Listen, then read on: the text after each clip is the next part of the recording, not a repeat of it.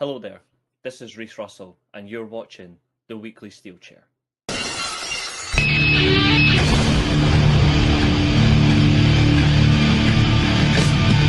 my life in the box in front of me. Take it off in my arms, it's the soul of me. You walk by, ask to see me laying face down.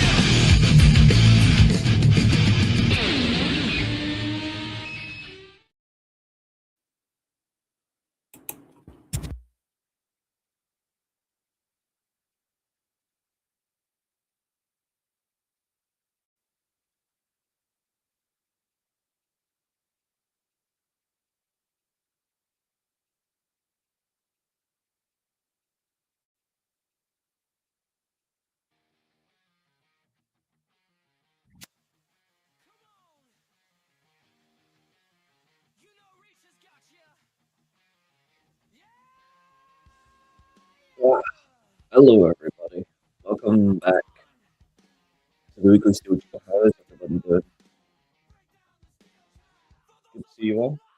James, Chester, Arn, Glenn. Good to see you all. Pleasure as always. We certainly will have some fun.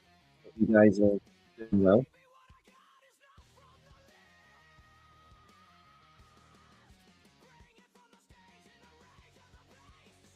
You guys know the rules. You like, you share, you subscribe. No pressure, just you know what to do.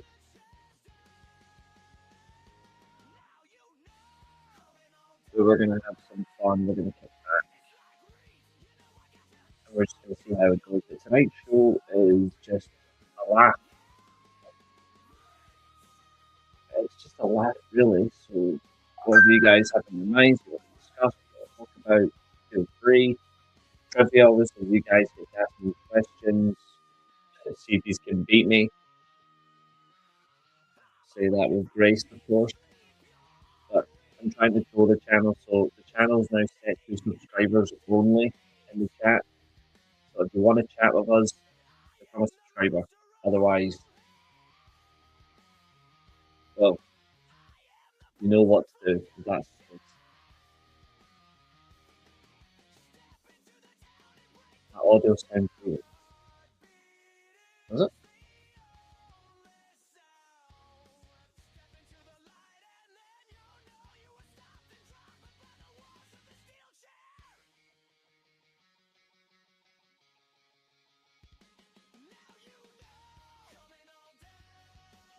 Hold on.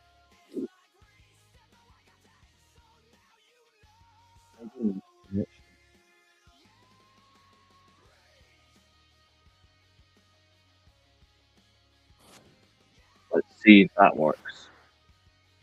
Hold on.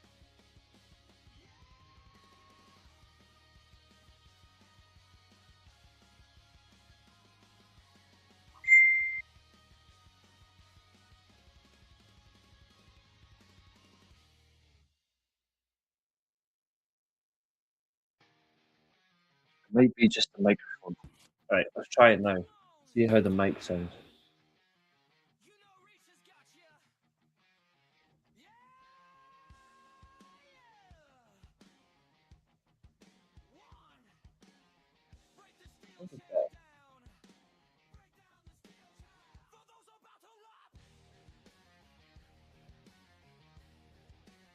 No, it's the mic.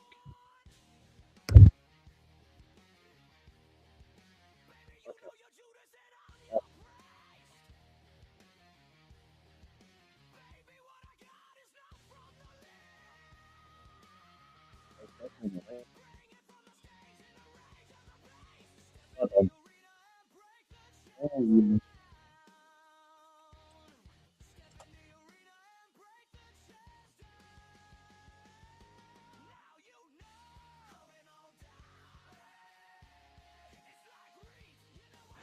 Tell you what, once I'm fixing the mic, I'll get the end and honestly.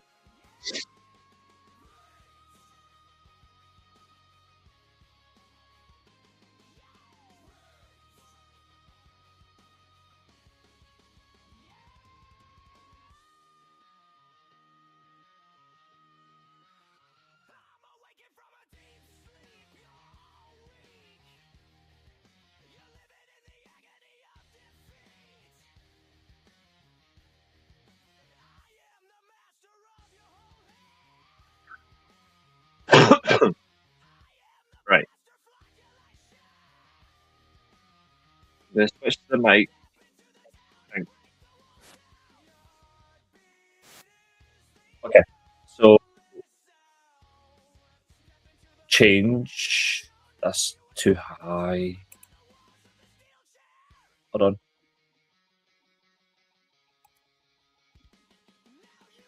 Okay, there we go.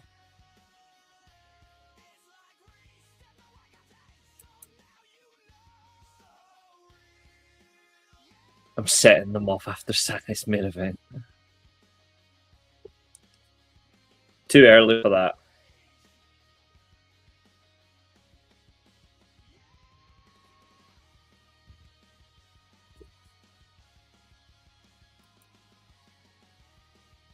Is there an echo though?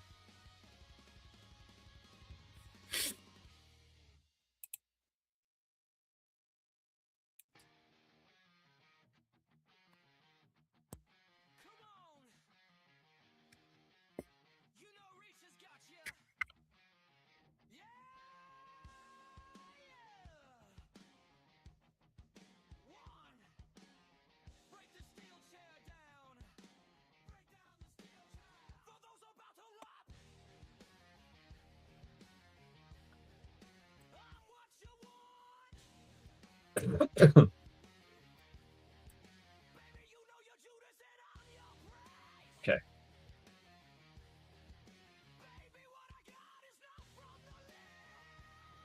Fucking audio, man.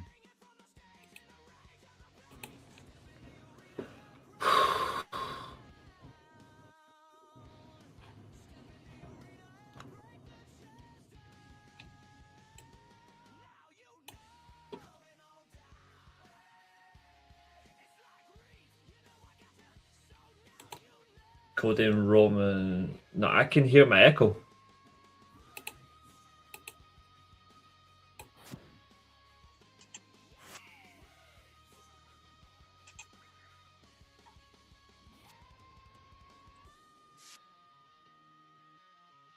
All right. Because I had that app open. Right, okay, it should be fine now.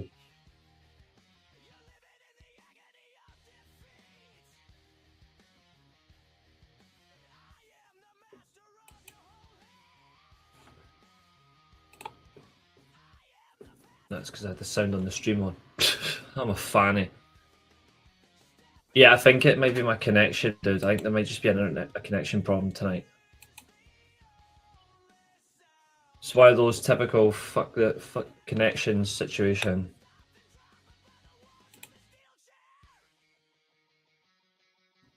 No idea why it does that.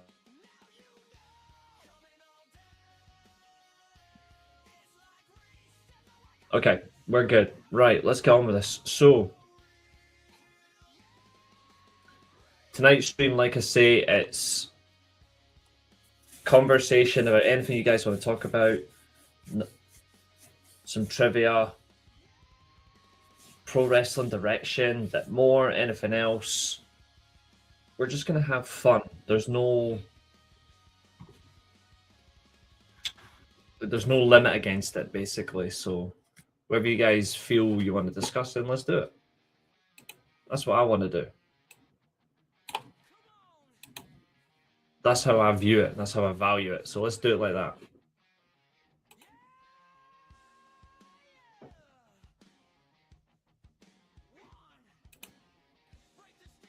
Yeah, it's definitely my connection.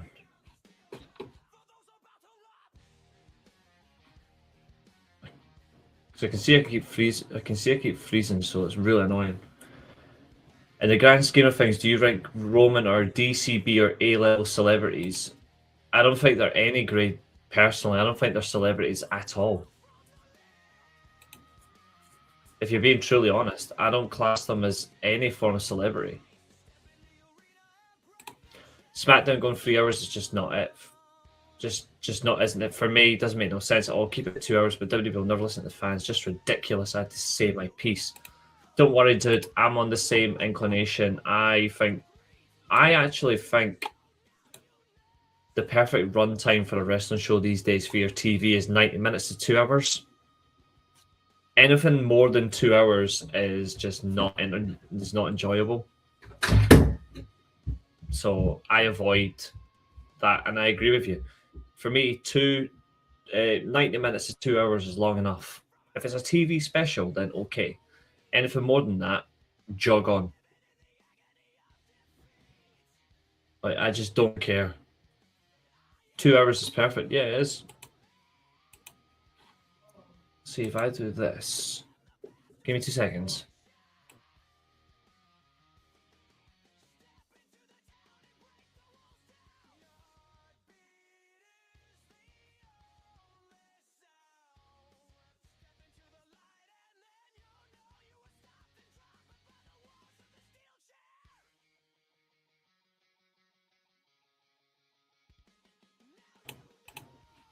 Yeah, still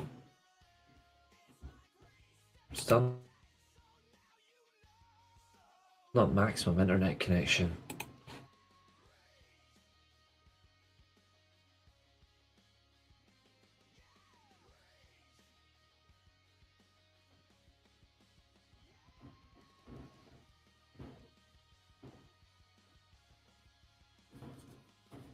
Yeah, normal broadcast just doesn't work.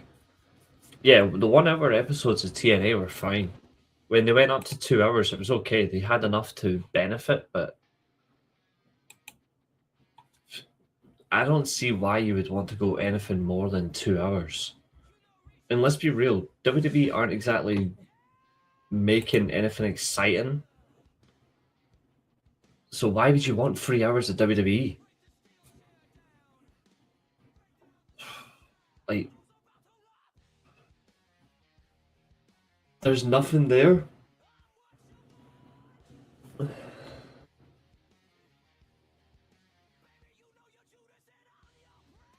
And it's not like we're saying that because we don't like them. We're saying it because it's just fact.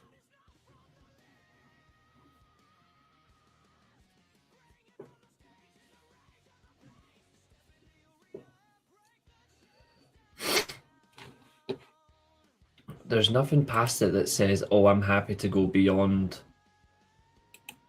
this length of time. Oh, yeah, they are. And that's what's funny.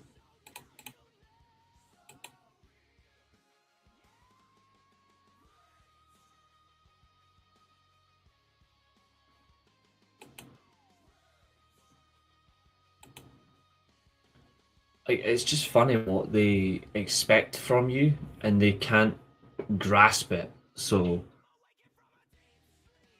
I just don't know why you would want it. And they'll never get it right. Like, they'll never get it right. And it's long behold current and it's staying that way. That's where we're at now. They don't know what they're doing. Turn that off. There we go. I especially don't see a realm where they can comfortably say our programming, our content is good enough for more than 2 hours. Their content isn't even good enough for more than 2. Hot take out of curiosity, how big was the WWE roster in Attitude Era compared to today? Well, let's put it this way.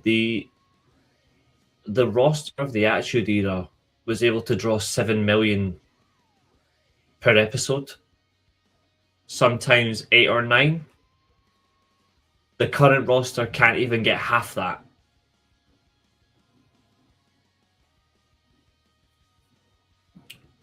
I think it's more than just cutting people to simplify the show. It's they haven't got a direction. And people don't care about the actual talent. They only care about singing songs. If you go to a WWE show, 90% of the time, they're going to be they're going to be doing redundant chants and singing songs. But if you ask them, oh, what wrestling matches have you seen this year that are good? They're just going to say the same people who haven't had a good match all year long, which is a true fact.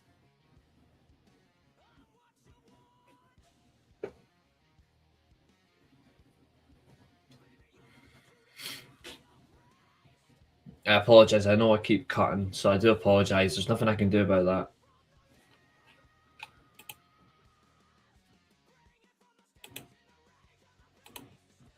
Let's have a look at this connection.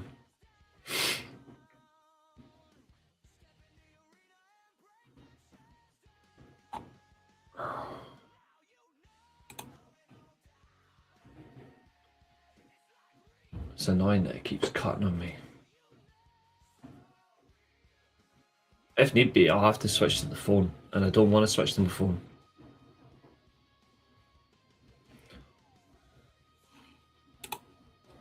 If the Attitude Era, there were a collective of different personalities and styles, whereas today they're all the same boring gobshites. Accurate. Apart from the likes of Penta, who's not being used correctly. Penta, Styles, Phoenix, the machine guns, a giant like Omos. None of them get used properly. You're completely spot on. Why should we take them seriously? What's up, Larbark? How are you? Why should we take them seriously when they insult our intelligence? Like, make that make sense. If my connection does drop again, though, I will switch to my phone. It might be my PC's just taking the piss.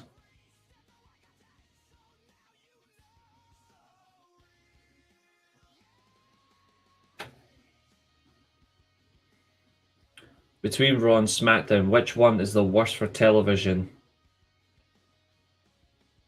Between Raw and SmackDown, which one is the worst for television? I don't like bad television. I'm going to tell you right now, NXT is the worst because it's overrated.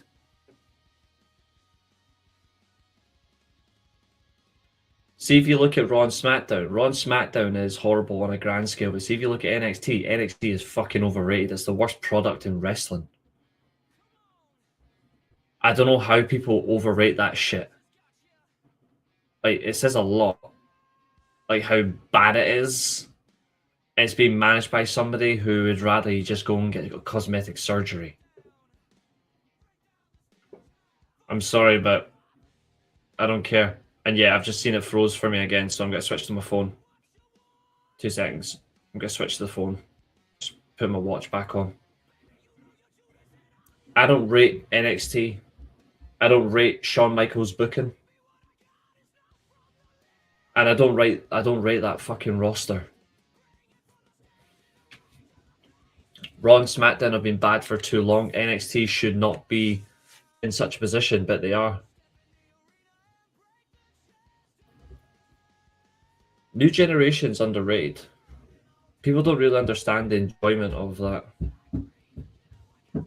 It had some faults. What doesn't? Let me reconnect on this. Hold on. Right, if I jump into StreamYard on here, and I'll reset my... And I'll restart my PC, see if that does the trick. Hold on.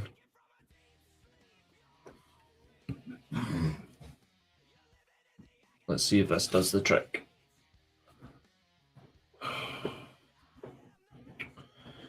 Same old shite.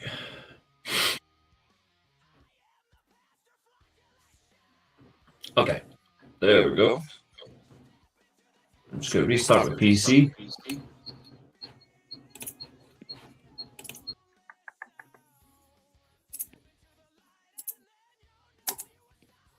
There we go. We'll do it from here.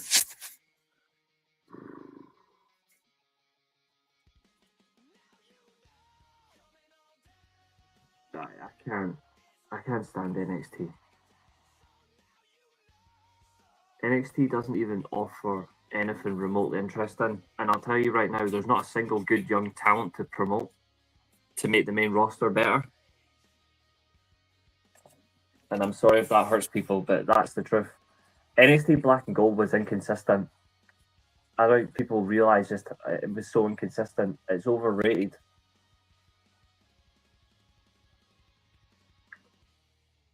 Like, there are so many things wrong with Black and Gold that I can't take it seriously.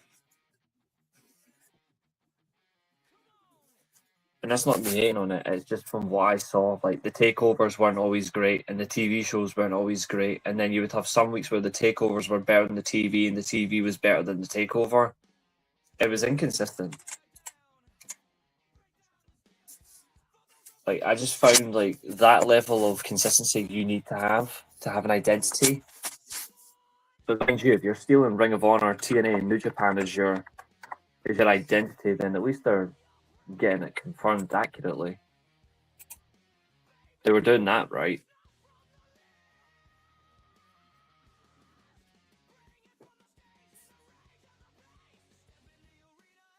I will vouch for Ren Sinclair and Kendall Gray being right. Yeah, being great. Yeah, too bad Ren Sinclair just got greedy. He got greedy.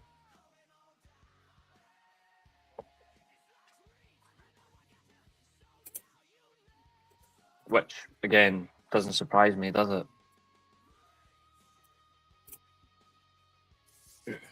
I'll just stay on my phone. It'll be a lot easier.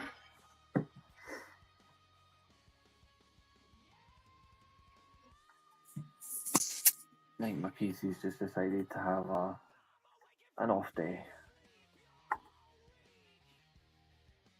Which is fine. It's allowed once in a while. Yeah, I used to watch Worldwide. Mind you, it was catch-ups then for me, but I do remember Worldwide. Hold on, folks. It's going under the desk.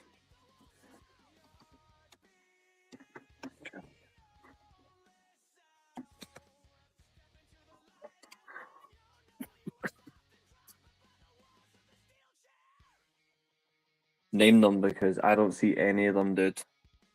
And I'll tell you who isn't one of them. Sol Ruka.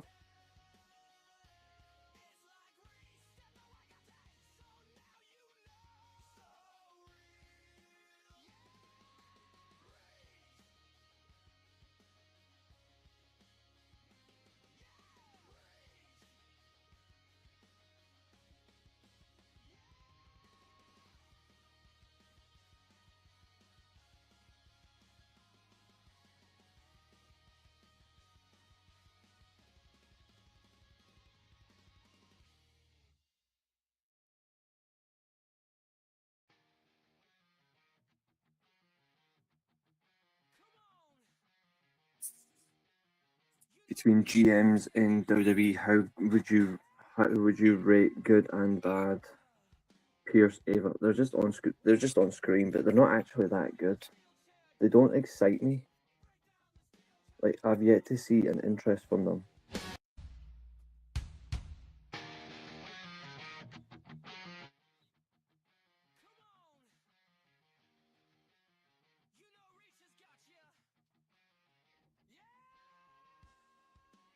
There we go. All right, Maria. They don't boot the shows, but they don't actually make anything interesting. I like the D'Angelo family and Chase U. I think WWE needs more campiness consistent. How serious and bland everyone is. No, what they need good talent. They need good wrestlers, but they also need proper creative. They haven't got any of that. What is the worst of the Cena matches? Oof. How long do you have? Kane ambulance match, Ryback, 3 Stages of Hell, any match with Mark Henry, every Big Show match, his match with Undertaker at WrestleMania 34, the Firefly Funhouse match. Sorry, I thought that was crap. His match with Roman at No Mercy. That fucking thing as well was embarrassing. The Federline crap. And his worst moment was winning Money in the Bank and becoming a WWE champion. Zaria's a jobber. Sol Ruka's not got a character. Obafemi is being booked to look naive. Miles Bourne's got some talent. And Fallon Henley, what is she exactly? What is she exactly? But Sol Ruka's... She's just somebody who can do a flip. I'm sorry, but I don't see anything in her. And I don't understand her. Obafemi, I think he's got something, but I think he's been overrated a bit. I think they need to be careful with him, and I don't think they will. Miles Bourne, he's got some talent. He's got some. Fallon Henley, just don't see it. Just don't. The WrestleMania 27 match was horrible. It just didn't fit. The tables match with Jonathan Coachman as well. Just why would you make that crap? Like, it's almost like you really want to insult people's intelligence. Mind you, that is WWE, I suppose. Charlie Dempsey has something, but they don't buy into him.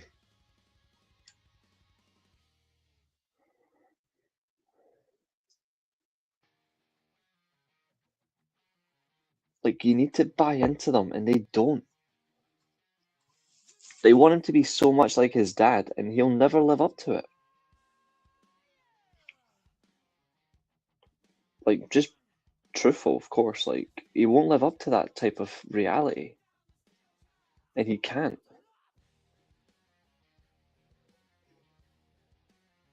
And I feel for him in that way. I do feel for him.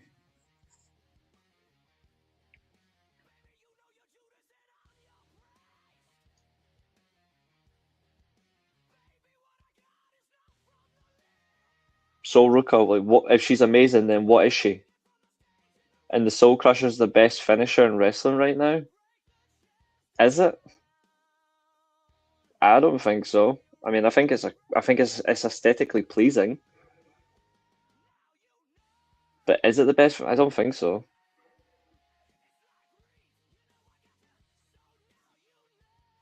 I think it really does depend on like how they value them, Arn. And quite frankly, I don't see anyone being valued. I don't see any value of progression. That's why NXT is not a success. Like, if you look at this performance center and it's world class, they're not actually world class at all. They're not actually producing the talent that is going to take over.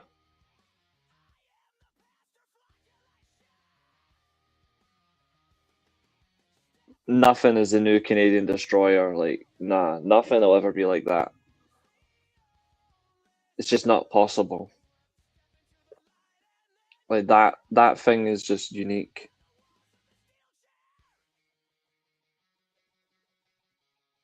Obafemi beating Cody. Yeah.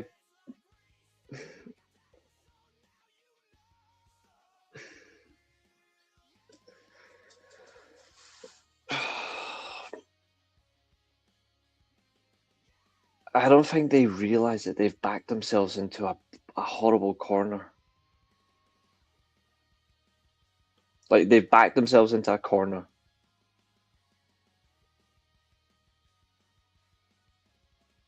I don't know, Chester. What I mean is, she hasn't got a character, and all she does is one flip finish. I'm sorry, but what exactly is she meant to be? I don't see it with her. The match that she's got against someone who's regressed isn't good either. I'm sorry, but Sol Ruka versus Bailey is going to be shit.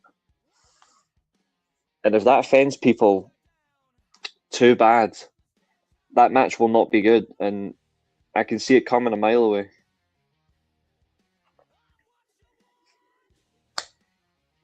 She's got no character. If you just remove the piercings and you just dye her hair fully blonde, you're looking at Maxine Dupree. Who do you think ELP will defend his TV title against the Wrestle Kingdom? I hope he defends it against... I hope he defends against Drilla. I really hope it's Drilla Maloney. But I don't think it will, so... Like, that's who I would have him up against, but I think they'll probably do Shingo or something, which isn't the right choice.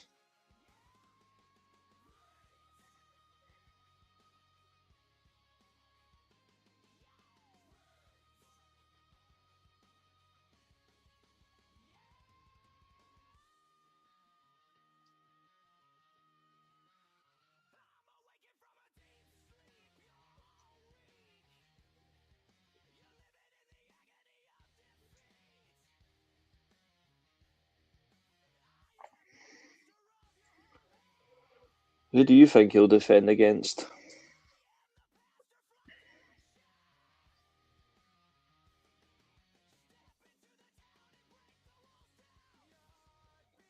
I'm not saying she's more than Maxine or she isn't less than Maxine. What I'm saying is you remove the piercings, you dye her hair, you're literally just looking at Maxine, but with somebody that can do a flip finish. It's hard to imagine either Gabe Kidd, Finlay, or ZSJ being in the Battle Royal for Wrestle Kingdom. Well, buckle up because we'll find out tomorrow. Finlay, I don't know what's happening to him.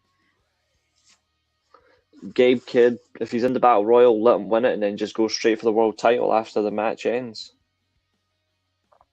Just get straight in.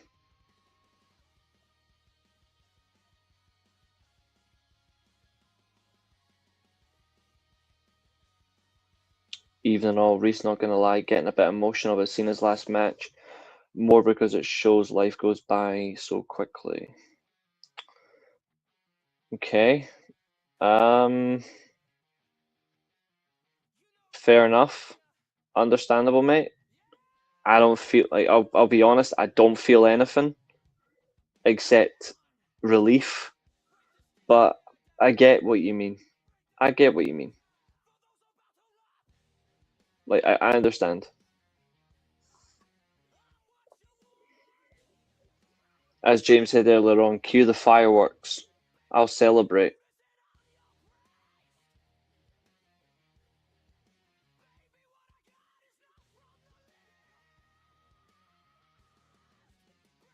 Can you see Garcia beating Mark tonight for the TNT title on Collision? I really hope not. I think if they do, then it's bad creative. I think I will openly say if they have Garcia win, it's massively bad creative. But it wouldn't surprise me because he's a Tony Khan favourite and it's just disgusting.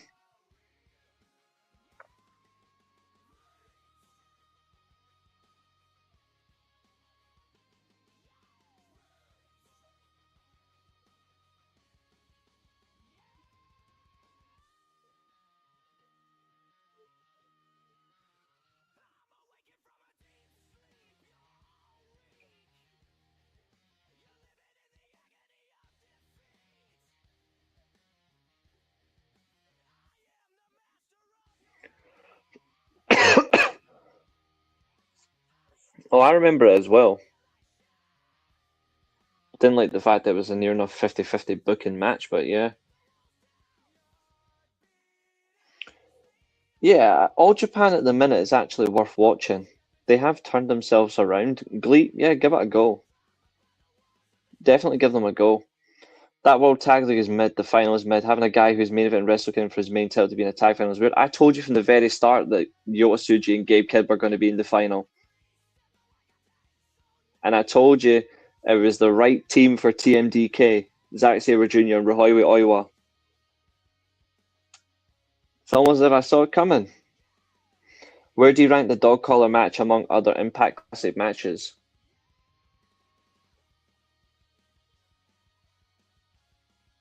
The top 15?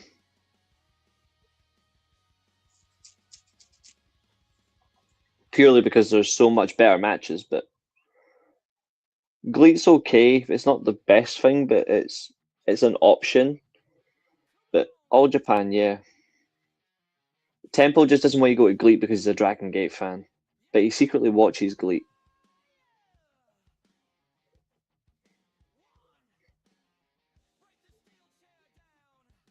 Which is just funny anyway. Everyone watches a rival organization. Will all shows be taped despite Christmas coming up? Yes, they're all going to be taped. There's no live shows.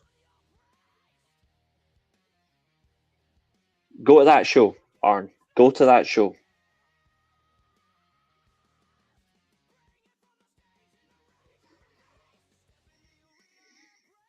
Like the Collision show right now is being taped right now for Cardiff.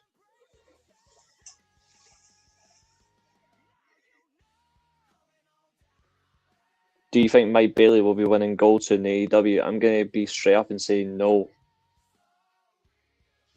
He won't be. The AEW Collision show finishes at 11 o'clock.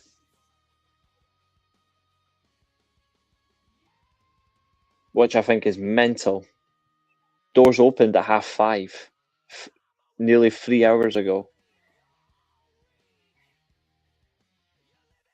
Yeah, it's a double taping, which is the right thing to do. They'll have Ring of Honor as well. Probably. Yes, I'm a fan of Speedball. Been a fan of Speedball since day one. The Stardom show will be good. The best women's wrestling by far is over there.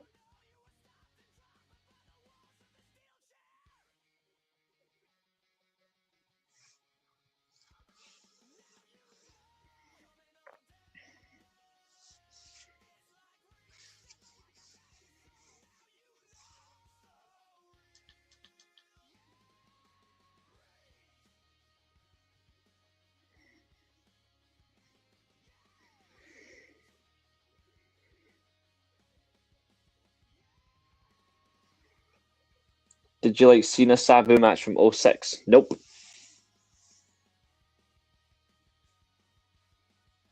Because they made Sabu look like a wimp.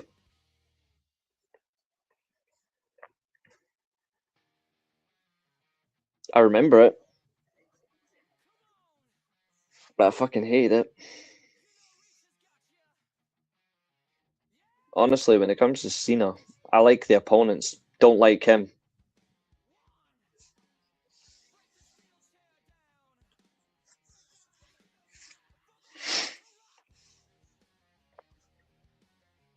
He's honestly one of the most overrated wrestlers I've ever seen. Best Cena match was him versus Umaga.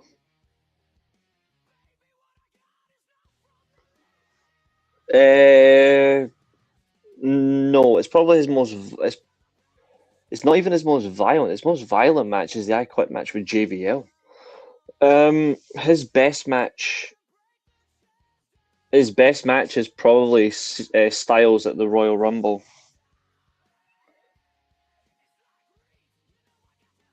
Besides Stone Cold and Owen Hart, who did Bret Hart do the best work getting him over? The 1-2-3 kid. I would also say, despite what happened several years later, Chris Benoit, he did really well getting several other talents over as well, actually.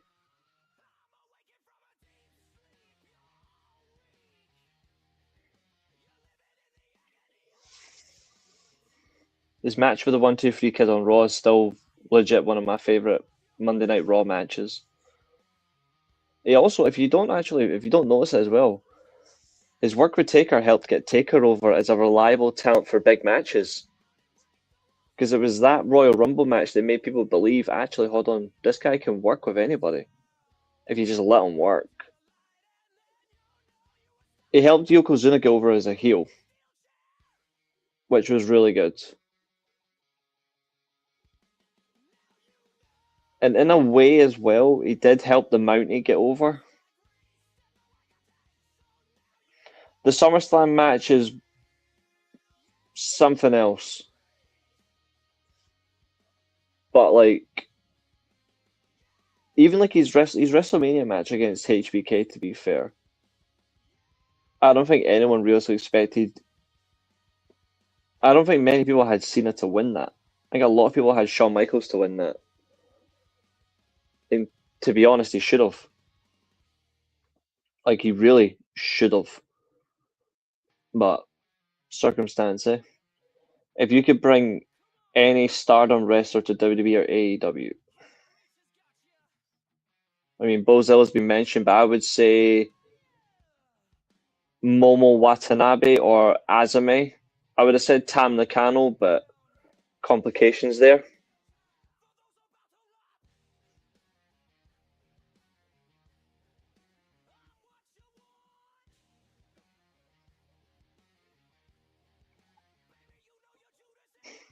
Thing is, though, when you say who do you think will be a guaranteed star, I don't think there is a guaranteed star anymore in wrestling. Like, you can look at someone and say, "Oh yeah, they're nailed on to be a star."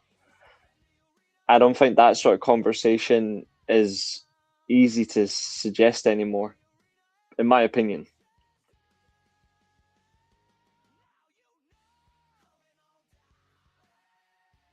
Would you still be a Slater fan when he goes to WWE? Yes, but I hope he doesn't. Because they'll do what people do to their dogs when they don't want their dogs to have puppies. They'll neuter their dog. And they'll neuter Leon Slater as a wrestler. And it's a shame because when you look at it, perfect example, look what they've done to Dragon Lee. I thought EC3 and Mike Bennett would be guaranteed stars in WWE. EC3 should have been. And then they changed his character. Obafemi, I wouldn't say he's guaranteed. I think Braun Breaker's a potential chance to be one. Obafemi's not guaranteed. But the problem with being a guaranteed star is this is the problem. If you really want to be a guaranteed star these days, it's not in WWE. And that's not because I'm saying WWE is bad. What I'm saying is because WWE is watched so much in a high perspective, in a high volume, you're not really a star because the company is already drawing in so much attention. If you really want to be a star, you have to do it elsewhere first to prove it. If you know what I mean? Like, you have to prove it elsewhere to justify it. Because look at Trick Williams. People claim he's a star, and he is definitely not. I don't know what drugs people are taking to claim that he's a star, but he definitely isn't. People claim Ricky Saint's a star. Not a chance. Like, you need to showcase yourself to prove that you're a star. And Braun did that in NXT. Jacob Fatu,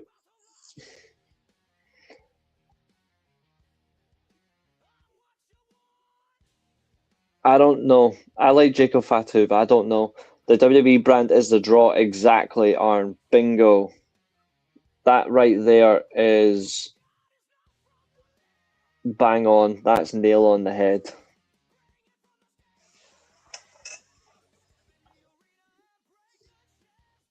That I'm actually going to keep that comment up for a little while because that's accurate.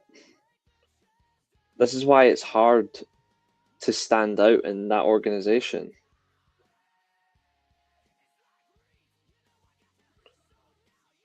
If you can stand out and really change the direction, then you are a star. That's why nobody really has the star power or the star appeal in WWE anymore. And that's not an insult to them or anything like that. It's not me saying that none of them are good enough. It's just Arn's right. It's the brand. The brand draws the attention. The brand draws the money. It's not like the Attitude Era where you had 6 talents who can change the conversation. Like, those are the things that really matter. It's like your eras are huge. Your eras are massive, but that's your conversation. If you can't change that, then you can't go anywhere.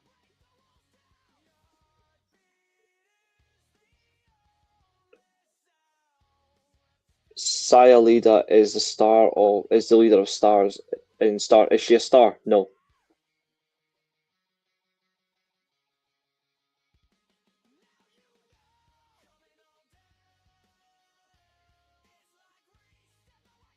But she could be. Like, she could be, but she's not yet. You need to go and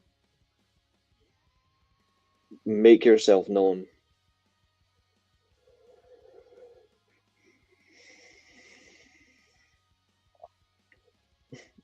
Like, you want to see the definition of a star. We're literally 20 plus days away from losing one of the most iconic stars of the business.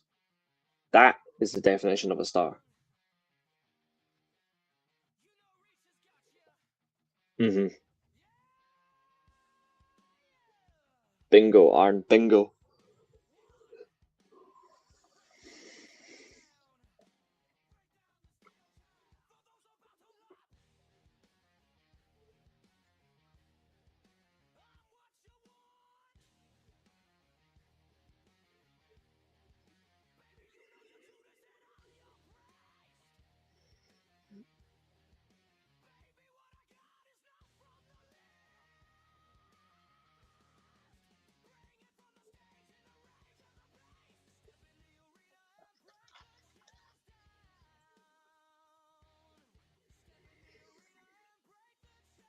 But then again, it's just how things go. So tonight as well, obviously, we can talk about company directions, we can talk about creative, we can talk about booking, we can do trivia. It's all on the show title, so it's up to you guys, whatever you'd like to discuss, etc. Oh, it's Naito.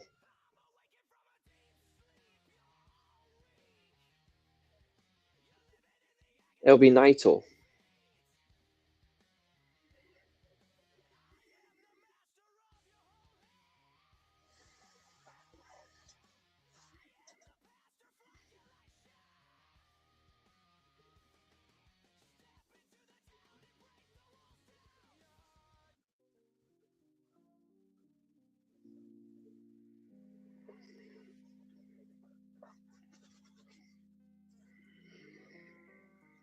Have you done the Wrestling Jeopardies on YouTube? I have, actually.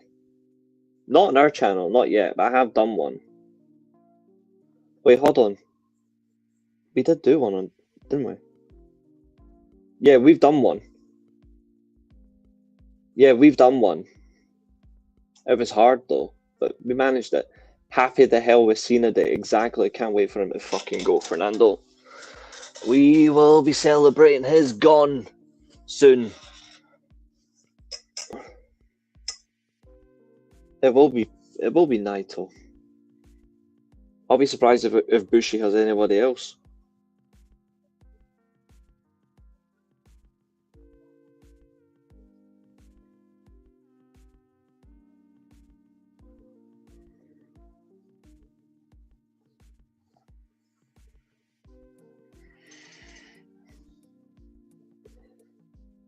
It's goodbye, Jenna Day. What's up, Abel?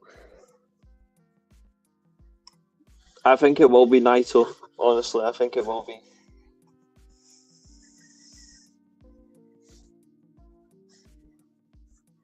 May we never see jorts in wrestling ever again. Yeah. Yeah, you were on it. We'll try another one in the new year. We've got a big quiz in the new year as well.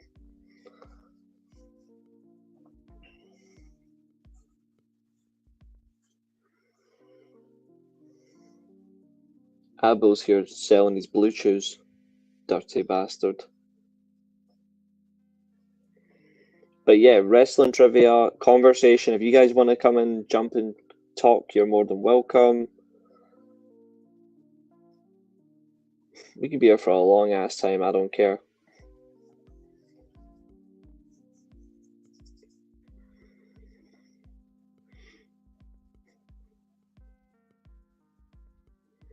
What's up, Bruce? How are you doing? Name a wrestler other people didn't like, but you liked. I like Kid Cash. A wrestler I liked that other people didn't like. Oh. Alright, I've got one. Within the New Japan community that doesn't make sense. Mostly within the New Japan community, but I don't understand the dislike for him. But Jake Lee. A lot of people I know don't like Jake Lee. Carlos Colon, good one. Another one for me, a wrestler that I liked that other people didn't like.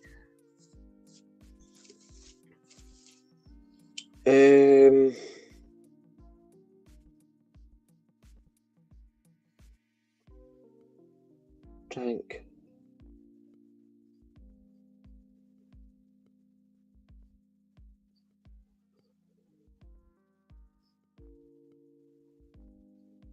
There's people that just don't like him, and I don't know why.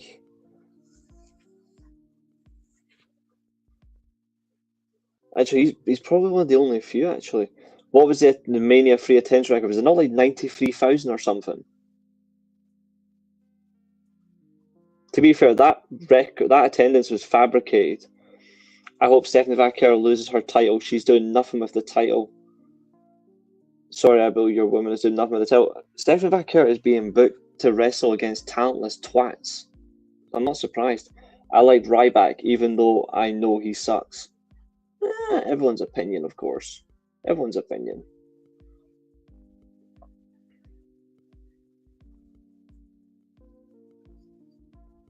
I know people for some reason that don't like Matt Sydal, and I'm like, yous are on drugs.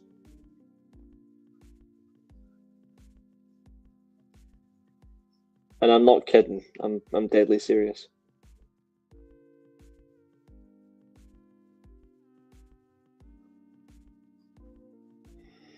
So do I. I like Kurt Saxo. I just hate they dropped the ball with him and they turned him into a comedy act. They made him too much like his dad and his granddad, and it hurt him. It's a shame because he's got the talent, but they ruined him badly.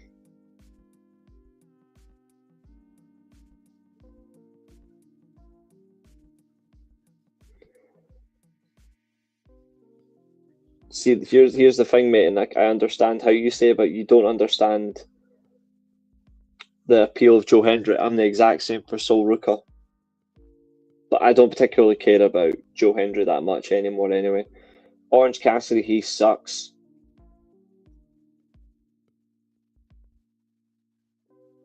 Oh, I hate fucking Frat House. They're so boring. Oh, Frat House do my bloody head in.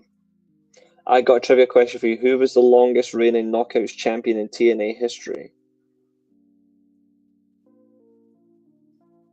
It was Taryn Terrell, and then that record was broken by Taya Valkyrie.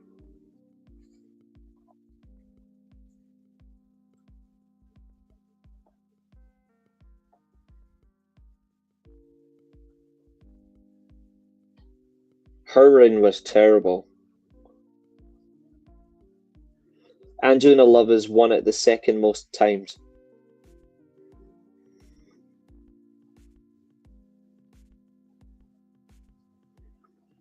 I'm pretty sure it's Taya Valkyrie when she won the title from Tessa Blanchard.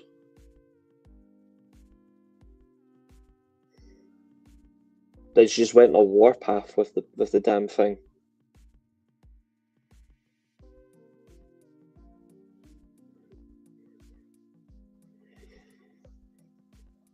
I don't think her run was eclipsed though. I don't think it was actually broken. Your thoughts on the Cena Van Vliet interview? Ugh. Honestly, some of the things he says was decent, but he changes things up as he goes every week. He said AJ was the GOAT. And then he'll do another interview in like a month and a half's time or something after retirement. He'll say, actually, no, I think the greatest is probably this person. He's just a wild man. He plays with your strings. Tonight, I'm going to say this as well, tonight will not be Cena's last match.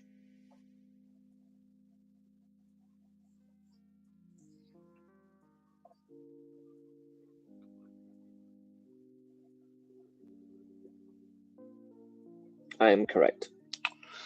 Of course.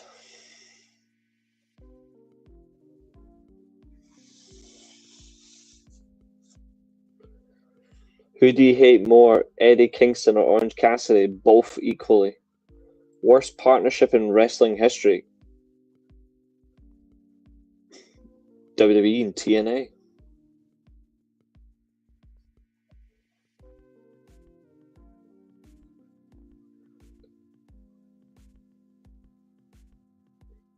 Oh, absolutely, James. You just know it. You just know it.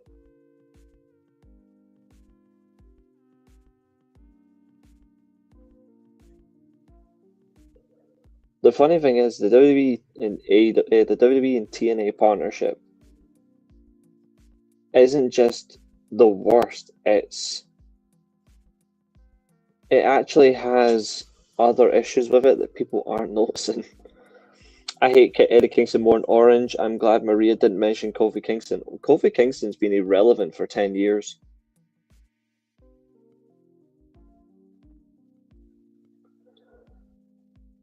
But the thing is, I don't like the TNA WWE partnership. I don't like the fact that TNA had a partnership with AEW because that didn't work well. I didn't like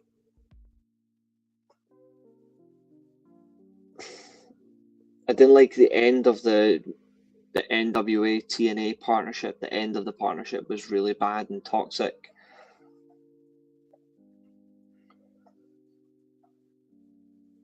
New Japan and AEW, their partnership has moments where it can be a little bit better. And I say that with honesty. The best partnership for me is either TNA New Japan the first time, Ring of Honor New Japan, or TNA Ring of Honor, if I'm being honest. WCW New Japan had a good partnership. Except when Scott Norton went and won the IWGP World title, then less said the better. Eddie Kingston is alright, not the best in the ring, but he's gold on the mic. Eddie Kingston can't wrestle. I say that about him all the time. Like, his promos are good, but he can't wrestle. Like, he wrestles like a pensioner. His movement is terrible. His back fist is crap. His chops are embarrassing. And he can't punch for shit. I don't know how he's allowed to be a professional wrestler. Like, he should be vetted and told, sorry, Burger King is taking employees.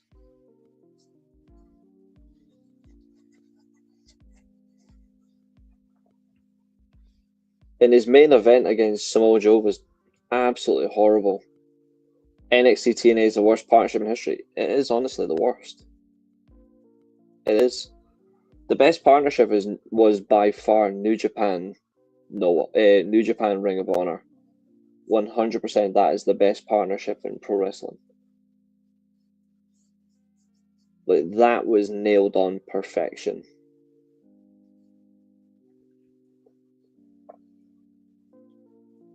You never got, in that period, you never got shafted as a Ring of Honor fan, or if you were just a New Japan fan watching the shows, you never got shafted. You got treated as a fan. And it felt good.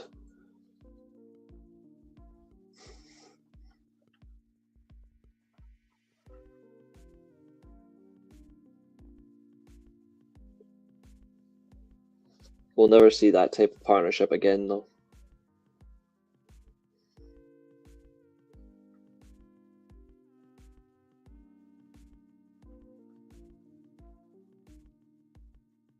Samoa Joe can wrestle. That's the difference.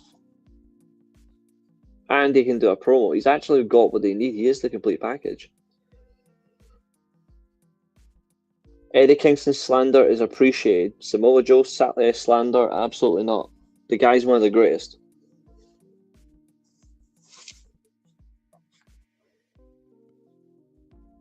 Oh, it's 5:30 in Tokyo. Lovely.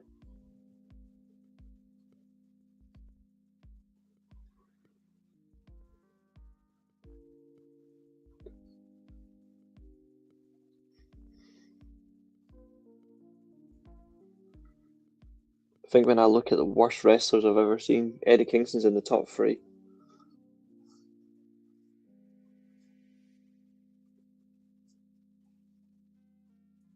I actually wonder what is my top 10 of worst wrestlers I've ever seen.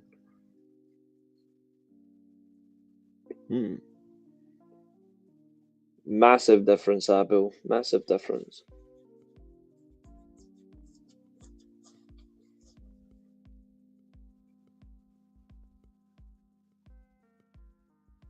Me as well, James.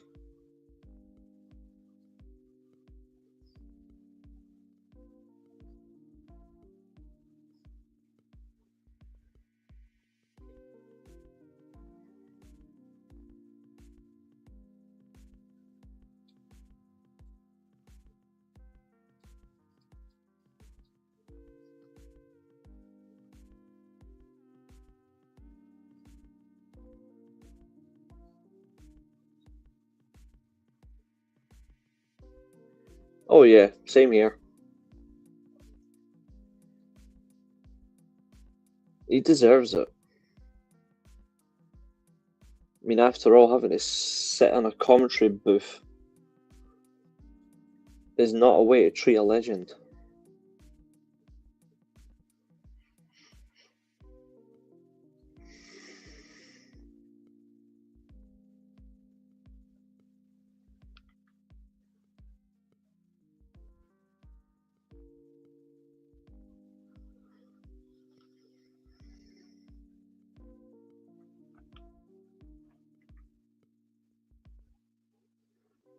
I saw Bret Hart wear black and blue and all black gear in Stampede Wrestling and in his early WWF run. Black and blue, and it just didn't suit him. He wore like all. I saw him against Dynamite Kid in Stampede Wrestling wearing all black gear, and then he wore red trunks. Then he went to the WWF, and I saw him in black and blue, and it just looked so weird. I'm glad that he wore the. I'm glad he eventually went to the pink and black. It felt right.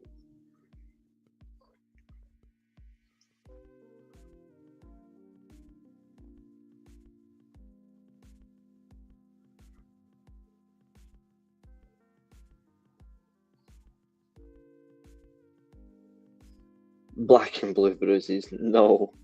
It's a black and blue singlet. And it wasn't the best of colour.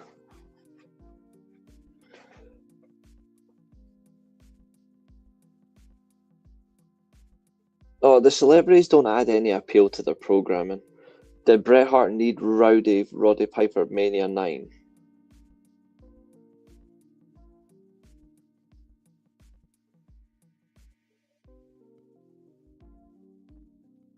No.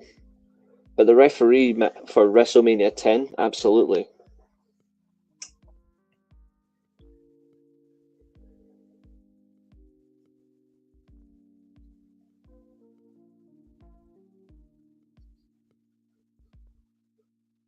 Mark Briscoe is only getting pushed because his brother's legacy. If Jay was still here, Mark would not have won the Ring of Honor World title, the TNT title, just my opinion. It's a fair opinion, but Mark also has a legacy?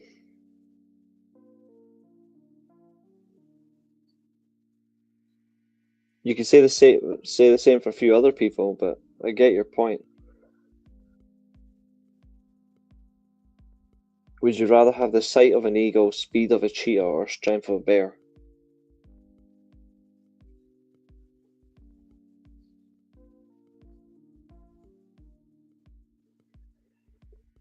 Sight of an eagle.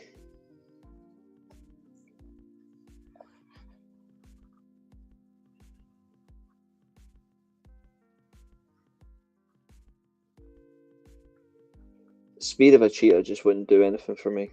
And the strength of a bear, I'd be exhausted after about 2 minutes.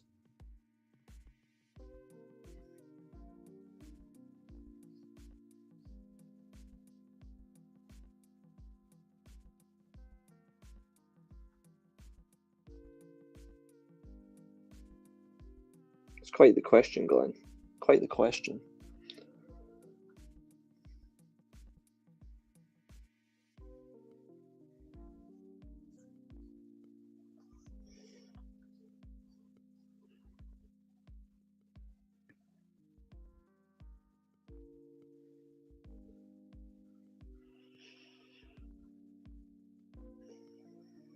Should Lex Luger and Bret Hart have had a match to determine who faces Yokozuna for the WWE title? No. I actually think the way they did it was right, because Vince was stuck on the Lex Luger train, which is embarrassing, and Bret Hart was still over with the crowd. So it was right to do it that way. It was right to do it that particular way. And it was still right for Lex Luger to never have won the title, because Lex Luger just wasn't good enough. Bret Hart should never have had to wait that long to win the title back in the first place.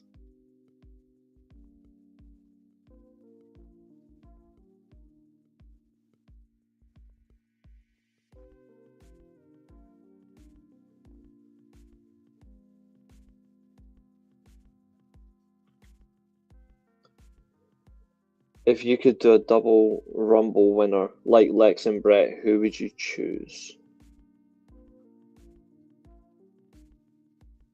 Current or all time? Just out of interest.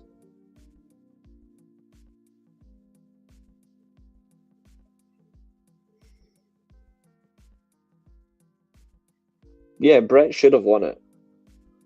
But Vince was so high on Luger that the only thing they could do was a draw, which is just stupid.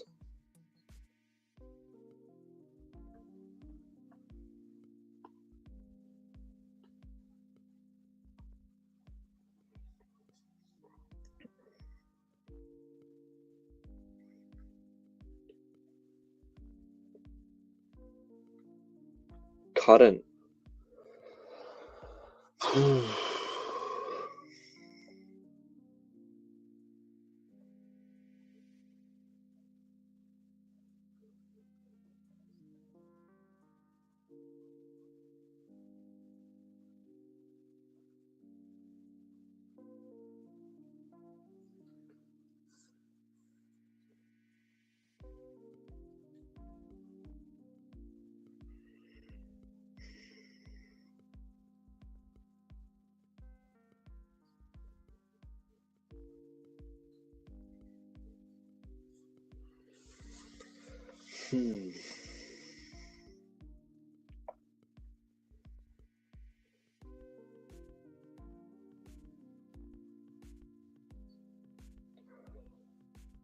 A double Rumble winner, AJ Styles and Braun Breaker.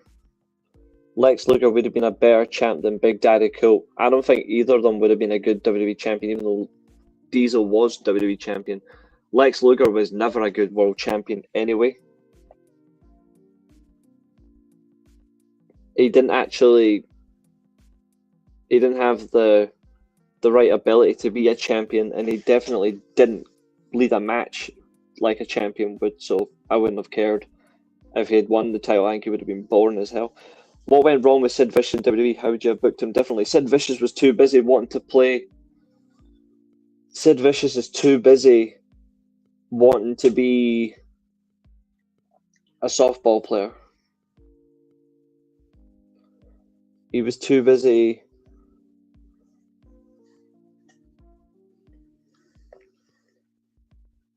getting himself injured so he can go and play his favourite sport. But also, Sid Vicious I would have done different things with Sid Vicious. So, for example, people might disagree with this, but Sid Vicious should have won the Royal Rumble in 1992, not Ric Flair. But then I would have done Sid Vicious versus Ric Flair at WrestleMania 8.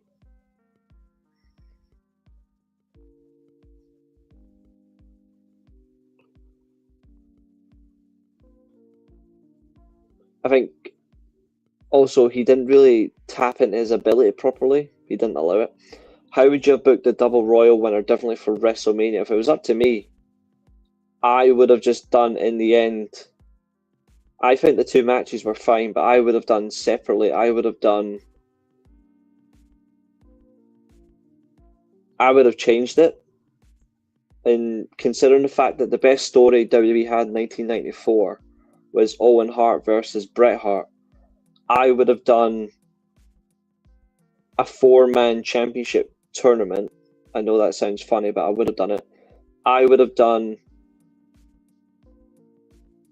even though Bret versus Owen was an absolute amazing opening contest, I would have done Luger versus Yoko.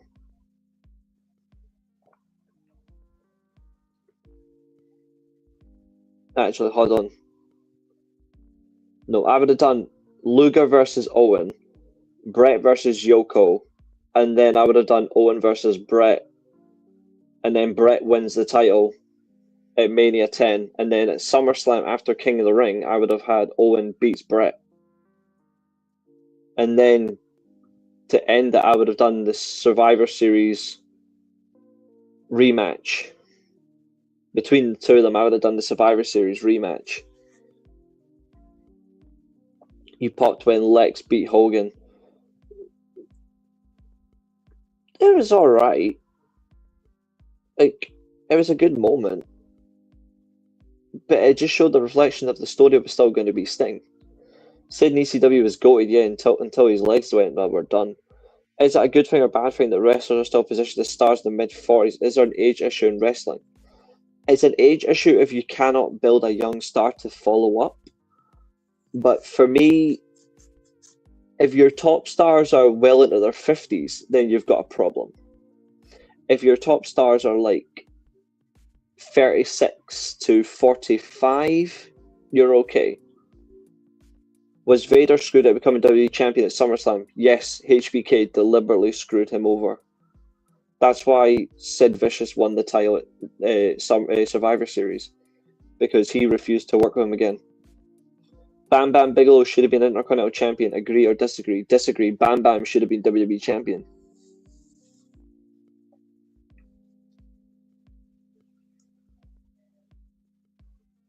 True or false? The main event Mafia was a good idea. It was a good idea. It was just poorly executed in the end when they brought in people who...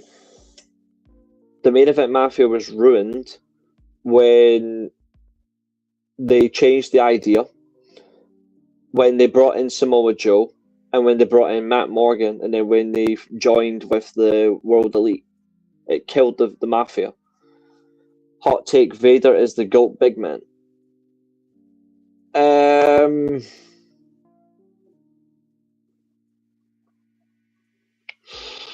Top two. Top two, 100%. For me, anyways, top two. Incredible, incredible talent.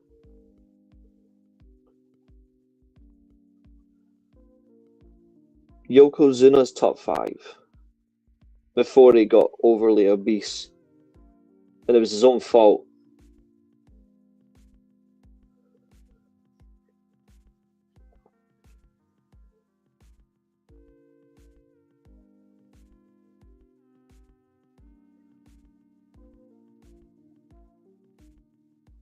Rikishi's not even in the top 20. Bam Bam is my all-time GOAT when it comes to big men, but Bam Bam Vader in Japan as tag team, yeah, they were great. Zuna or Vader? Vader for me was better than Yoko, but Yoko was excellent, especially for the fact he weighed 550 pounds. The Barbarian top 20, I don't rate the Barbarian. During the Monday Night Wars, WWE had a lot of stars with age issues. Agreed. Earthquake is in my top 10 for big men. He's underrated. Rest in peace as well. What did you make of the Vader Kuwait interview where he wasn't happy with the journalist after he said it isn't fake? I agree with him. Like, I sympathise with him. I hated how he got treated. Between Diesel and Kevin Nash character, which one had the worst championship reign? WWF championship or WCW? Diesel, WWF was worse. Reese's top 5 big men of all time. Vader, Taker, Kane, Yoko.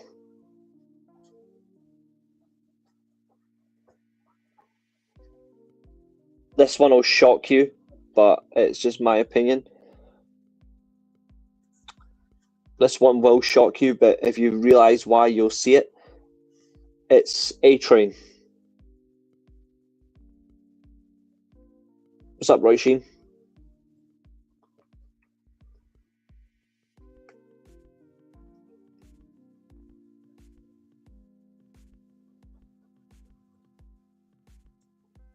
Andres, for me, is not a big man, he's a giant.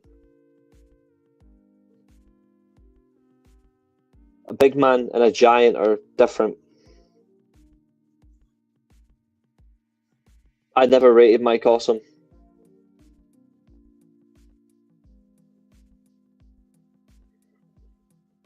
Oh yeah, I liked A-Train, especially when he was in New Japan as well. Like, his Prince Albert days, then A-Train, then he went and became Giant Bernard. So good. So good. Tensai was the only thing about him I never liked. Like, I thought that was mediocre. But yeah, I really liked that version. Give your take, how is A-Train a top 5 performer? If you look at how he worked, like, look at the matches he had with Benoit, look at the matches he had with Kurt, Rey Mysterio, Taker, Lesnar, his matches with even though I don't rate him, I never will, look at his matches with Big Show, he had great matches with Edge. He went to Japan. He had a great couple of matches with Nakamura. He worked really well with Tanahashi. He had great matches with the Great Muta. As a big man as well, he wasn't just weak. He was fast.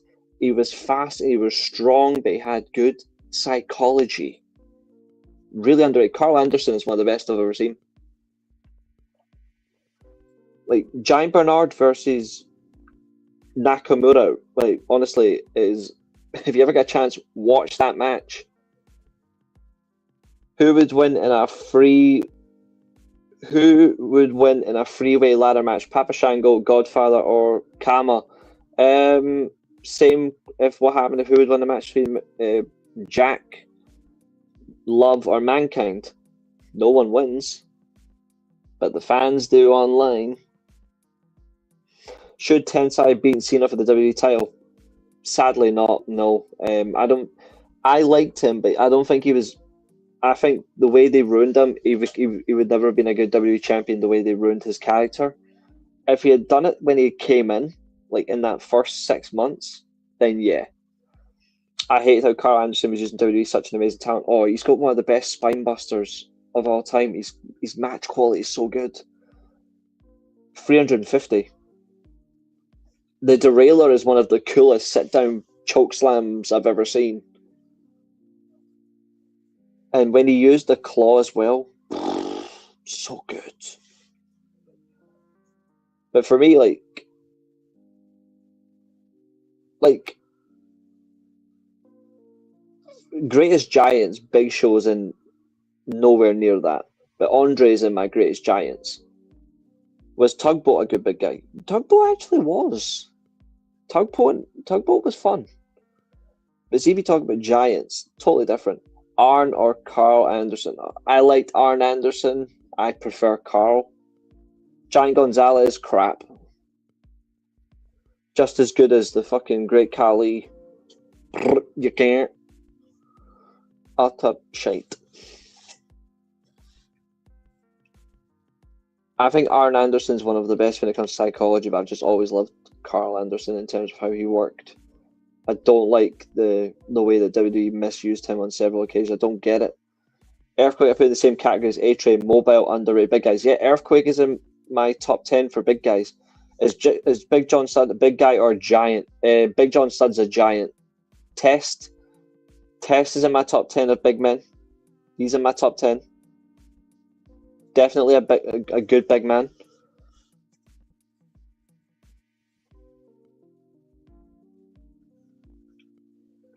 Hacksaw Jim Duggan.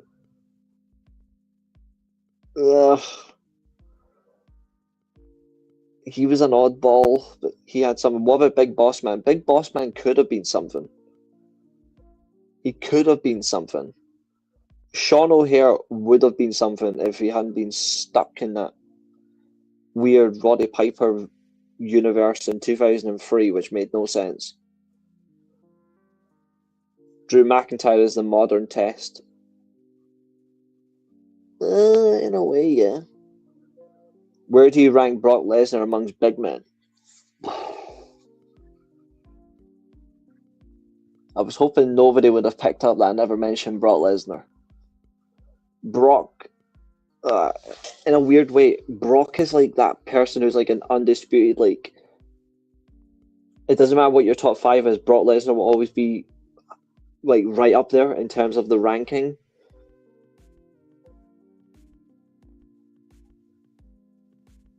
But the weird thing is Brock Lesnar a big man or is something else? I don't know what to describe as Brock.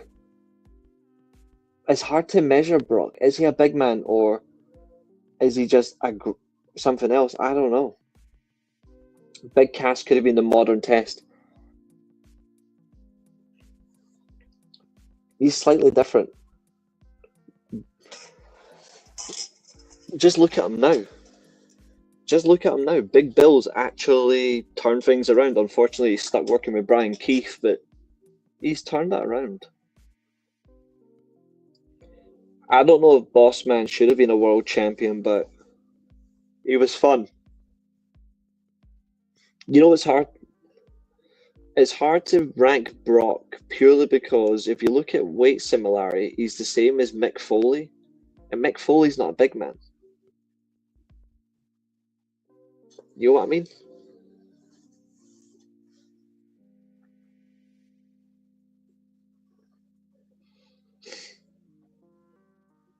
Like, there's not much weight difference between them. Is Giant Gonzalez the worst giant ever? Him and Great Khali are equal. Like, they're equally the worst. Jake Something, Big Bill, Drew are the test archetype of guys who have all the tools.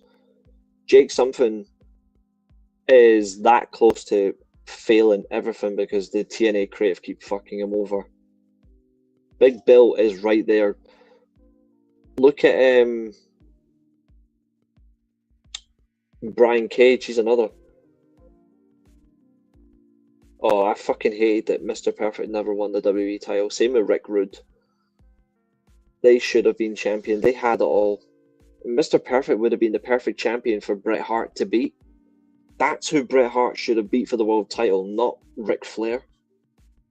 And that's not an insult to Ric Flair. It's just Perfect versus Flair made sense. Did you enjoy Goldberg versus Sid Vicious matches? I didn't. I thought they were clunky. And I don't think they had good chemistry together.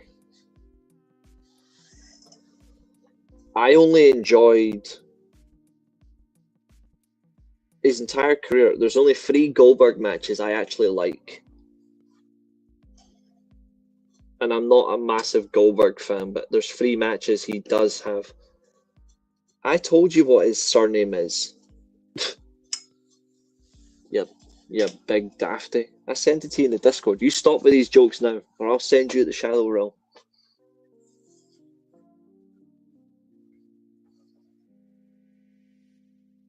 Goldberg Triple H matches were Borno free, absolutely. Hot take, if Hogan and Rick Rude switched careers, the WWE would be the same.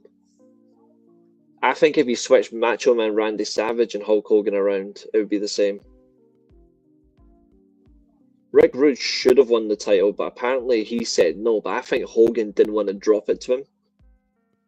And also, I'm glad that Perfect destroyed the WWE title because he should have beaten Hogan for the title. Do you think Goldberg versus Scott Steiner matches were good? They had some decent chemistry. Their matches were okay. It's just hard to really say Goldberg had good.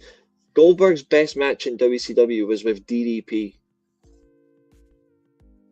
That was his one true defining match, and he never topped it. The closest he came to a match after that was good was The Rock at Backlash, and that was 5 years later. Say that what you will.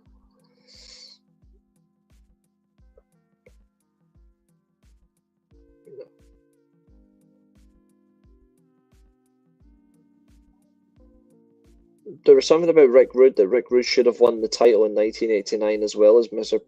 in 1989, but they chose not to do it. He was like, I'm happy just to beat Hogan by DQ.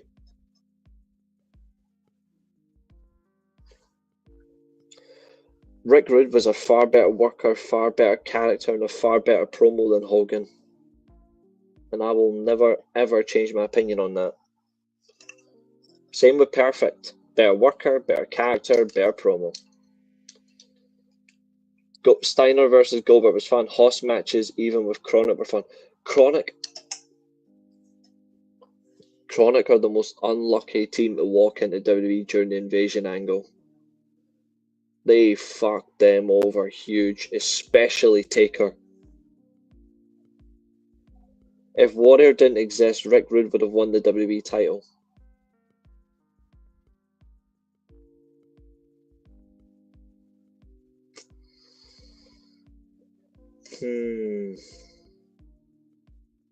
Interesting. I'm going to disagree, and I'll tell you why. The reason why is I think, and this makes me even more confused,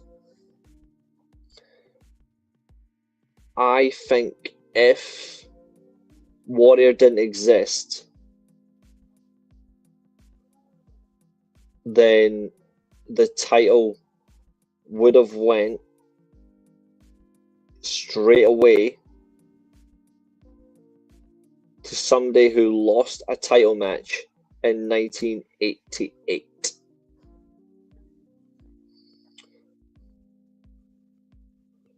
Nasty Boys had something, but when they rolled up to TNA in 2010, I wanted to shoot myself. Taker sabotaged that match with the Chronic in 2001.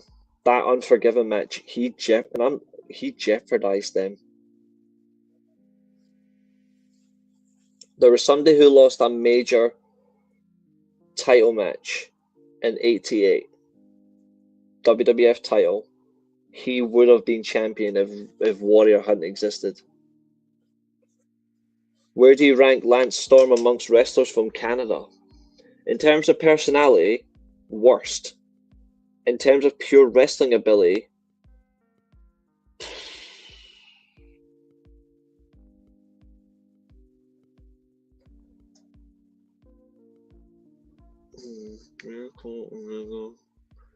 Brett, Owen, Jericho, Benoit, Omega, Storm, 6th.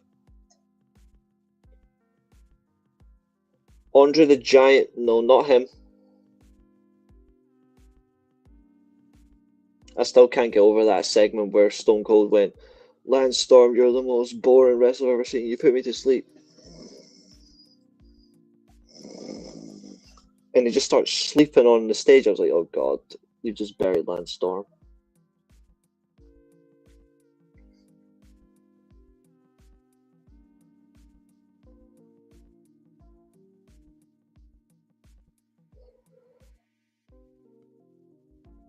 Okay, let's see this. Hot take. WWE matches are faster and have less psychology than AEW and New Japan. They are just not complicated, so we call it slow and boring. But you can see the talent. They don't work quick enough, so...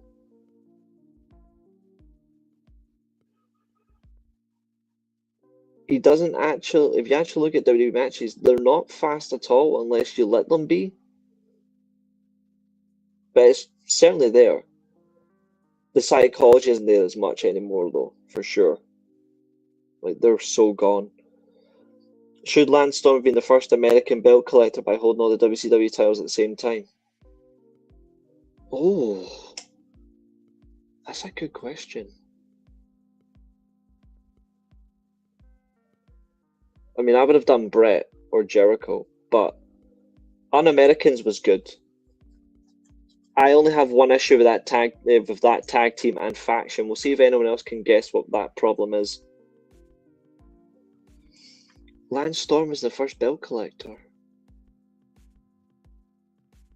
I like it. I like that.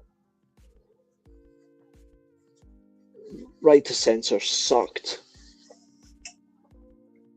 Purely because they had the wrong people.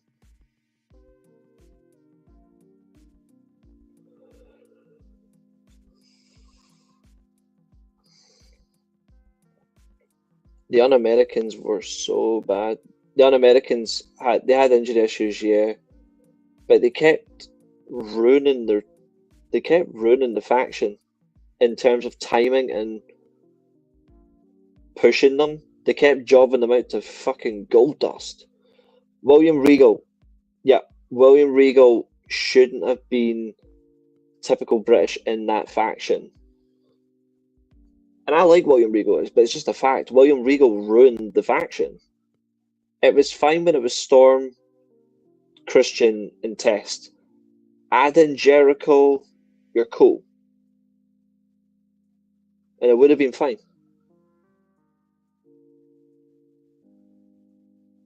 That faction would have been so much better if Tajiri hadn't been on SmackDown. Just for fun. Tajiri, the only Japanese member of the Un-Americans. Just green mist on the American flag.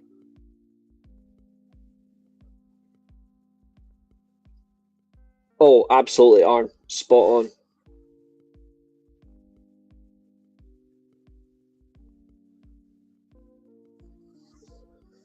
Alright, give me a country. Here's one. Give me a country and I'll tell you like my top 5 from that, from like my top 5 or top 10 from that country in terms of wrestlers, like genuine, not like a joke, like name like your top 5 from Germany or something, like actual wrestlers, like UK, Japan, America, Mexico, and all that. And Jericho was a mistake to the un-Americans.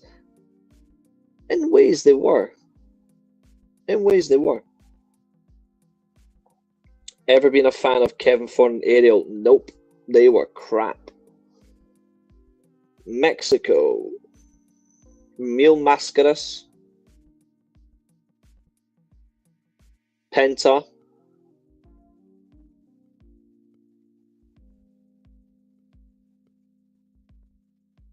Carlos Colon.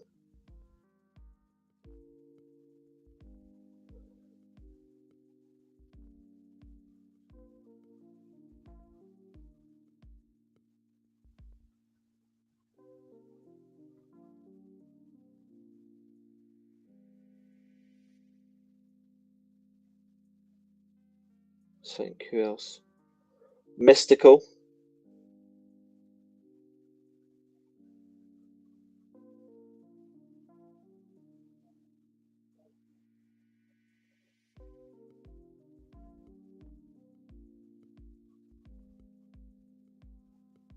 Psychosis. Top 5 UK. British Bulldog. Nigel McGuinness, yep. To be honest, basically what you've just said, except my order is different. Puerto Rico.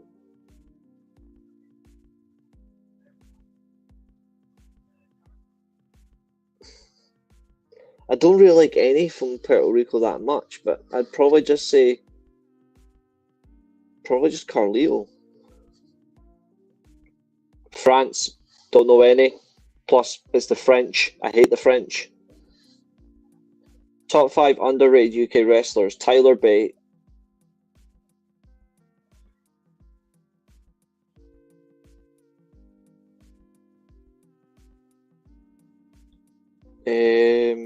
Doug Williams.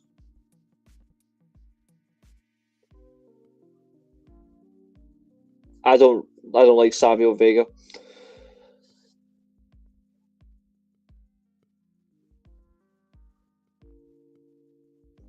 William Regal's underrated. Finlay. He has, yeah. And another underrated UK wrestler, Luke Jacobs. Top 5 Japanese wrestlers. Great Muta, Nakamura, Tanahashi, Jushin Thunder Liger, Tetsuya Naito.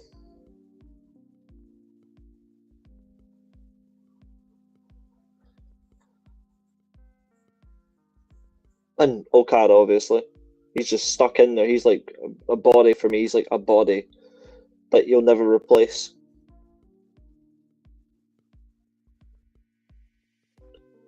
I've got more favourites from Japan than I probably do from any other country. Which is mental.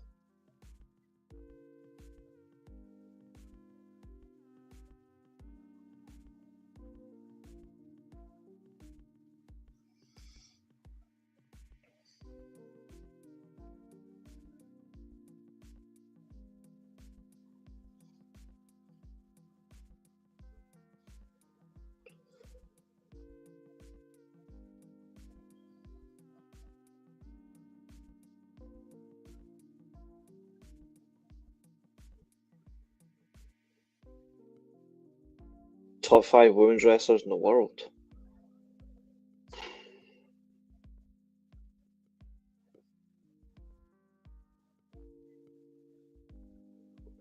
Athena, Mercedes Moné,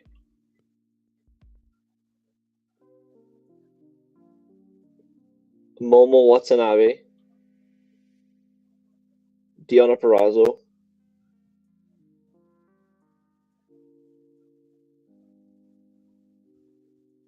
Toni Storm.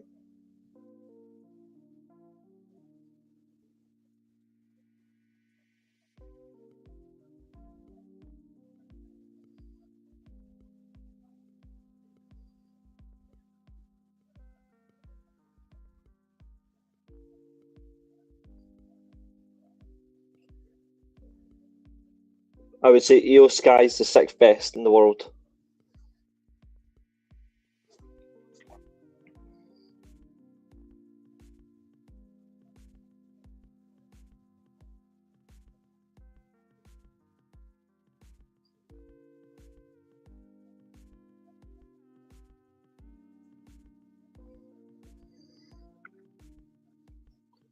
That accent just puts me off as well. I don't care for that accent.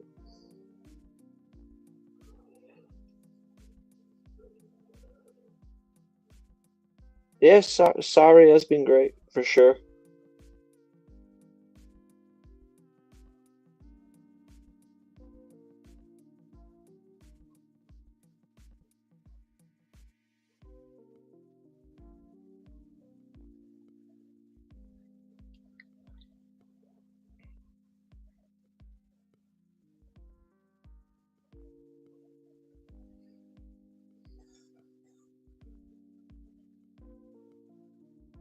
The fact that we've been live for nearly an hour and 38 minutes is crazy. Doesn't feel like it.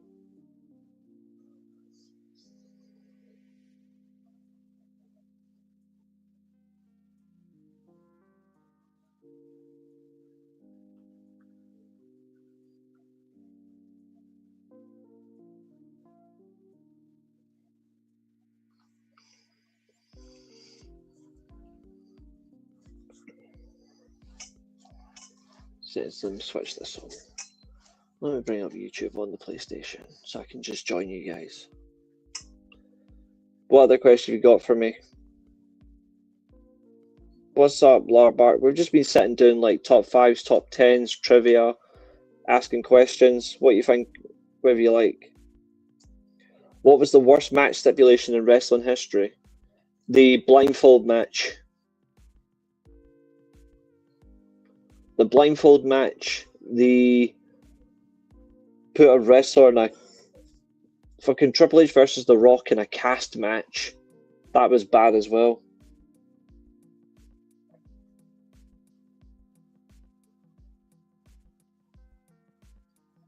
Saya Kamatani is really good.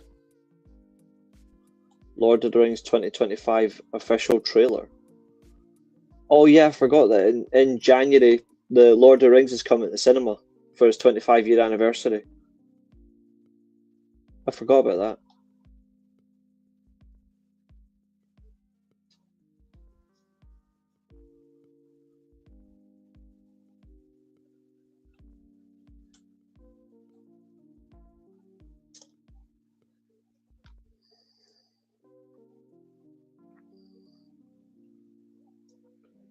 The original version, yeah. I think she will.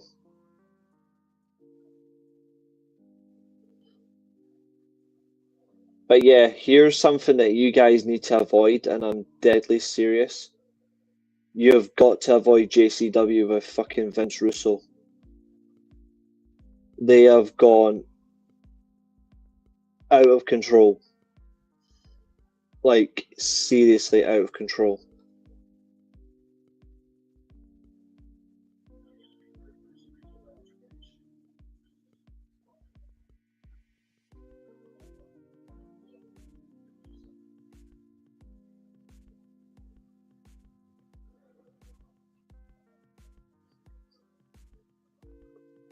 I fucking hate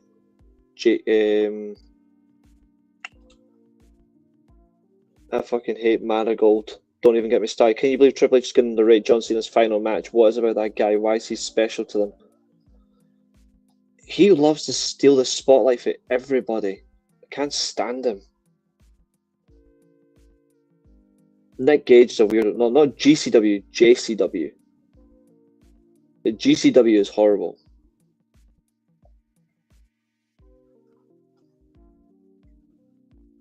Top 5 channels that you watch. Of course, mine's is right there. Duh. Let's see. 2 people on that one, 4 people on the... Tell you what, that's what I'm going to do. Hold on, let me change something. Oh, he is, absolutely. Give me 2 seconds, folks.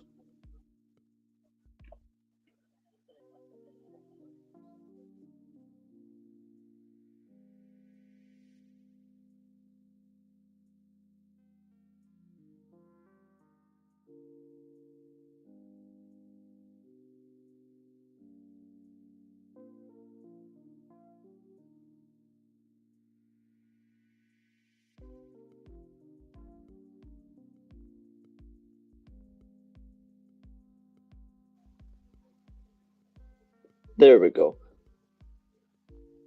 That match as well was horrible. I've got no respect for that match at all.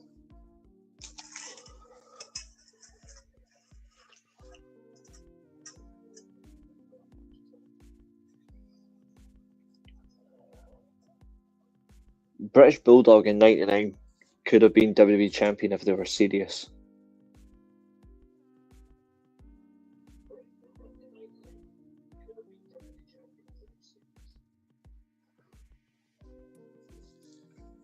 His hardcore title run was actually not too bad. He was only one title away from being a WWE Grand Slam champion.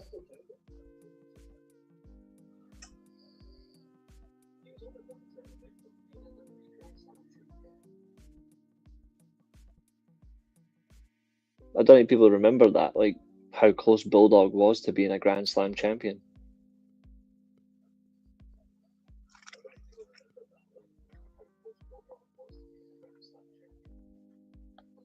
But then again, The Rock's greatest role as a special guest referee is always true to form.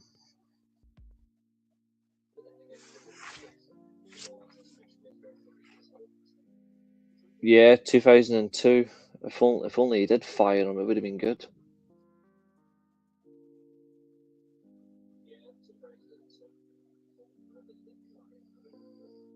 The thing about Bulldog was Bulldog didn't suck. Bulldog just had a lot of alcohol problems and addictions, and then obviously Warrior contributed to his.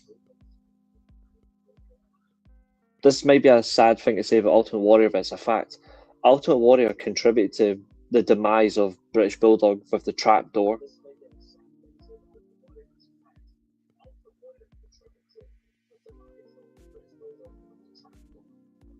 That back injury fucked him over big time.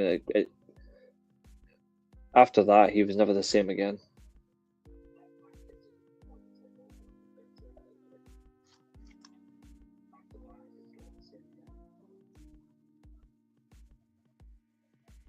Bulldog wasn't a bad wrestler at all. Bulldog was a really good wrestler.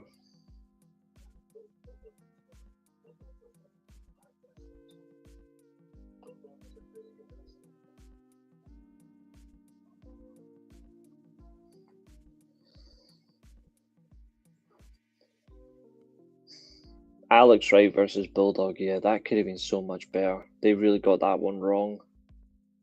Alex Wright was fun too. I liked Alex Wright.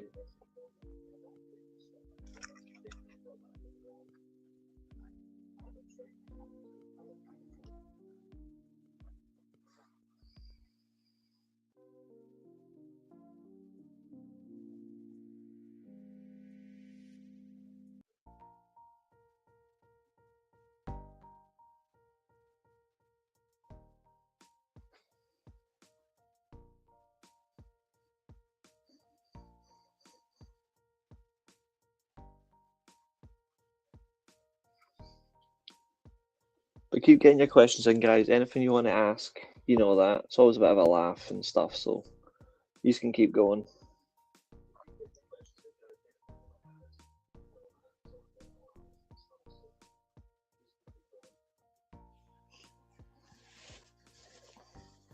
Bum, bum, bum, bum, bum, bum, bum, bum.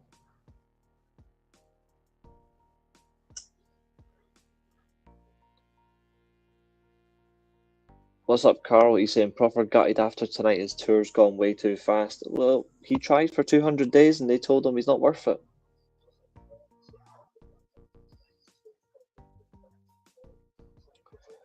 Do you like the match with Bulldog and Michaels in '97 where he won the European Championship, his first Grand Slam? The match is good, but I hated the way they did Bulldog over, especially because his sister was in that attendance, and obviously she was dying of cancer. The way he did him dirty like that was so bad. The British Bulldog was an incredible wrestler, but unfortunately his career took a downturn after the 1980s, possibly due to the use of dynamite. Although 1990s were kind to him overall. In a way, yeah, like there's some elements that were wrong and could have been better, but I'll still never get over the fact that they never did enough to help him.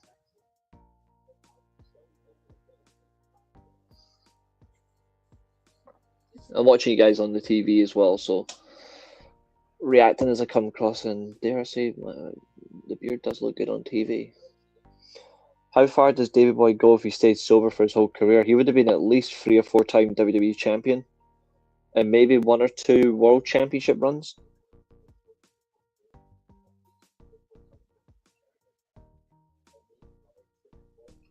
Name a wrestler you think did a really good job in tricking people they were a better wrestler than they actually are. Nick Nemeth is the right answer. So is Mustafa Ali.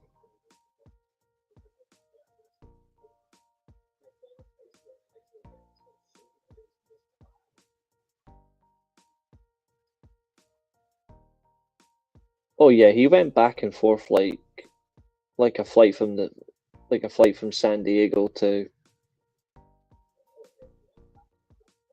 the Mexican border.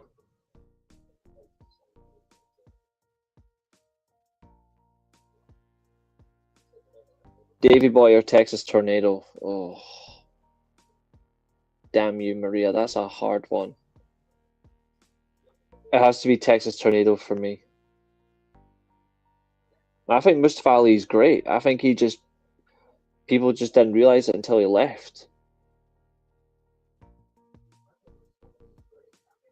Oh, your question was tricking people. No, Nick Nemeth is a good wrestler. I think someone that tricked people, all the Roman Reigns fans that have been tricked into thinking he's good. I think Jim Neidhart was so underrated. Jim Neidhart was so good. But yeah, Maria, I'd have to go with the Texas Tornado. Even though I didn't like the gimmick, I did like Kerry Von Erich. He was my favorite. So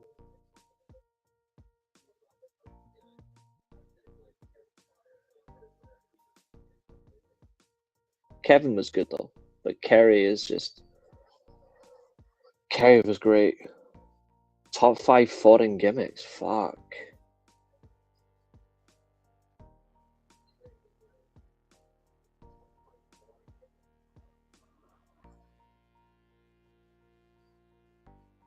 Well, the Hitman gimmick.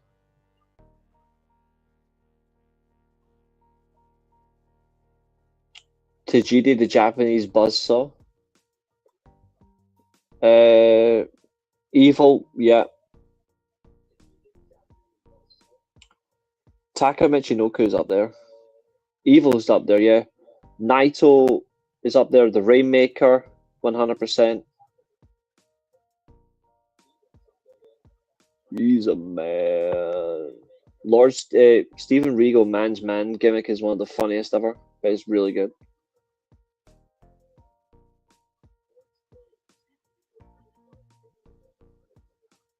To be fair, Jericho's Lionheart gimmick is up there.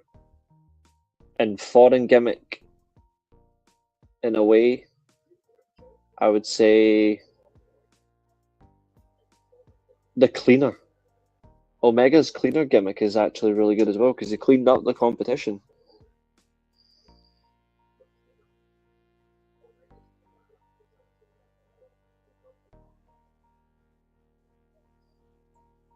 Naito as the Chaos King is one of my favorites, and then obviously Great Muta. Wade Barrett in the ring was fun. I think he'll be back next year in the ring.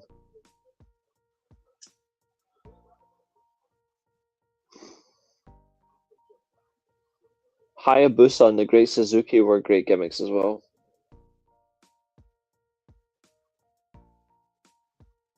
I need to dye this beard.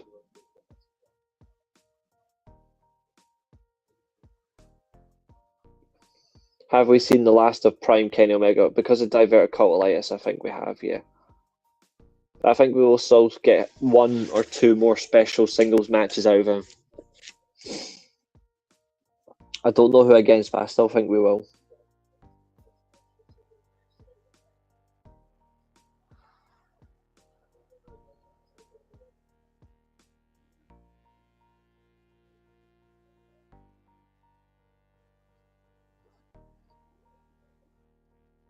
Top 5 funniest music tropes in wrestling. Music playing during run-ins.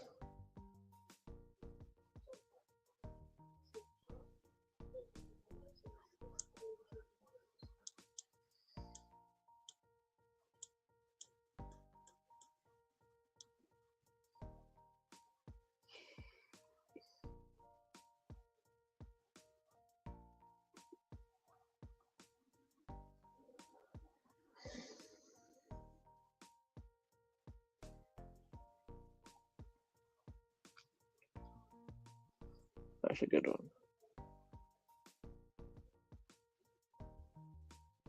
I don't rank Jay White for my UK ranking because he's New Zealand.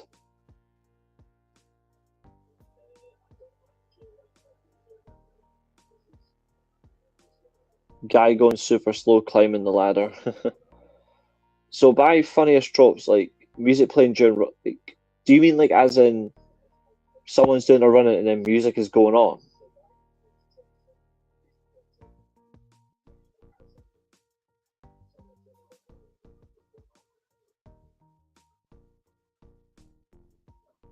Because there aren't many funny ones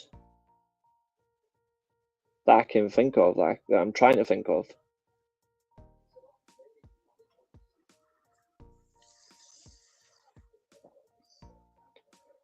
I thought the Bushwhackers were cool.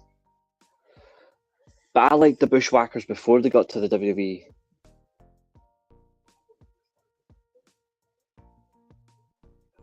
Alright, so the guy just knows. Alright, Eddie Guerrero, when he first interfered in a match, was funny. When you heard Latino Heat. But you just see China just laughing at him, which was funny.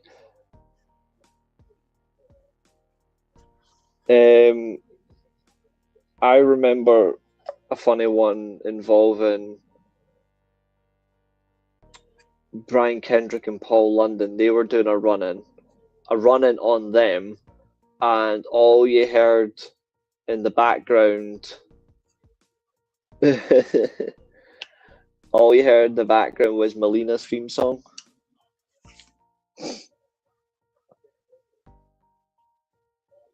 Oh, why am I getting notifications for this guy? Fuck off, you creep.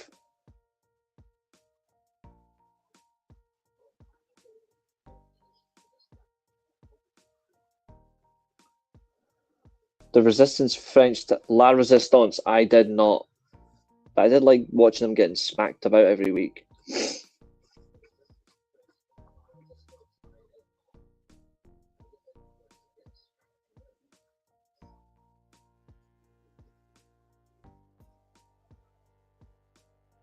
La Resistance were so horrible. I'm getting a bloody notification for that Aaron loves wrestling. He's like, the legacy of John Cena. This guy's a bloody attention seeker. Get off my fucking channel. Especially somebody who doesn't say thank you for helping you.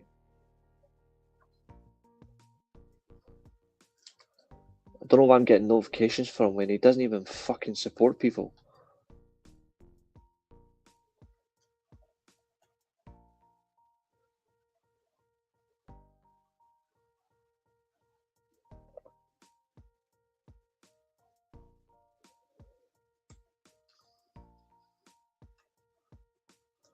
Miz or Adam Morrison?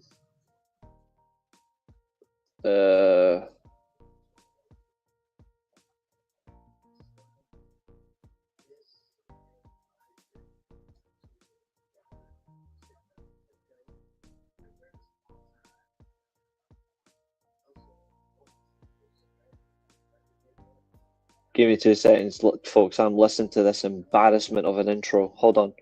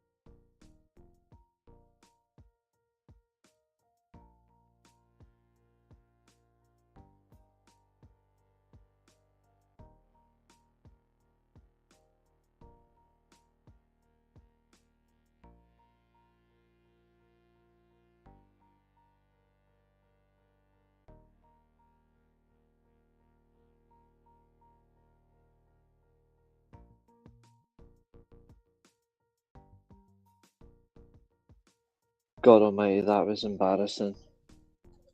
Anyone who thinks John Cena is their all-time favourite wrestler just needs to disappear.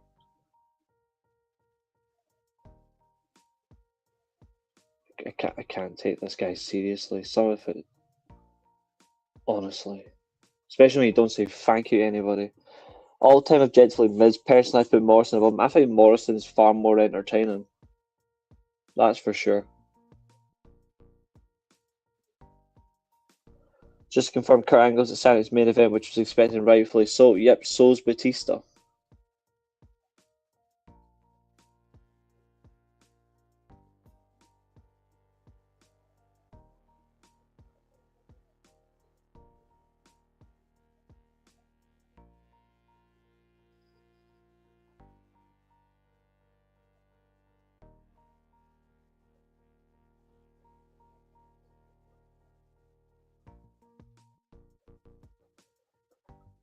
It's a good thing I've got rid of him now.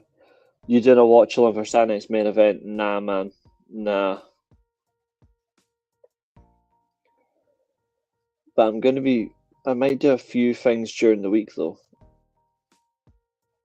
We'll see. I've got a few things lined up for the rest of the week that I think everybody will like. So just you keep an eye out.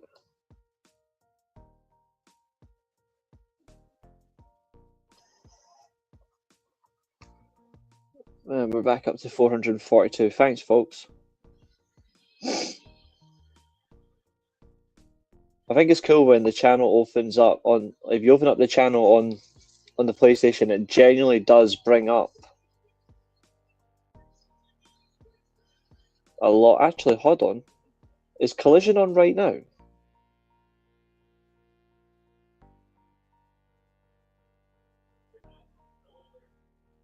Is Collision on right now?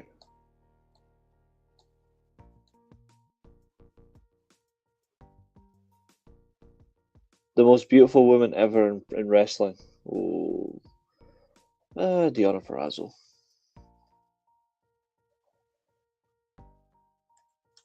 If it's on right now, maybe we should add a watch along to this show. Let me have a look. Hold on, give me 2 seconds. Let's see if it's on. If it's on now, then I'll do a watch along right now.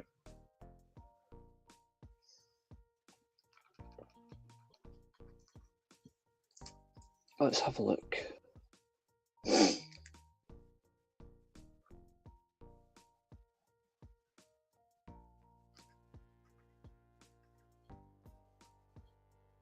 Only if it's on.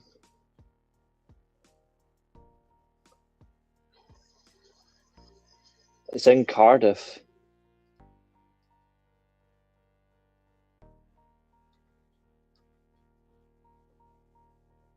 It says it's not on Triller for until the next 3 hours. So how is it on then? Can it be?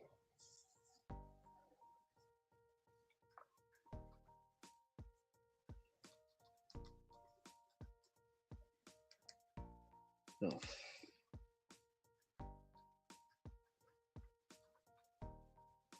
You too, Arn. Catch you later. Let me have a look.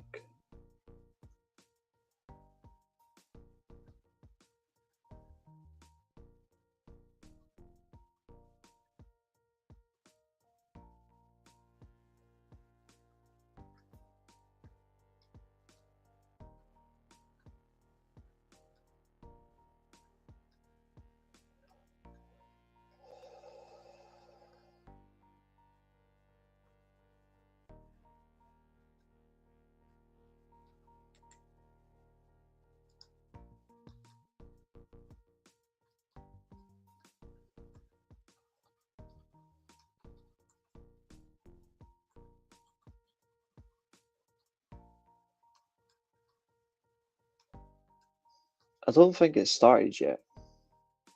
Yeah, they're in here today and next week as well.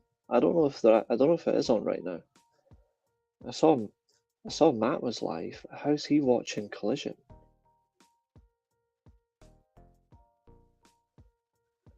How is Matt watching Collision?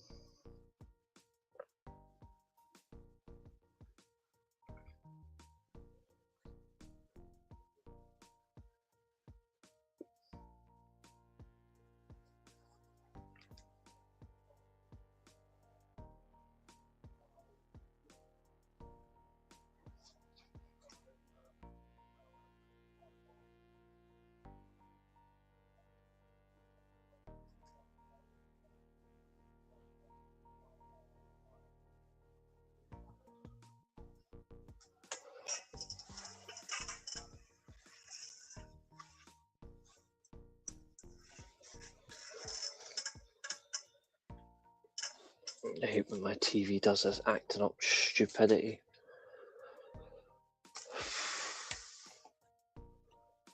Hold on.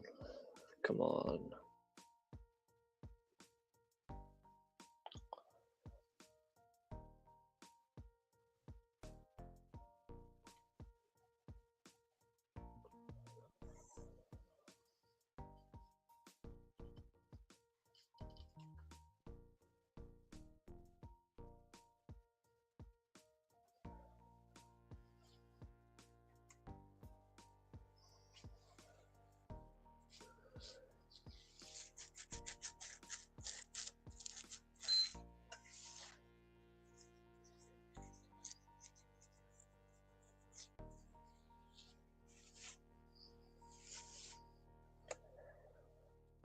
I've got a feeling Gunther will squash Cena tonight. How do you think that match will? How do you think that match will play out? I think he'll pass out. I think he'll pass out.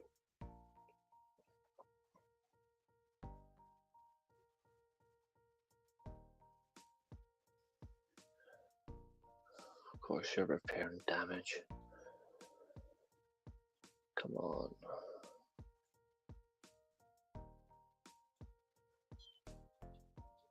If it's only on in America right now and we can't watch it till later, I'm going to be pissed off.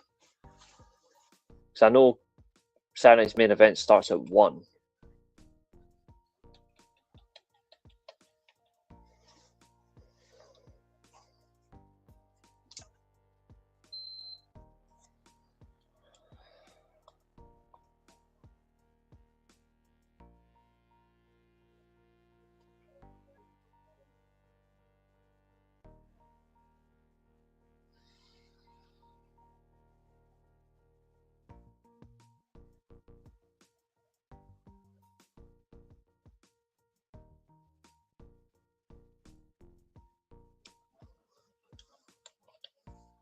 Right, let's try this again.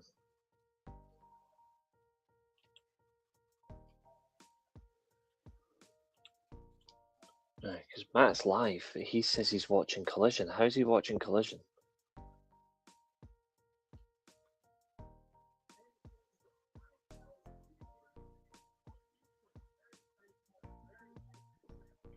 One second.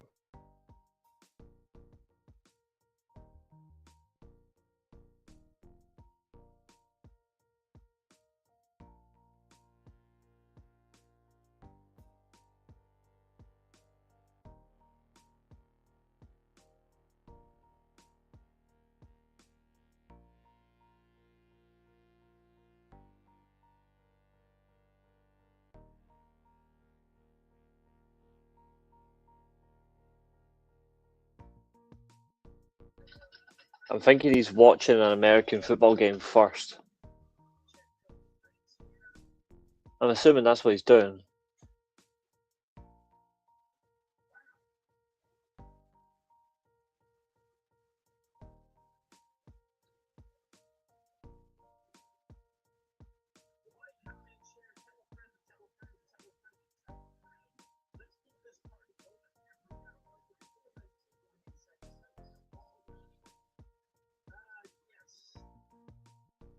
Yeah, he's watching the ball game. Okay, we're cool. I was going to say Collision's not on yet, so how?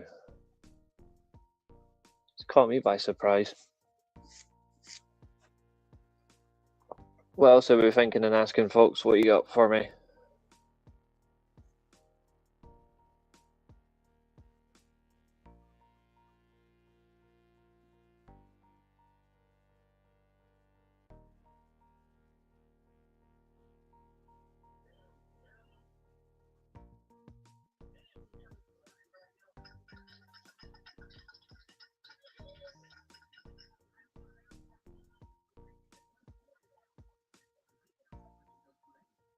Just keeping tabs on him.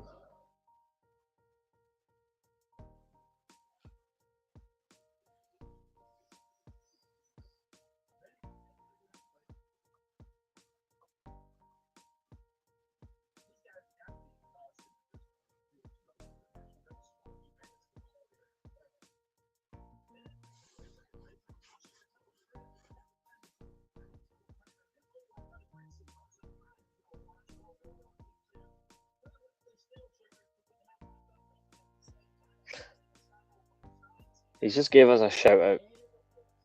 Can you remember the very first Dynamite match from back in 2019?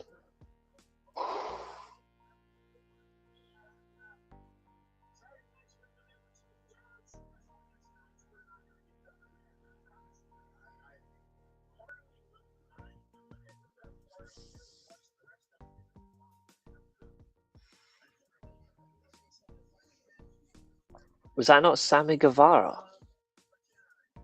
6 years ago. I can barely remember the first one.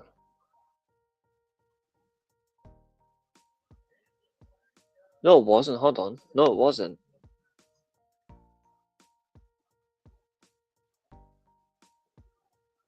That was a long ass time ago, though. 6 years ago.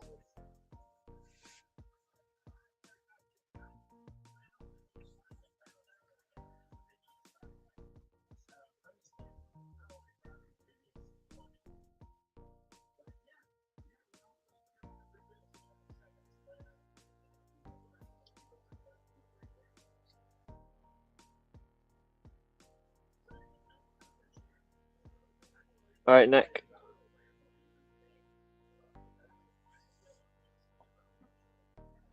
How you doing, fella?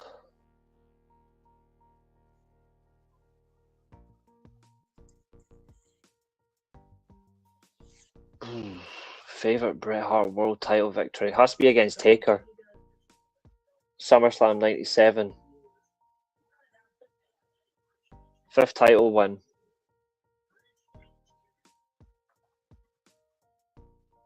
Yeah. Just getting everyone set up for Science main event. Alright, okay.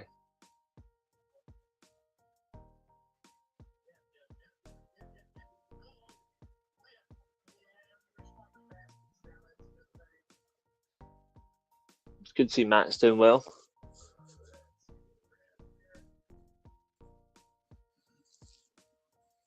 Just keeping tabs on his stream. He's doing well.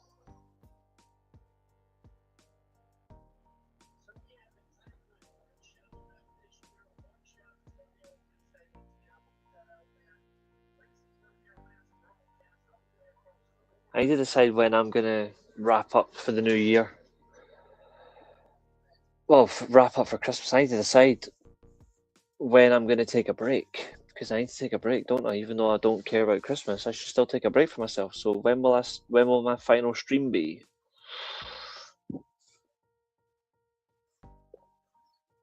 Yeah, my final stream is going to be the World's End review.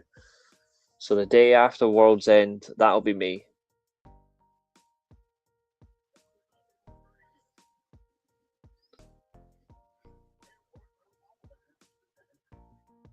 If Brett is the GOAT, why don't you have Jimmy Hart ranked higher as a manager? It's just what I think of certain managers.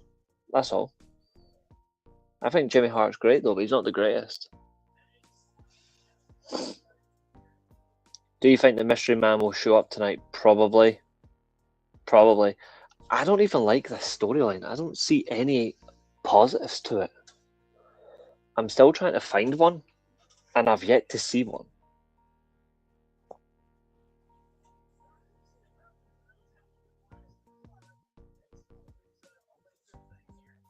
But I feel like they're trying this too hard, but they've already. It feels like reminiscing of a video game character, because the Masked Man was, well, the Mystery Masked Man was like SmackDown versus Raw 2009.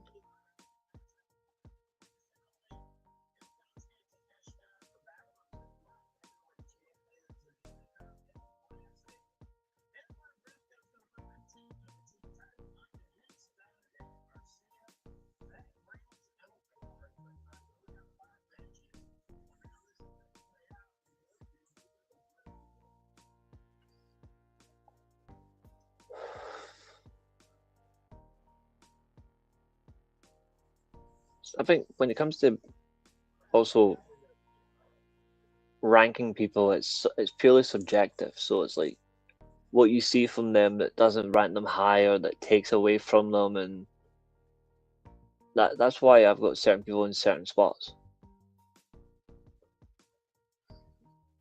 Certain spots really do have that impact, you know?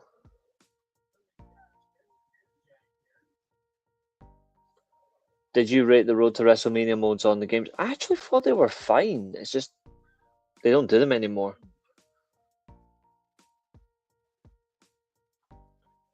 It reminds me a bit of like the Retribution group a couple of years ago. Don't even remind me. That group was horrible. That was horrible.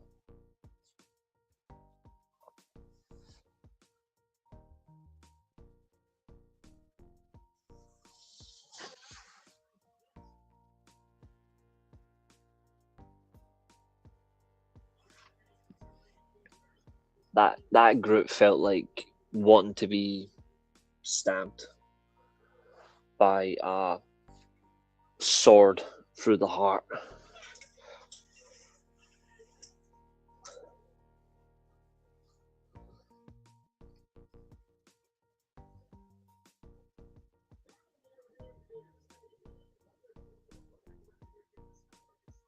I think just for the circumstance, just because I don't know how or where it's going to be live, I don't know if I'll be able to do a watch along, but I can still carry on for a wee while longer, having some fun. But I do have some fun coming along. What is the best, my career, season mode, or Road to WrestleMania?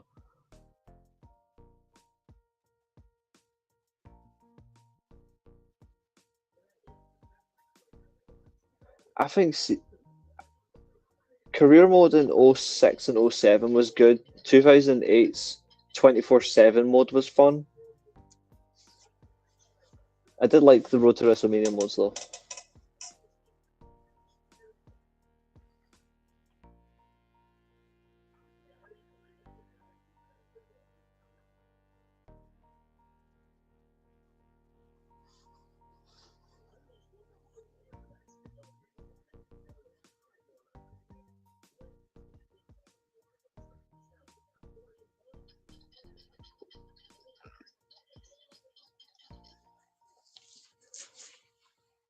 But Collision doesn't start here till I think 11.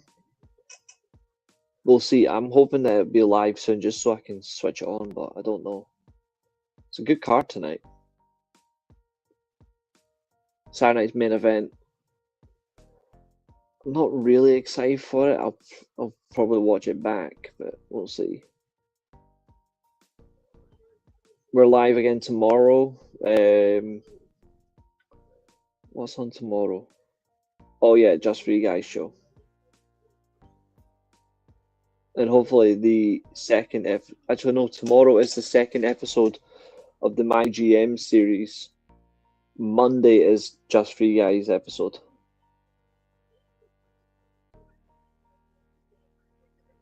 Defeat the Street mode was not too bad actually.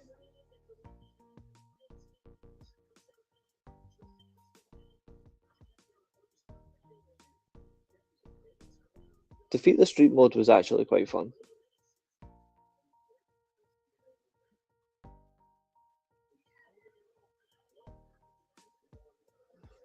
Oh, that was funny. That was funny. I really enjoyed that one, to be fair.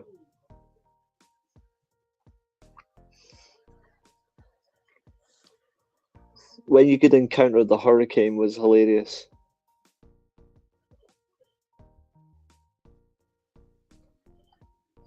Do you need a superhero? I know a superhero. What up with that?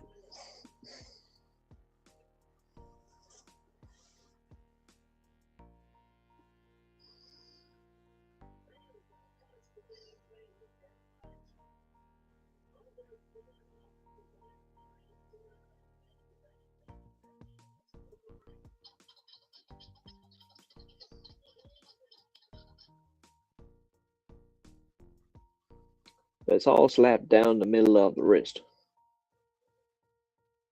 I can see Matt is live. He's waiting for Collision. He's cool.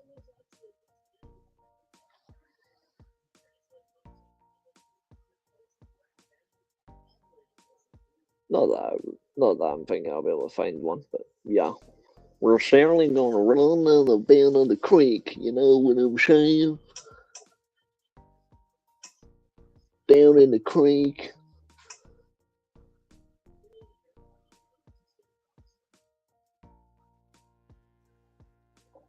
But it seems to be nowhere. It's not on Triller until 1 o'clock, and I'm like, why? What a bunch of bastards. I might need to wait.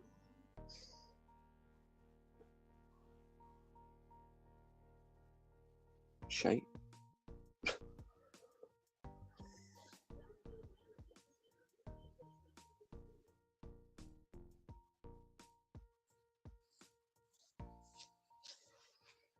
Or do I use the PC?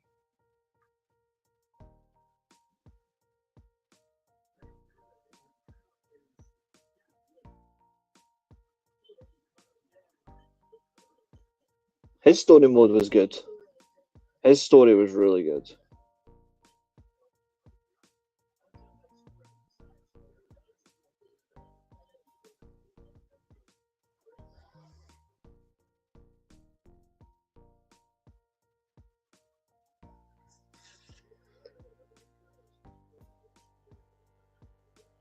There's always some madness when it comes to certain character story modes. Some creative commentary isn't fun.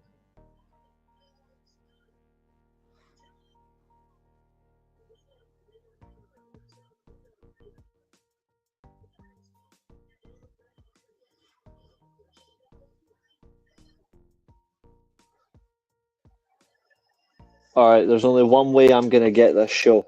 Hold on. I know how to get it. Just don't tell anybody, alright?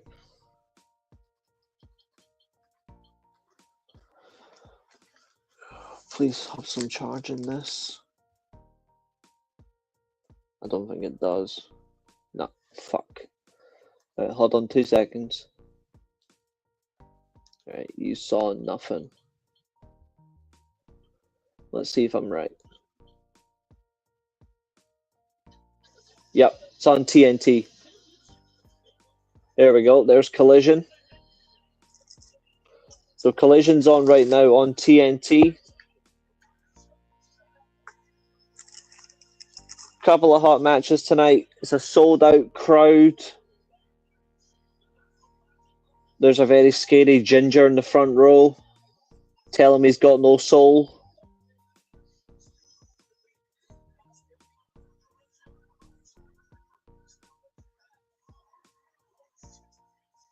Takeshita versus Castagnoli tonight. That, I reckon, is a 5-match card. I reckon that'll go to a draw. Oh, Babes of Wrath celebration, eh? Oh, yes. That's a good crowd, though. That's a really good crowd. Ginger bollocks, mate. Fucking gingers, man, honestly. They steal my souls and they steal our goals. They're just showing a recap of that horrible main event between Joe and Kingston from Dynamite. Christ almighty.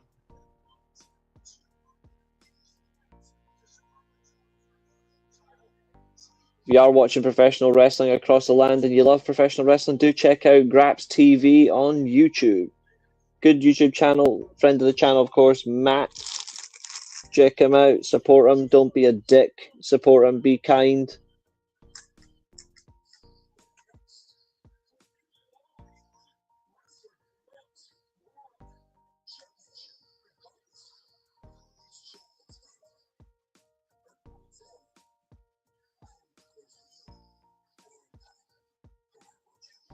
You're not getting it, mate. Starting off the show is Swerve Strickland versus Josh Alexander. Okay, we're getting rewarded straight off the bat. I'll take that.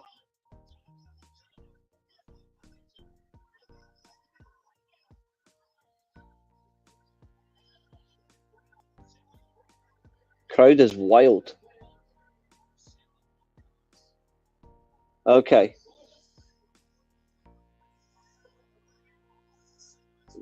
Burning the house.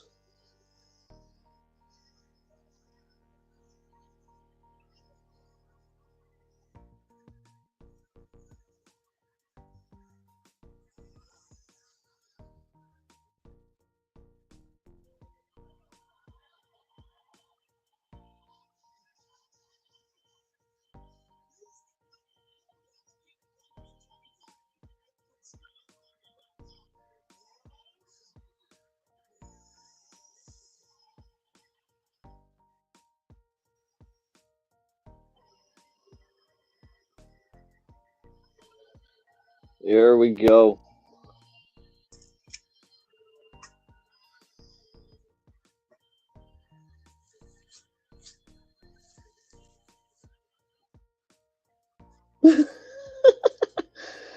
Oh, that new Prince Nana dance is fucking elite shit. Like, it's funny as fuck. It's the way he moves his head. It's fucking hilarious. Let's see how much sheep the Welsh smuggle into the arena tonight.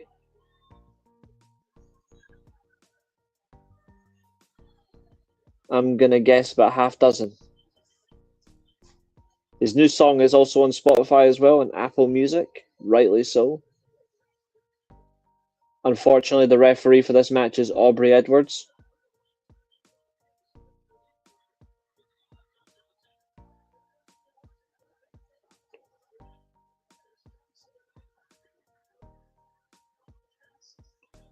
He's wearing his new sports gear as well, which I do like.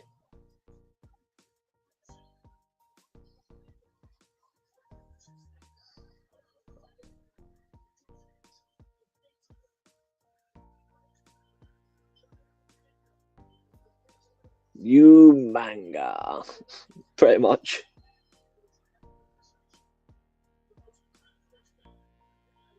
Why does Aubrey Edwards look like a duck being trapped in a slug's body? Josh Alexander, yep, he's been accompanied by Don Callis, so there's going to be a lot of Cesty commentary.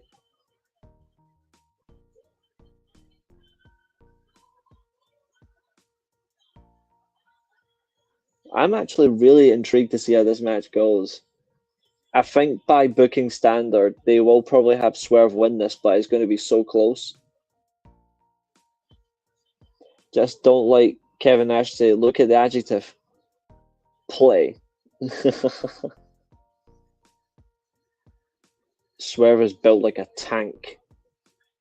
But so is Josh. This is going to be very interesting. Both technically sound, good wrestlers. Josh Alexander's got the technical advantage. But Swerve has the speed advantage.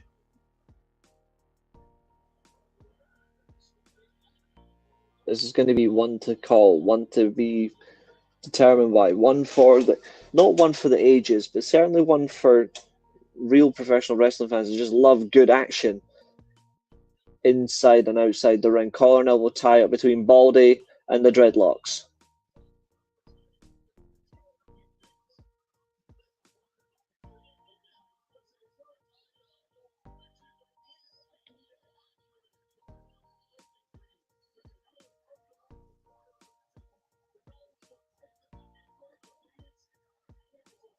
A strong headlock. Flips him down, shoulders collide, no damage. Swerve's like, is that all you got, bitch? One more time, runs the ropes, no, again, repeat. It's the cockiness of Swerve.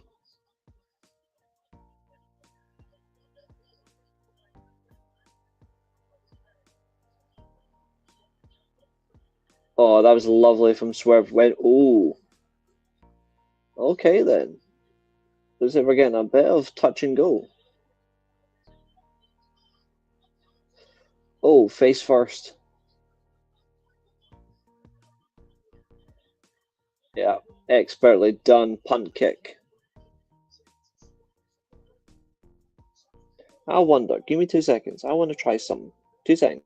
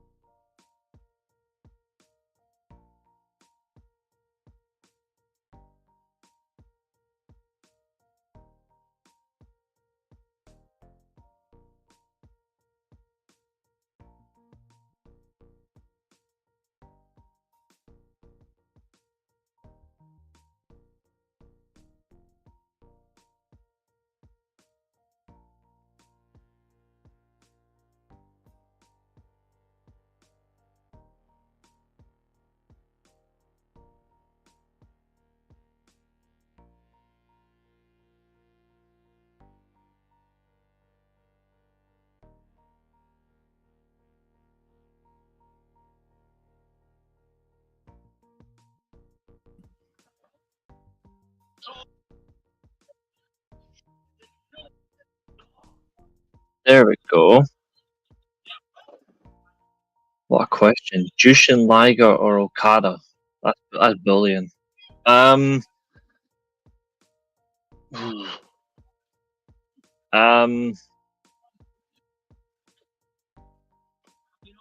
honestly, I would have to. I prefer Okada, but I like both. That's a nasty question. You know it. You evil traitor, Maria. You evil traitor. That's such a question.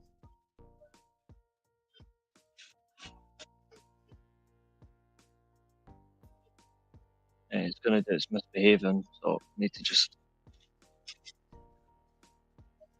sit back. It'll calm this mic. It'll calm it down. There we go. So right now, Swerve is in full control of this match. Liger or Muta? Same sort of circumstance, but I'd have to say Liger. Right, let me get Matt's stream up on my phone so I can just support Matt.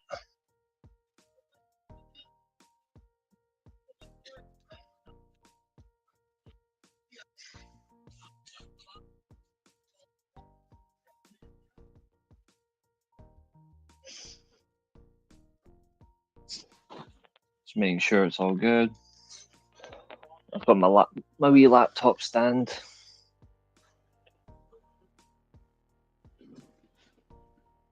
There we go. How is everybody now?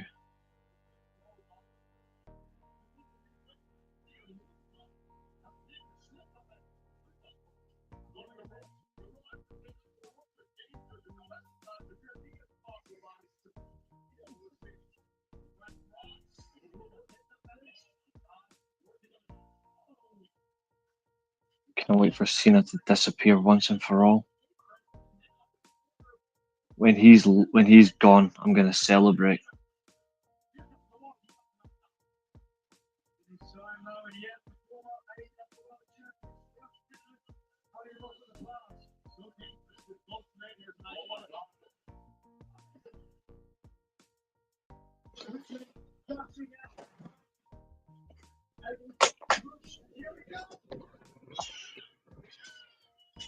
Swerve has a pin attempt, but Josh Alexander breaks free.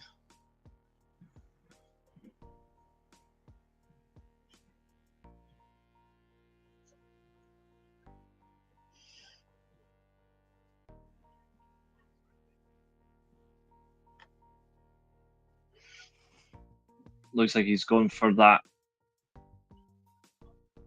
Well, he went for the dragon suplex, got caught. Figure four. No, and a roll up. Not bad.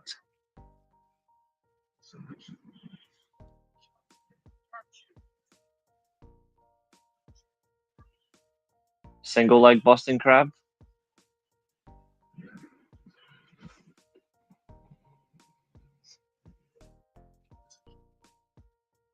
It's a lot of good submission attempts here. There's a pin.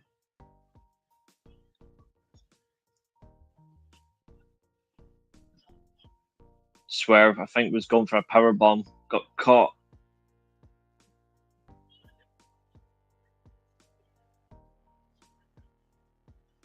Yep, single leg. Trapped in. Nice.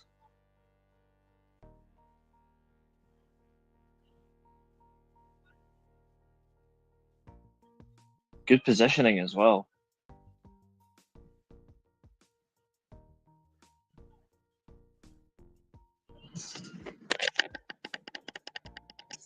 Like, really good positioning for Swerve to break it. Been impressed so far with this match. It's been really good.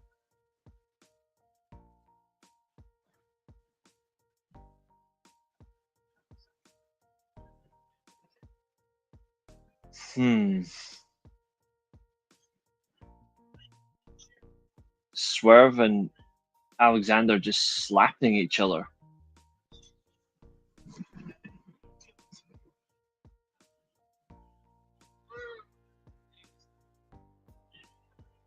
Oh, ow. Rope assisted stomp on a trapped leg.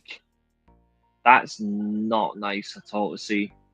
Knee pad is down. The brace is exposed. He's going for a knee drop. Oh, missed knee into the fucking mat. The rolling last call shot. Swerve. Going for the house call.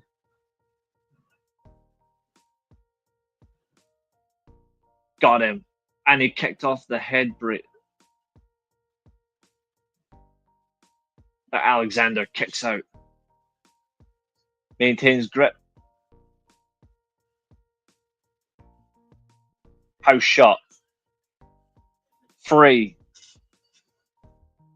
Lovely win there for Swerve to kickstart Collision. Winter is coming. Winter has come for Josh Alexander. And Swerve with that new dance is just funny. A mic for Swerve, okay.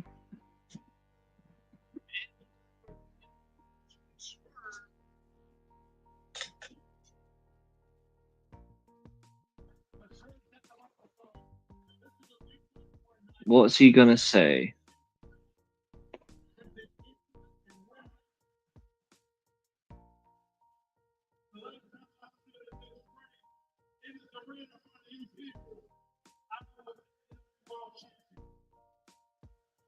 Okay, so he's revealing the truth. When he was last in Cardiff, he was AEW World Champion. That is true.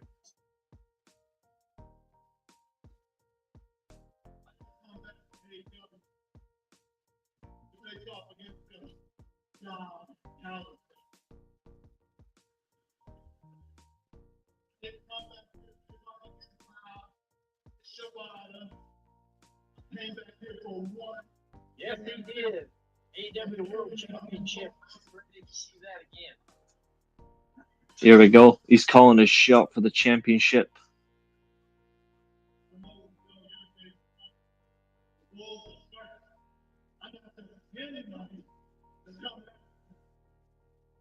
There we go. We're almost to 60 viewers now.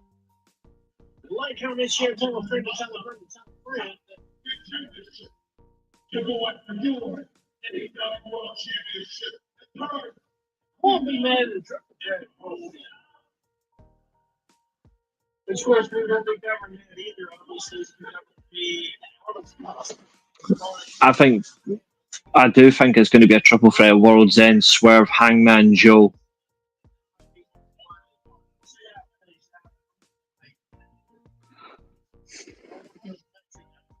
I'm intrigued though, because if that happens, who goes over? I do think MJF will be there for the winner.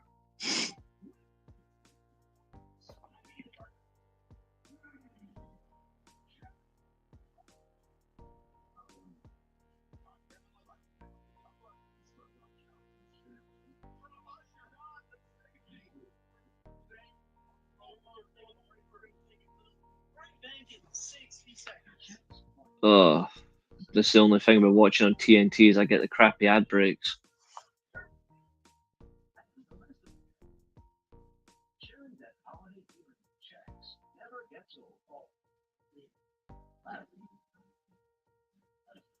I'm going to take it with them. 1 second.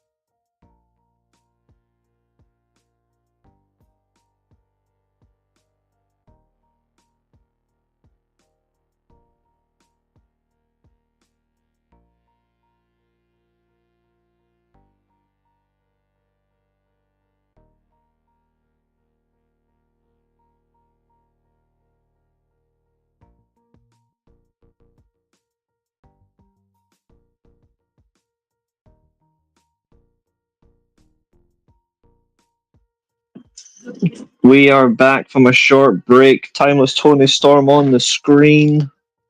Stealing the spotlight. Okay, maybe two for the price of one. Because here's Mina Shirakawa as well.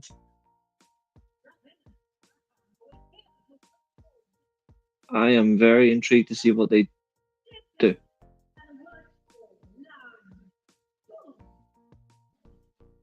That's a different promo line.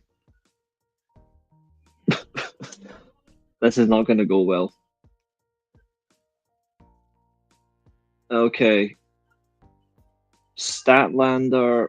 This Cosmic Killer crap needs to fuck off. I'm sorry, but I hate this Cosmic Killer crap.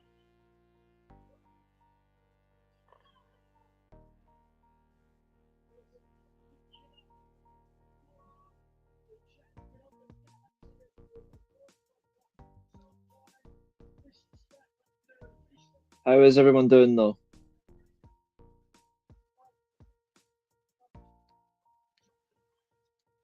I'll get it right here in a minute. Chris Statlander was doing autographs there. I was absolutely shocked at how Joining her for this match is the UK's own Jamie Hayter, who is completely washed. For those who need to learn the truth, Jamie Hayter is washed.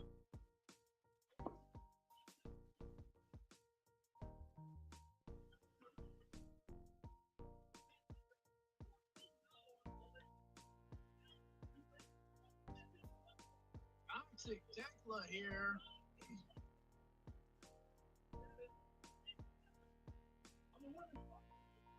And they're gonna get Glad to hear, mate. Glad to hear. Here we go. That's got to be the creepiest mustache on the front row.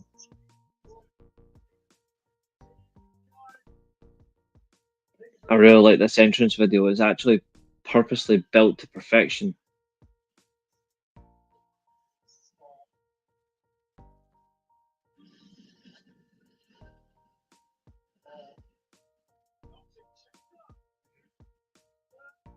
Jesus Christ, what an entrance video. What an entrance. Oh, from behind.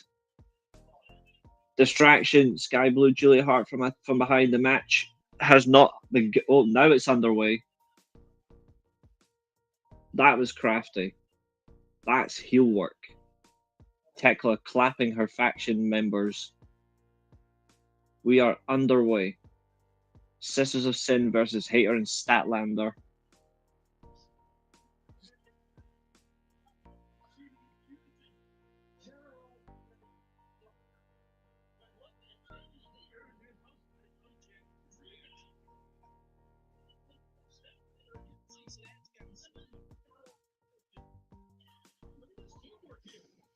Assisted scoop slam.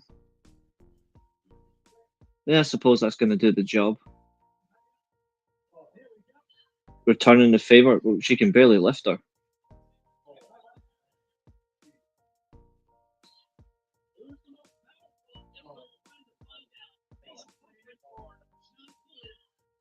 Referee, are you going to do a count?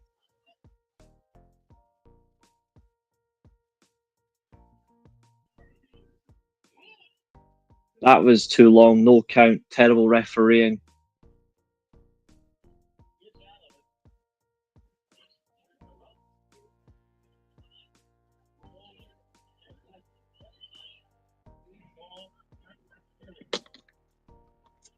Kevin Knight versus Mike Bailey. We're in for a treat tonight. Tag team partners collide in one-on-one action.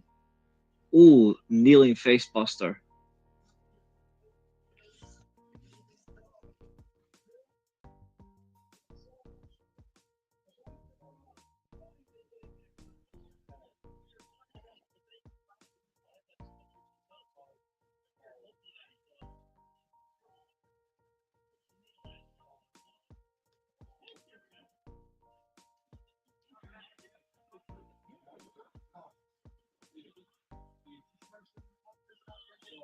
There we go.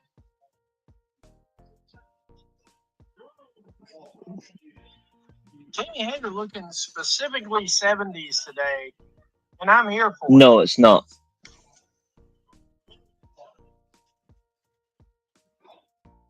Uh-oh. Snap suplex, float over, cover, 2 count. Wow, out of nowhere. Thank you. We're almost to 70 now. Holding firm, that's for sure. Forearms, and the referee is so terrible.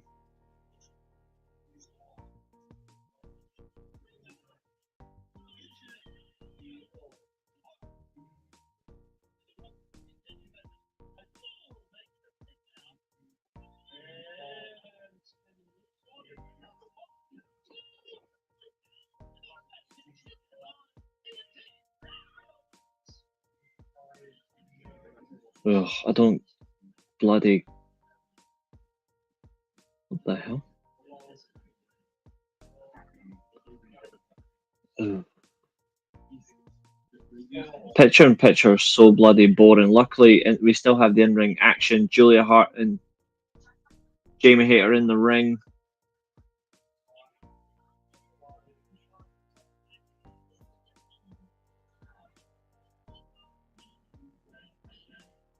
One moment.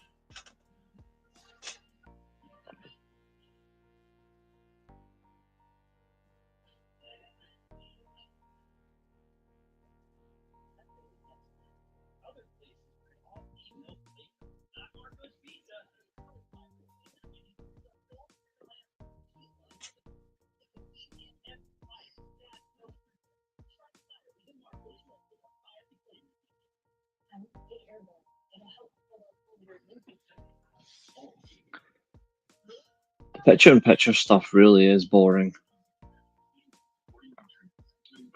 But we deal with it. Sky Blue had a brief period of time in the ring. Now we've got Julia Hart with a tarantula. But and a very poor drop kick from Sky Blue. Something needs to be done about Sky Blue.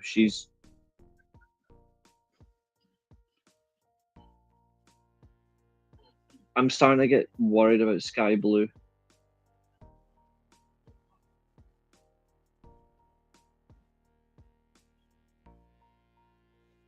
I actually think Sky Blue is in problem.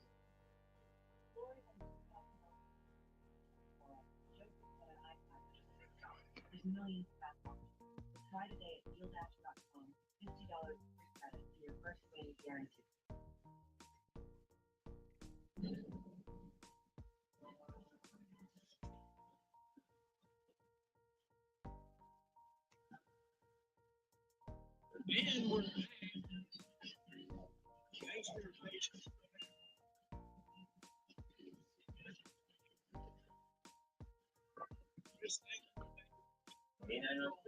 1 second.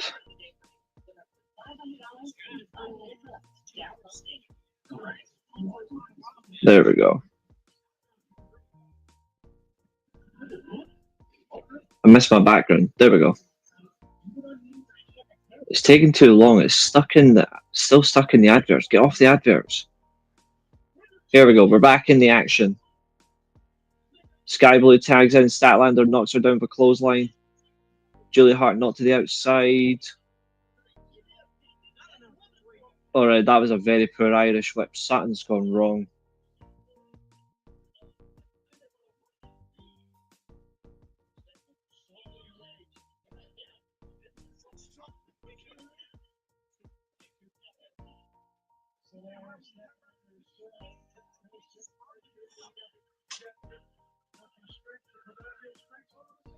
That was a lovely pin cover. A jackknife cover rolls through. DDT.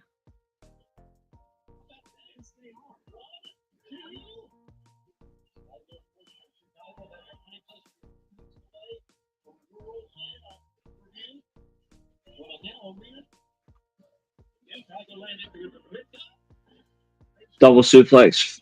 Front suplex, I should say. 2 weeks away from World's End. Jamie Hayter breaks the pin. Now to the outside of the ring. The Sisters of Sin just keep losing matches.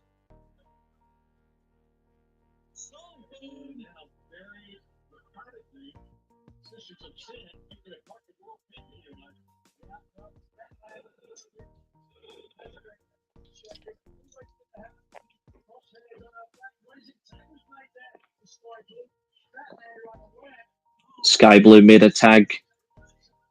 Pin attempt fails.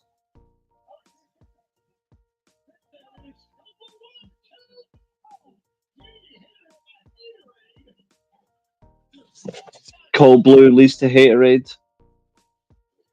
And eat defeat from Julia Hart. Okay, much better than Gail Kim.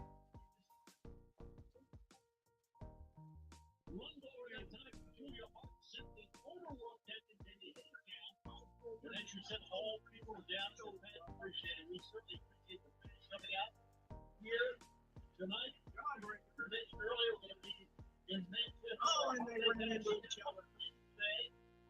On the PBS.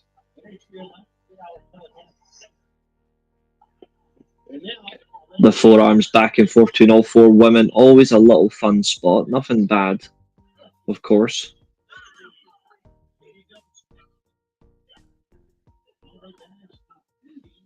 We've got a lot of holiday bashes.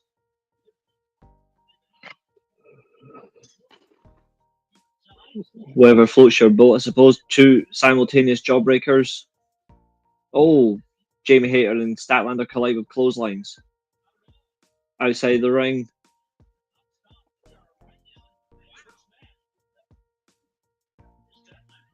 I found they were going for their toxic move. Oh, Michinoku driver. Kick out.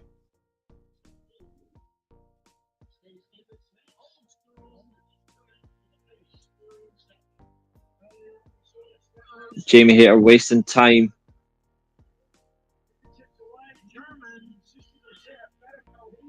Going for a punch. Sky Blue classic. Ducking out the way. Tag in. Jamie Hayter runs in. Big boot to the face. And there's a side thrust kick. Julia Hart up on the apron. What's this? What's she going? Oh. She's going for old school. Oh. She avoided it this time. She leaped to the apron and got caught with a knee. And there's a German suplex. Massive mistake. Haterade. Oh, no, it's not. It's a Uranagi backbreaker. There's Haterade. Get your Lucasade on the side. Free.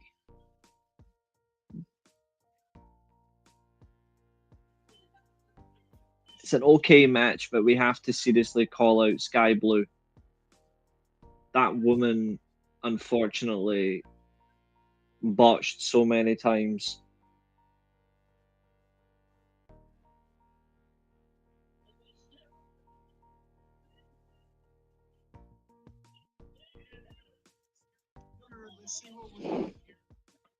TNT title match is later on in the show.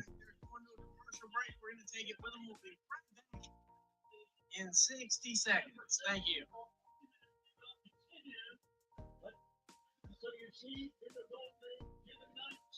Okay, up in the director's box is Tekla. Okay, she really does get around. That's an ominous woman right there. Up next is Takeshita versus Claudio Castagnoli in the Classic Blue League. Joys. And we're going back to a break, so I'm going to turn off the camera and back in a minute.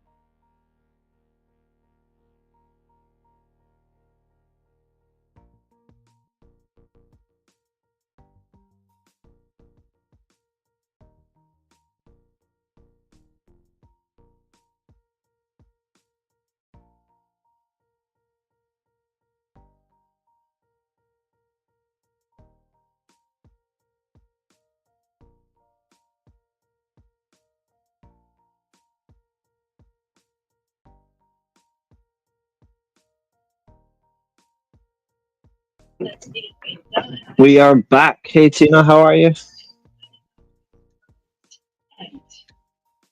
What?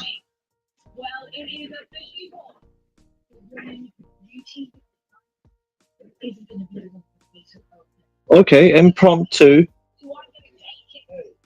title shot at World's End for Jamie Hayter versus Statlander. Okay then.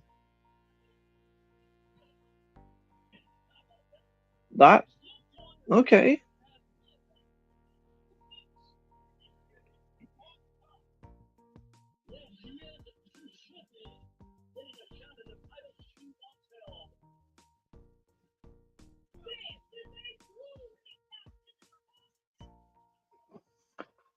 Here comes the CMLL World Heavyweight Champion Claudio Castagnoli.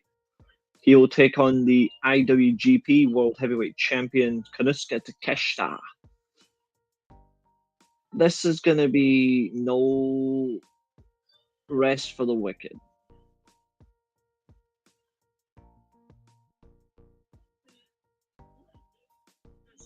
Long hair versus bald. One thing's for sure, we're all going to have fun. Can this be a refresher after the poor match we've just had? Takeshita and Claudio both have 6 points each.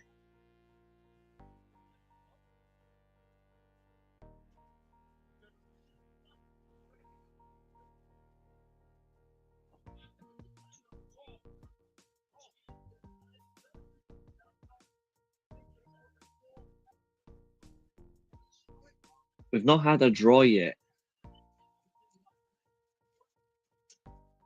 in the tournament. I wonder.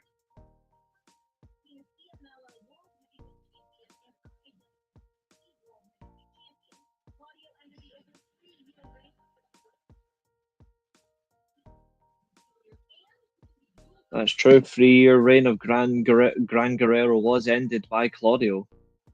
3 years as world champion.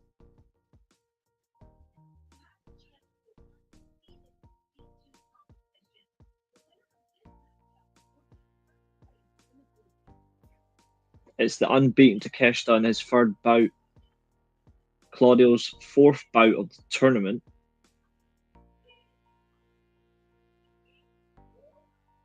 No, his third. No, it is, yeah.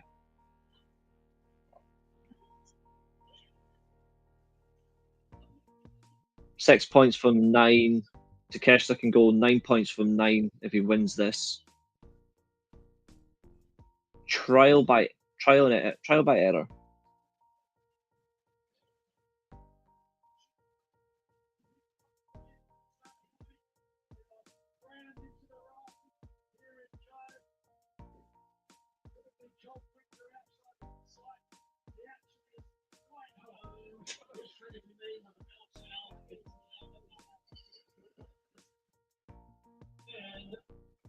Game face on for Claudio. There can be no interference in these matches. We are underway.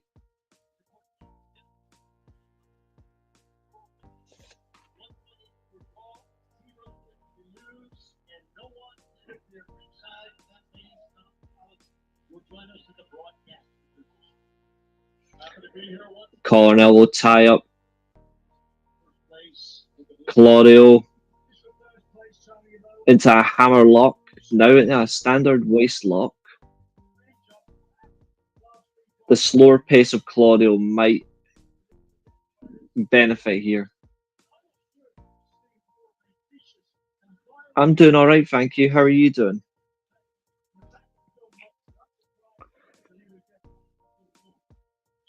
Claudio in a headlock. Has Takeshita pressed up against the rope. Trapping the arm.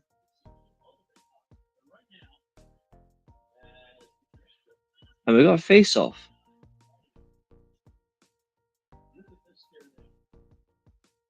That's quite a stare down there. That was about 30 seconds where I'm thinking, is Claudio thinking about doing something else?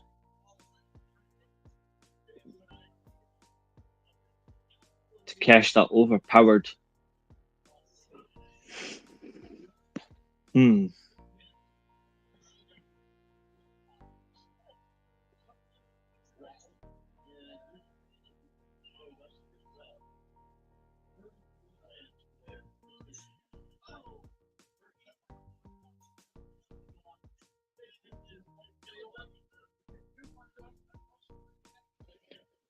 A shove from Takeshita. Back into headlock. Whips off the rope. Shoulder block. Oh, we're just going to have the back and forth shoulder blocks. There's a big boot.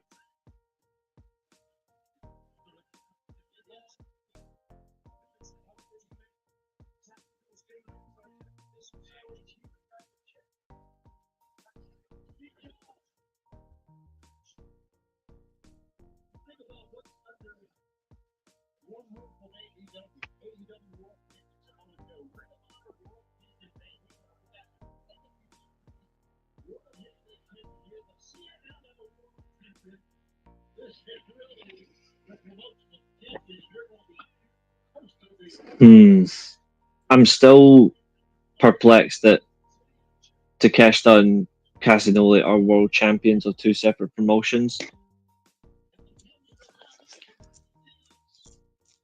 Just because of what that means. But yep, it's confirmed. Statlander hater confirmed. The uppercut on Takeshita backfired. He is now very angry. That recovery will pay its rewards though when you're fully back to yourself.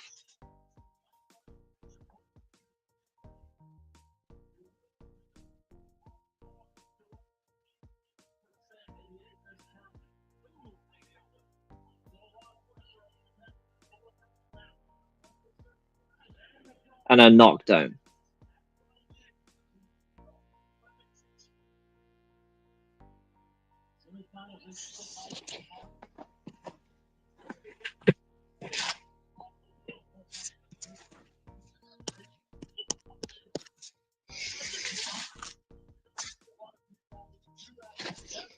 A gut wrench suplex.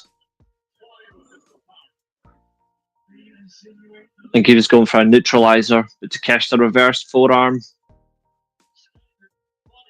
Went for a suplex, countered. Ducks under, and a big boot to the face. Over the top clothesline.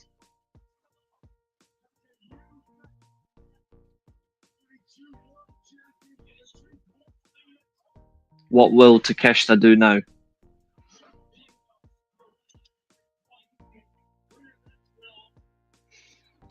It's understandable, Tina. Like, your health matters more. Collision's on right now. Takeshita went for a running attack from the apron, got hit by an uppercut, and he is knocked on his arse.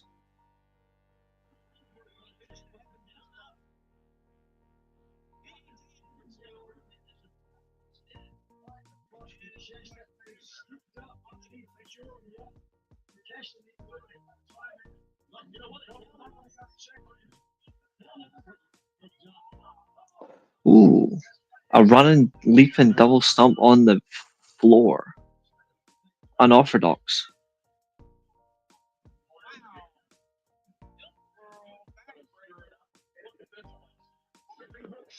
Going for a suplex on the entrance ramp. No, countered. Kick to the gut. And there's a DDT from Takeshita. Lovely. That'll derail Claudio.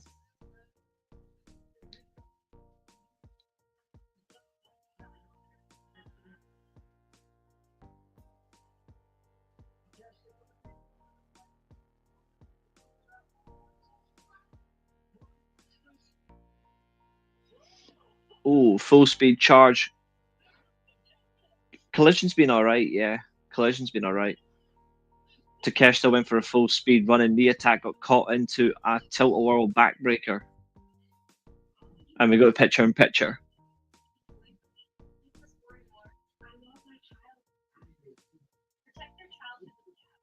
My eye is so sore.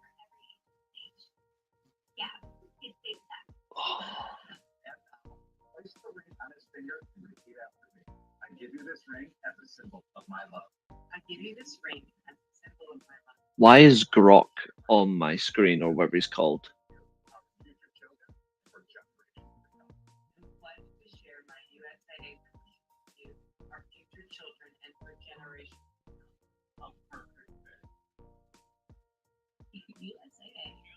That was a lame advert.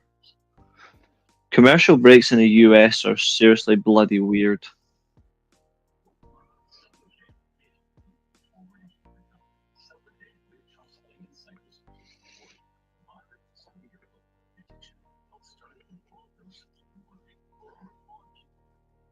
Since I'm picture in picture.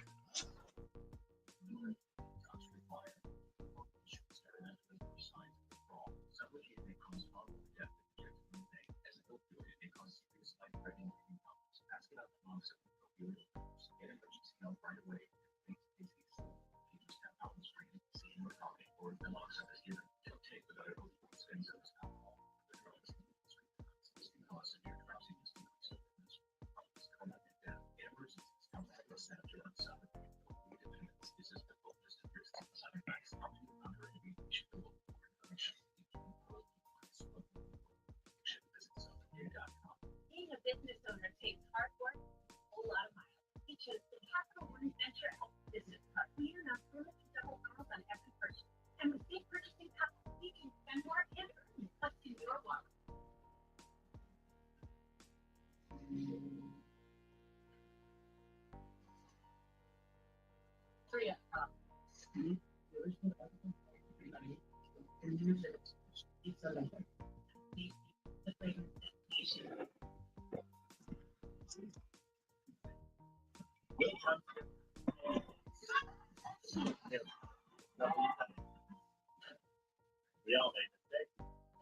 Mac and cheese. He's cracking a quid.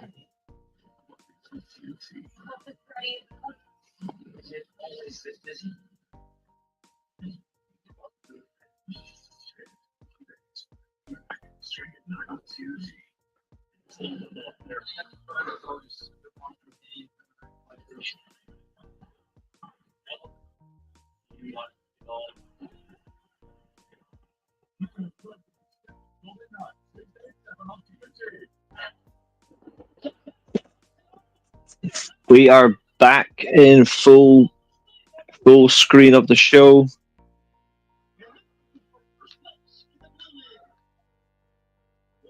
The competitive nature of Claudio and Takeshita. Oh, there's a diving Hurricane Rana. Claudio to the outside. I think Takeshita's going to dive. Here we go.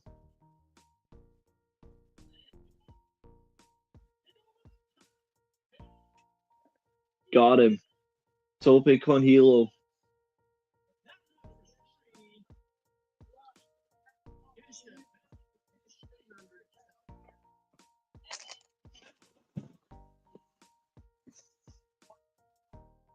Topic on Hilo lands. Halfway stage reached in this match. 20-minute time limit.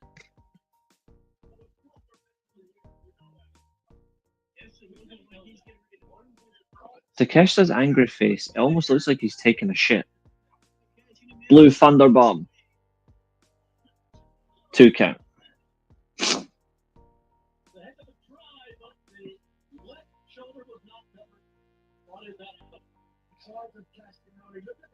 Working him right into the sharpshooter off the big swing. It's good pacing from Takeshita, but he is walking. Slight limp in his leg, if you notice this.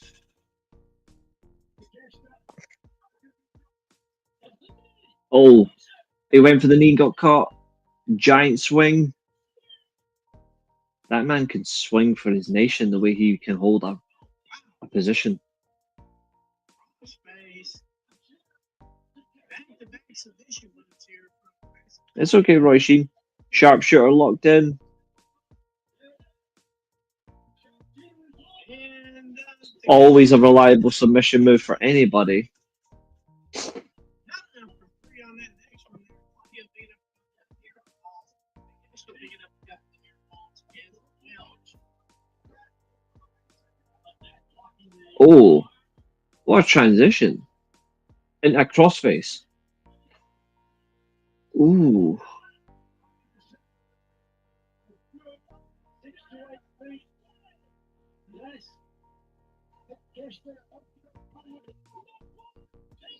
Rolls through 2 count. And there's a big uppercut.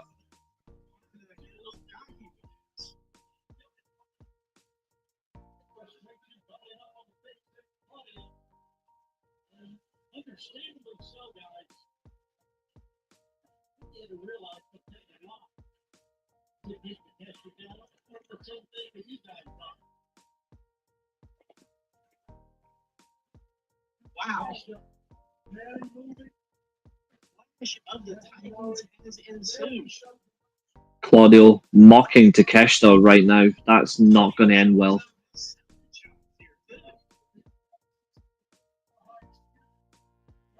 He's like brushing his foot off his head. It's a really bad decision by Claudio. Forearm.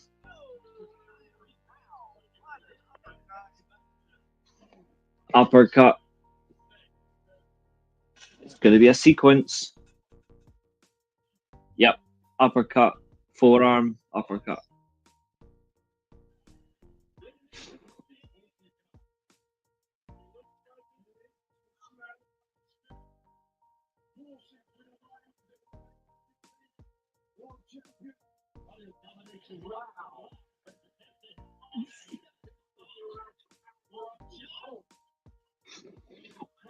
Those forearms counter. Neutralizer. Counter rolls through.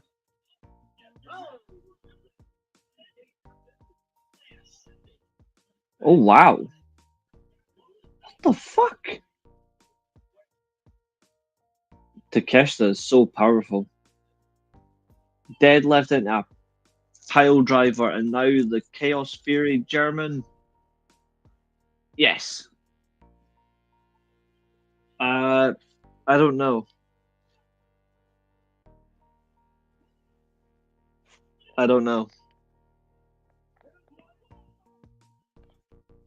2 count only.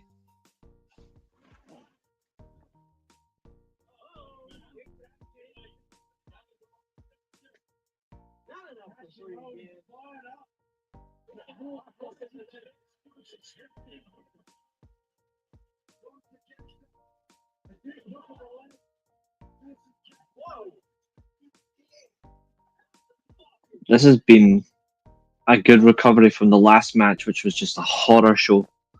That women's tag match was shocking. This match has restored the confidence of the show. And yes, I say that with honesty. Pop up, European uppercut. 1, 2, kick out.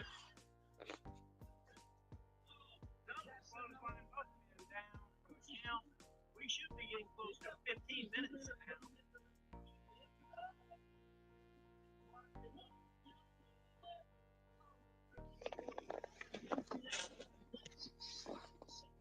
There's a springboard European uppercut.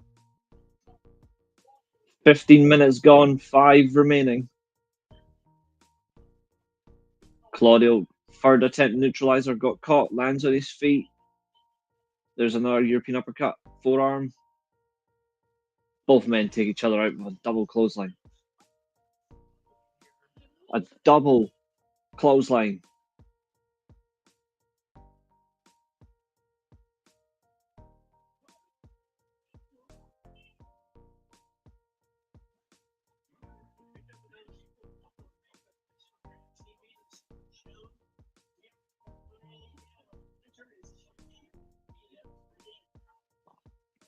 Just a quick reminder, we will not be covering Saturday night main event. We'll not be switch over. It's not going to happen tonight. Sorry, guys. This is the third match from 5 on tonight's show.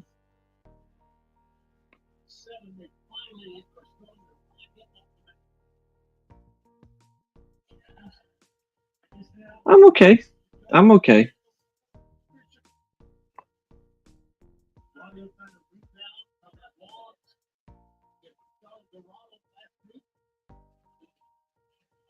But I'm probably not going to watch Saturday's main event live. I'll just be wiped out. Forearms back and forth to Takeshita and Claudio. I actually hope this match is a draw. I think neither man deserves to lose.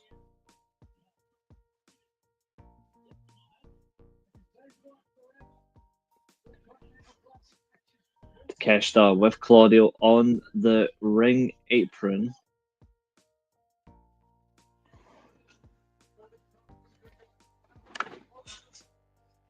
Big forearm.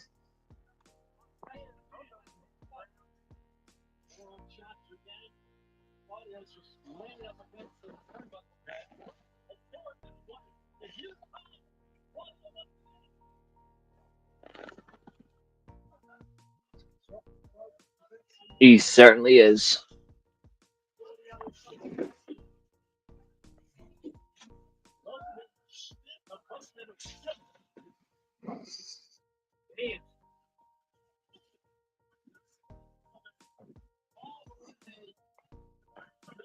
See you later, Abu. Catch you later, mate.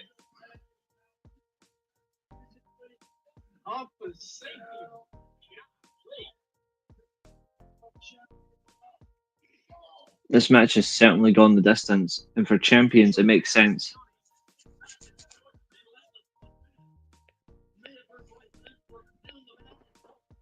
There's a big boot, and one response, and another. Christ. Off the barrier, and there's a big boot in response. A rebound big boot. Or as Roy Sheen calls it, the diesel stomp.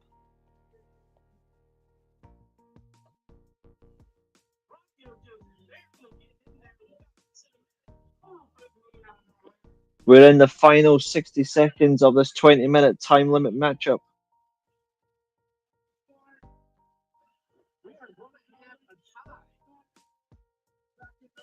This is going to be a tie, surely.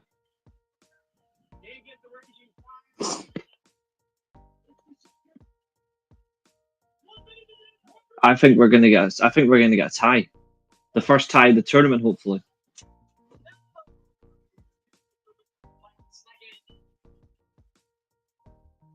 The big knee. Kick out at 2. There it is. 1 point apiece. Still tied.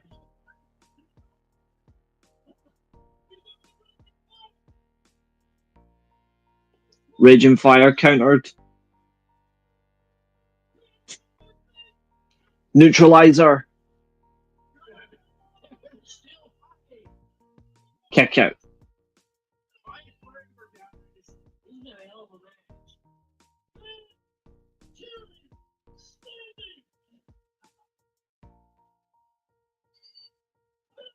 There it is. Fantastic. We've got a time limit draw. Wow, that woman who stood up really has stolen the show from these men.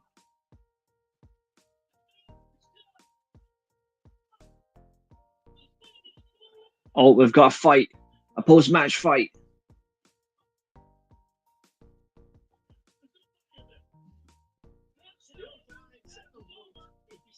Claudio and Takeshita are top of Blue League with 7 points, and have decided, fuck it, let's just fight. We've got a fight. Not necessarily separated yet. Death Rider's coming out to pick up Claudio. Don Campbell's family coming to pick up the question. Fucking let them fight. I'm loving this.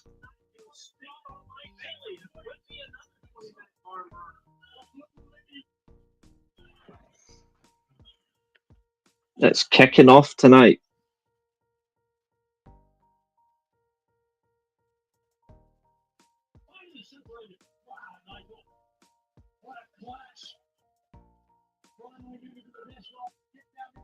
Don Callis' family and the Death Riders are all at ringside.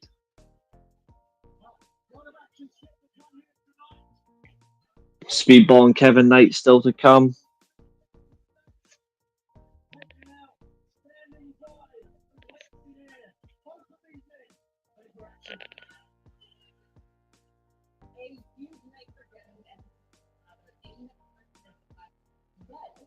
Oh, Lord.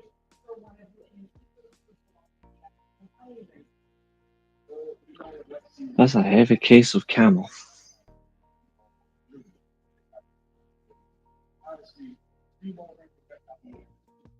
And we are 7 hours away from the World Tag League final.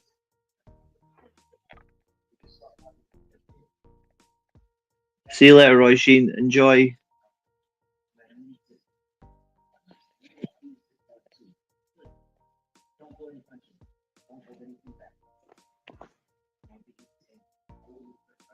Speedball telling it straight. Pull no punches. Let's just keep going. Do it right. And we've got a handshake.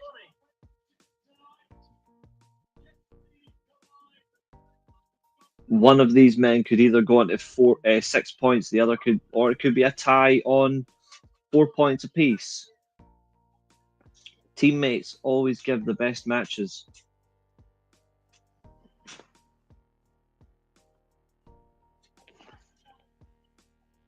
Sorry, my eye is sore.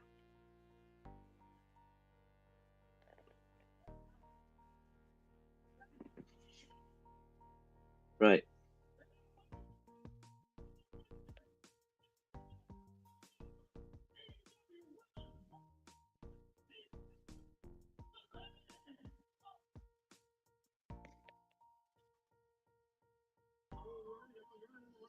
Okay, we've got a tag team celebration now. Interesting.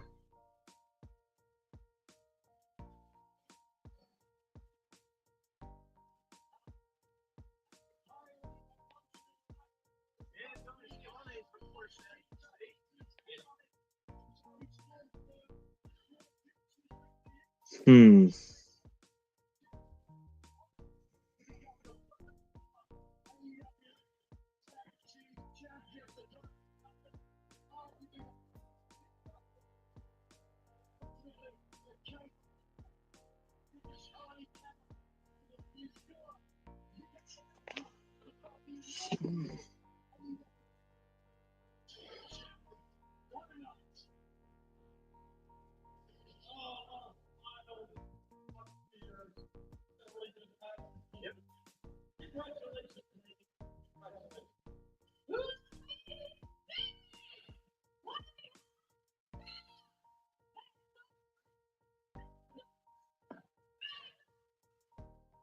I mean, they have got a factor, an appeal. They've got natural charisma.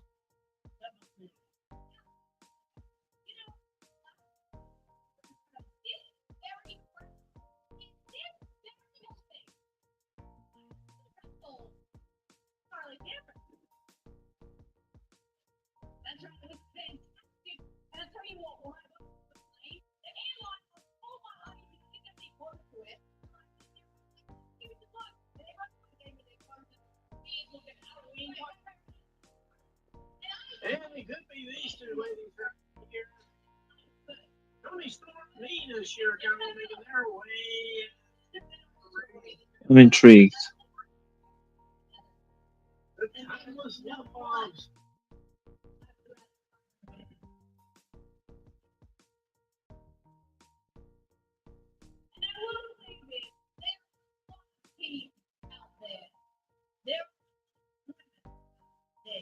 If you want who's going to be, it could be any of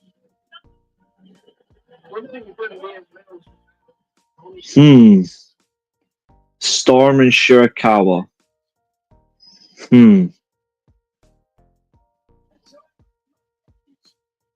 here we have British champ. I'm wary of this one.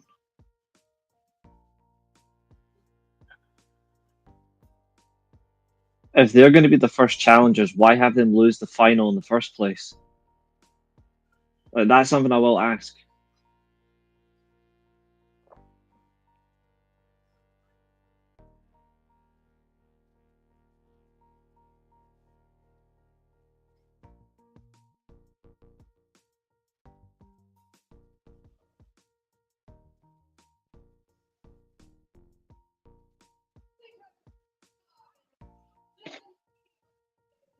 Yep.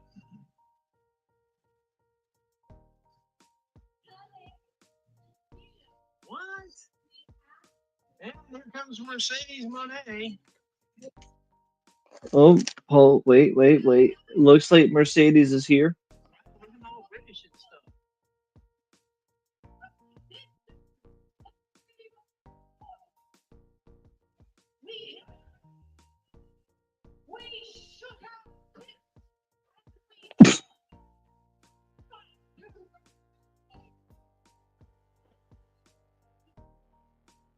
What?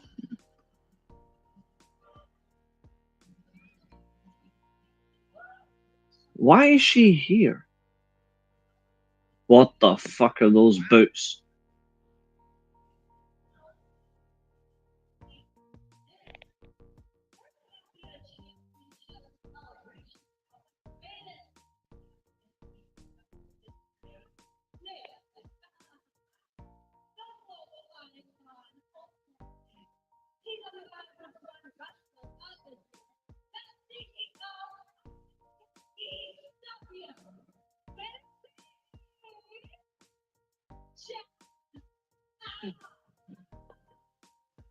Well, she's Alrighty. hmm.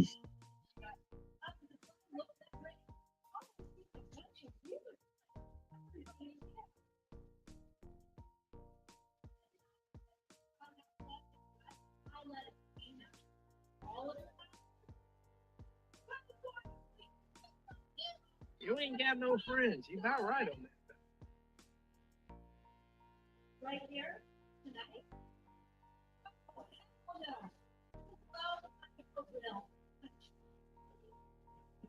That's one way to shut down the Welsh, saying it's not a real country. Fair play. Oh, really?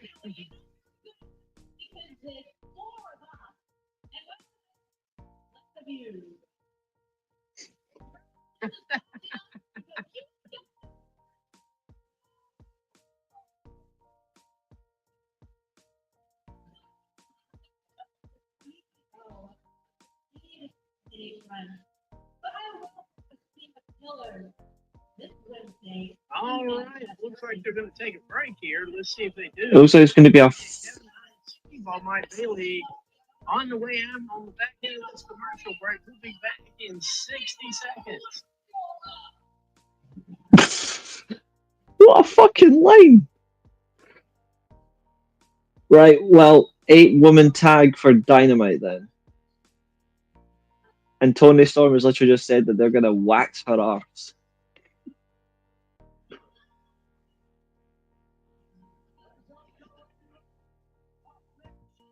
I don't know how to respond to such a comment.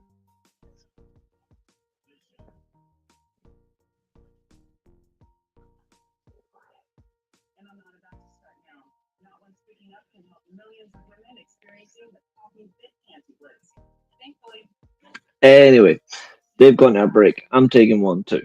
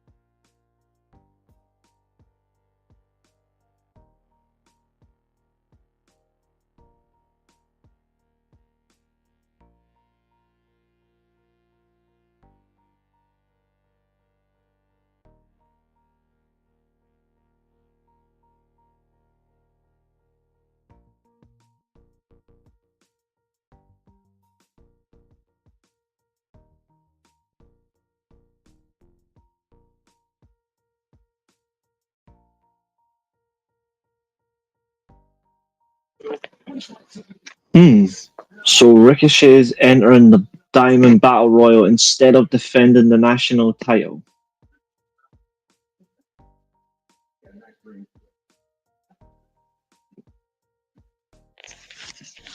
No, sorry, that's disappointing.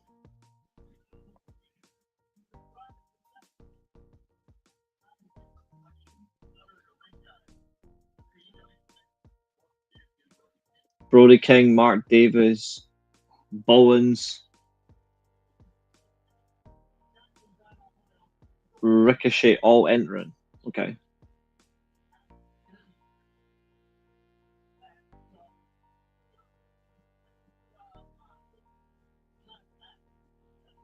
Oh, fuck's sake. Max Caster's in this match as well.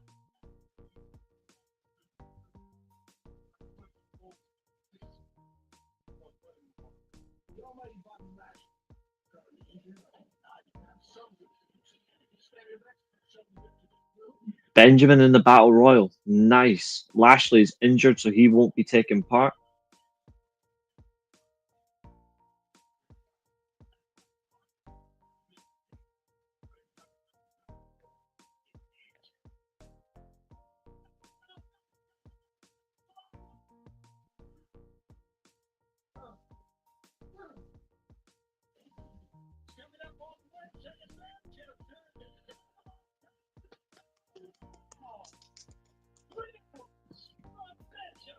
Right. We have 2 matches left.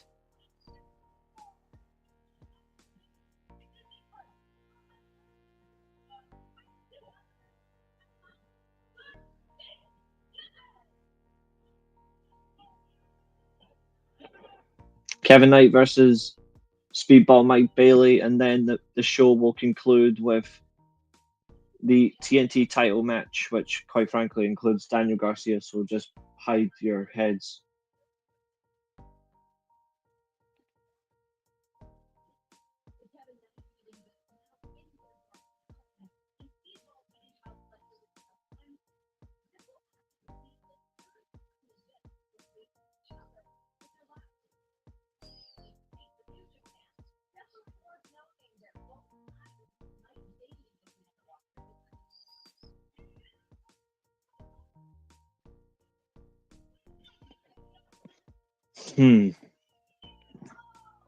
Kevin Knight is certainly one to enjoy, but Speedball is something else. Speedball was victorious in his last match. Will he win tonight? I don't know.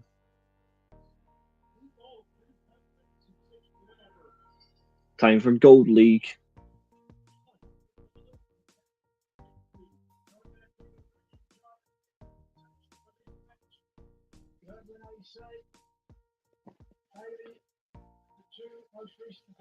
They are tag team partners squaring off in a tournament. And why is Horseface refereeing again?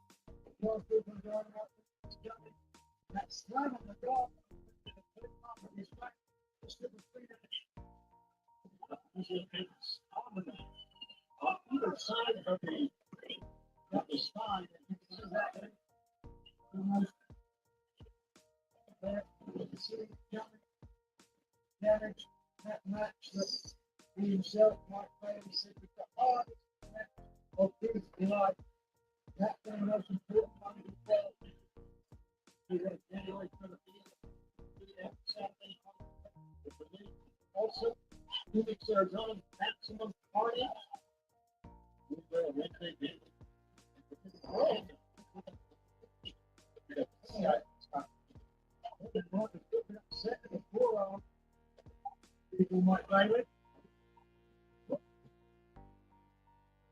Every arm drag.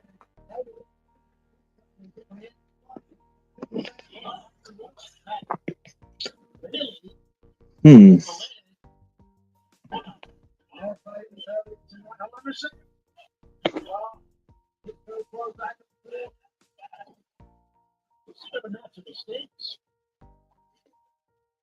You know each other so well.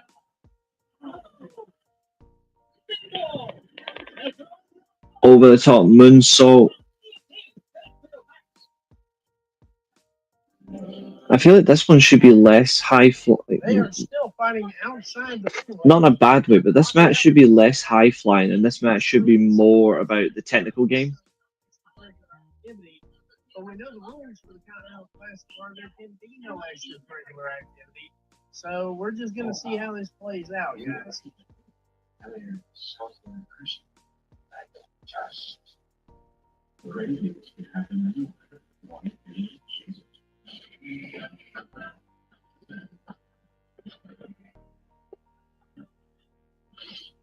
If you are watching, I hope you're enjoying it. I mean,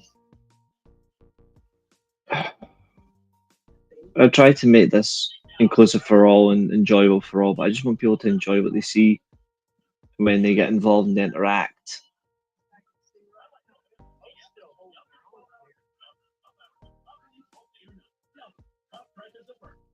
But after World's End, no more streams for the rest of the year.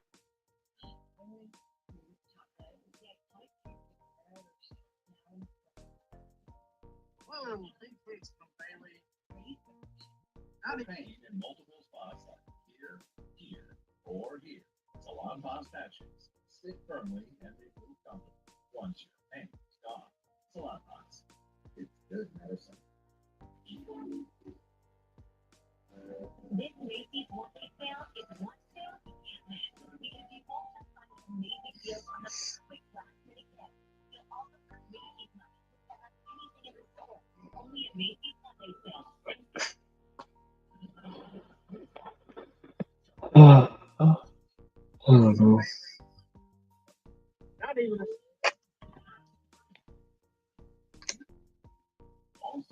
It's been a decent show tonight. Why do I have to wait for payday? I show up for work every day. I should have access to my money when I want.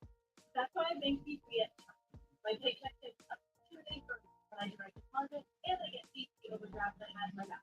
Plus, That can't be legit. no credit card, no interest, no mandatory. Finally, I'm in control of my money. This is so awesome. I got everyone that was going. Nah, that can't be legit. That sounds cheap. they're back.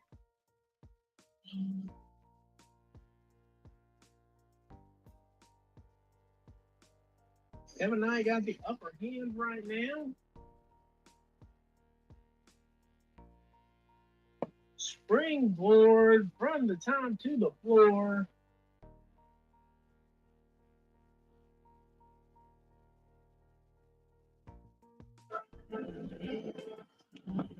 Come on.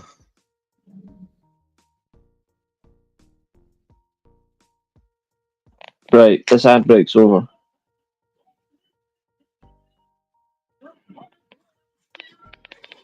Goal League still continues. Kevin Knight in the ring. Springboard, flying forearm, the move that stole the show in match 1.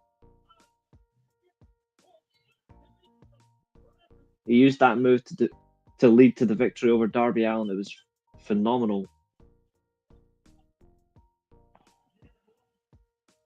Nice.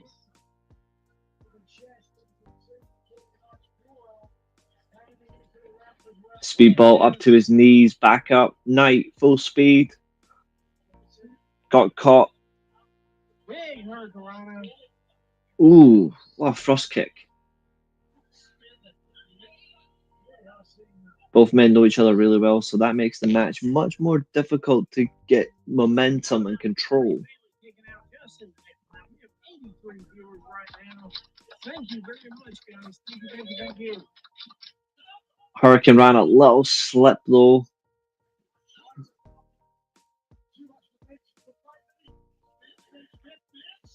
He went for the spinning tornado kick. Oh, there's that leaping Hurricane Rana. Beautiful move. And there's that DDT.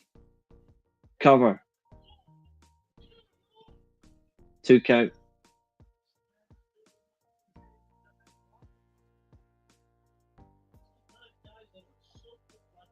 Oh.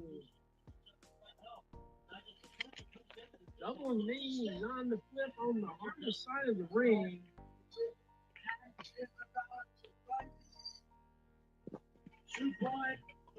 Knight wasting so much time there.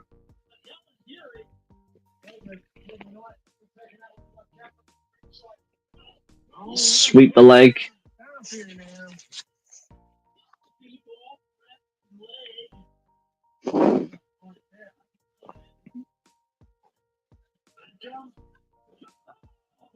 Ooh. Looks like we're gonna get a super The moonsault knee strike into the ribs. Not enough for free. Excellently done.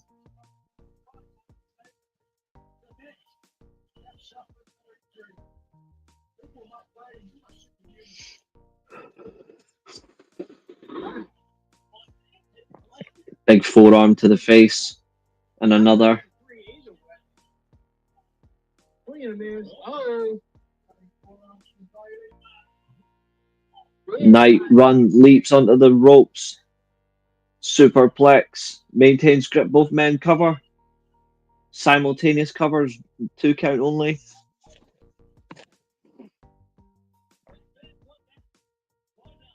When the main event ends, we'll call it a night.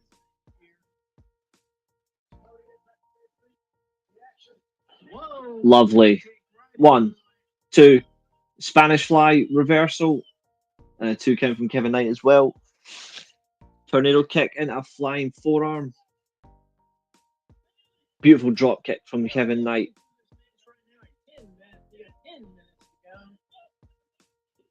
And we reached the halfway point of this 20-minute time limit contest. I actually wonder who's going to win this. I don't think it'll be a draw. Springboard into a thrust kick. I don't think every Continental Classic TV match has to go beyond 10 minutes though. I don't think they have to go into the second half. It can always be in the first half as well. There's nothing wrong with that.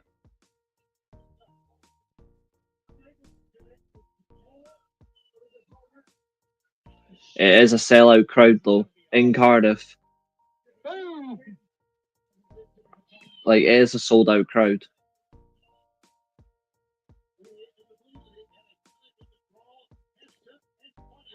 That was nasty, and Knight looks like he's getting ready to go coast to coast.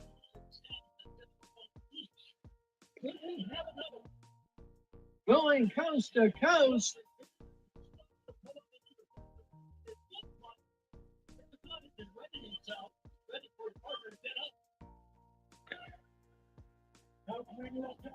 Mike Bailey's getting the "Hey Bailey" chant. Both men coast to coast, flying forearm. I think Kevin Knight got more of it, which was perfect. And he's going coast to coast. Simultaneous flying forearms. Kevin Knight, boom, coast to coast. From east to west. That was excellent. Oh, he missed. Speedball going for the spinning tornado. Got him. Kick out. Not enough for three either way. Really good. Really good. This match is better than Takeshi and Casignoli. Truthfully, it is much better. Not enough for three again. There's the standard thrust kick. Spinning heel kick. It's about there now. And there's the spinning tornado.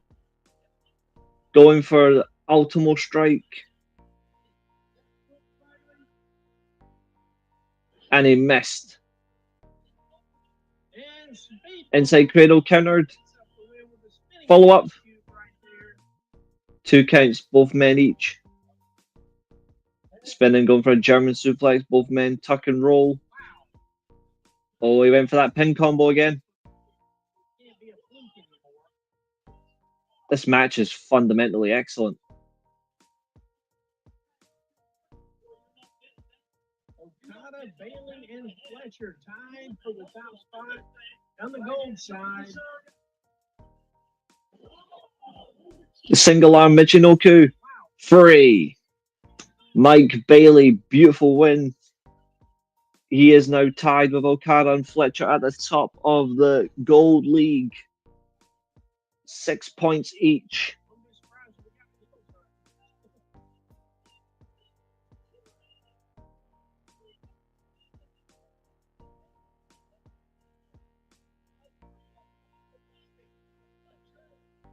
That Speedball Mike Bailey does have Okada to come. And he also has Kevin Knight. So Okada's got to face these two in his remaining matches, but that was perfect.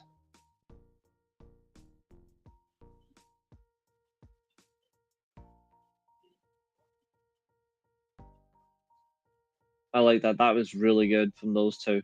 Really good pacing, really good match. Speed was right. The offense was good. There was not a lot of control because they know each other well as tag team partners. I like that. Fletcher in a suit.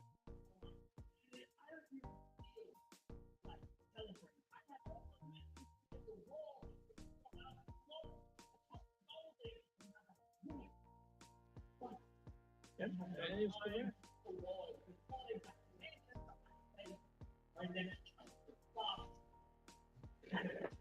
Fletcher versus Pac next. Okay.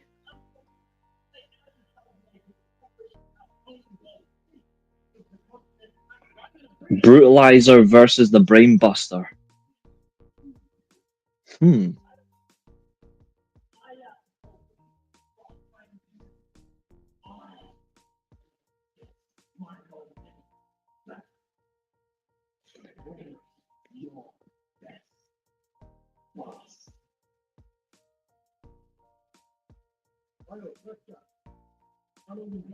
Bring your best, bastard. To be fair, me and Pac do have similar beards. He said I need to get a darker colour than this crap that I've got.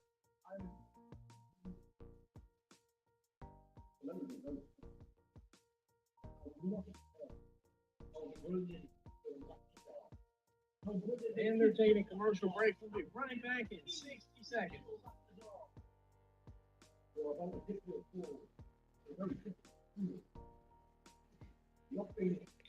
Interesting that those words. He thinks how good your matches are. I wonder if that's Tony Khan.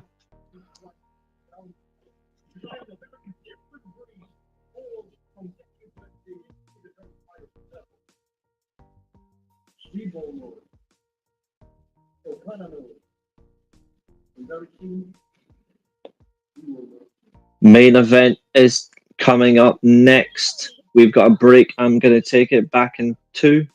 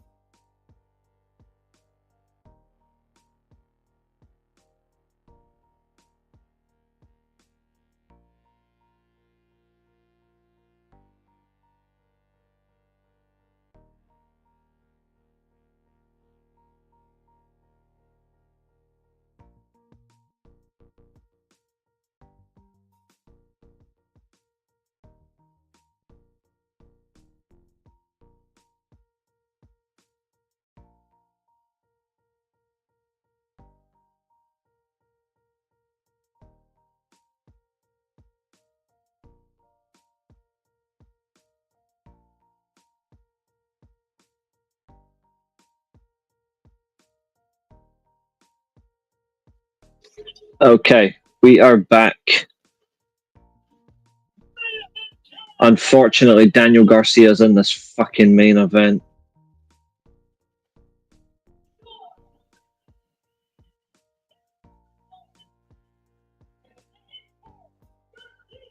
I swear to God, if this fucking smug New York bastard wins this, I'm gonna be fucking fuming.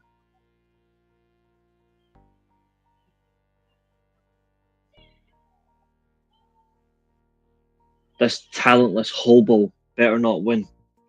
And I mean what I say. Talentless hobo.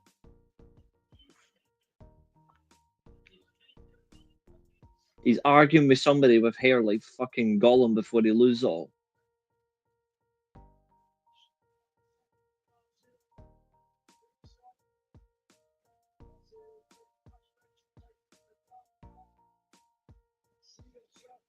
Ugh.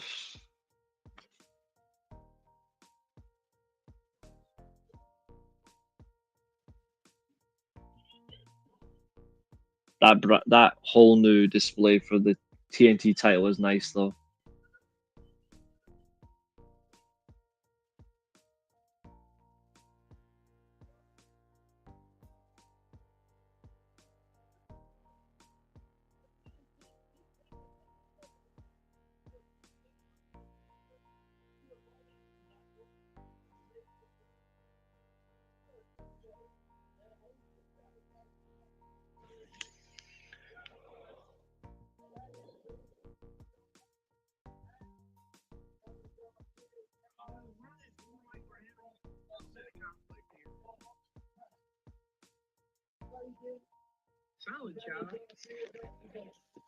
Underway, Garcia early mistake. Briscoe caught him, but now Garcia floats round. He's got a front face lock.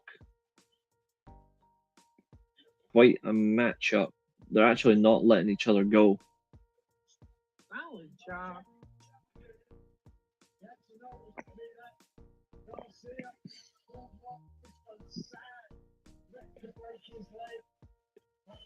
Garcia's so bad.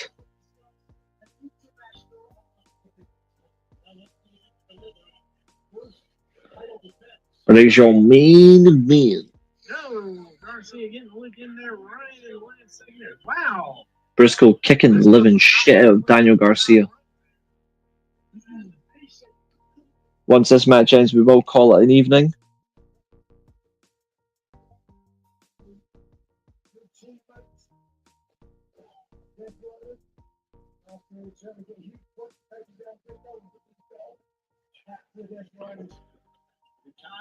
Waistlock, Garcia, but he gets driven into the turnbuckle.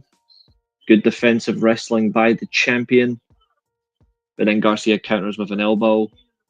And there's a straight punch. And Bitch Boy goes to the mat. Which is still undefeated. The barricade knows no equal. There's constants in wrestling, and the barricade and time always win.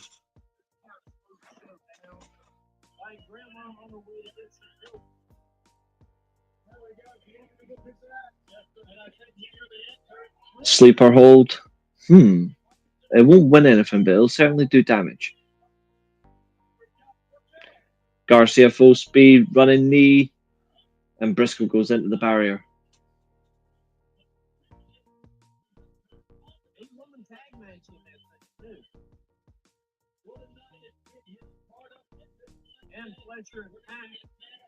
So next week it's the Elite versus Okada, Takeshita, and Hechicero.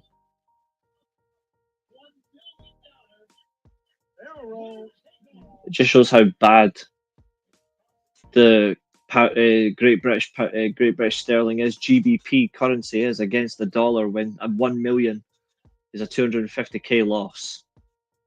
The Diamond Battle Royal next week, as is Babes of Wrath versus Monet, Shafir, Athena, and Megan Bain. Okay.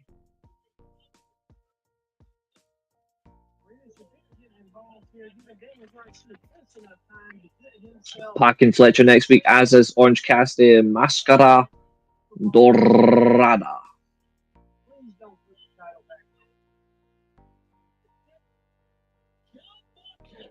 John Moxley versus Roddy Strong also next week.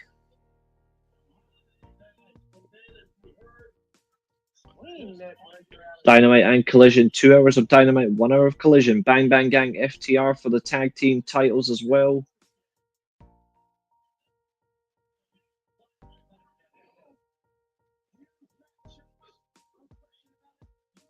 That's all next week. 3 hour special. Dynamite and Collision.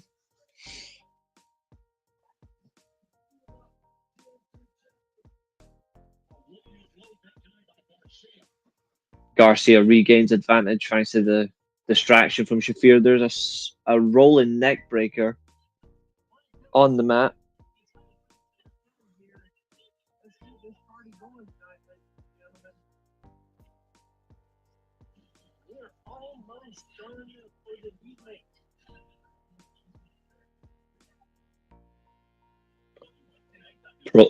Picture-in-picture promo for Dynamite.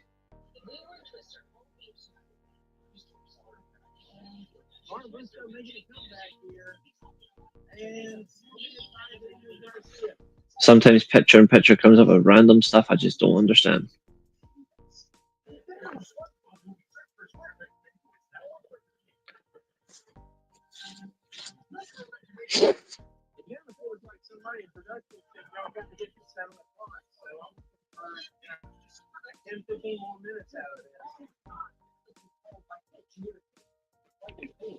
Garcia bullying Briscoe on the outside. They're now back in the ring.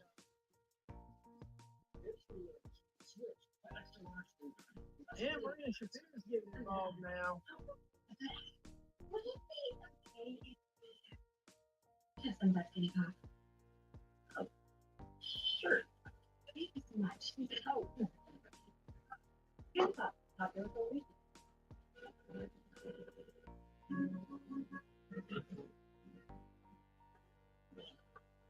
Shafir wrenching Briscoe in the corner.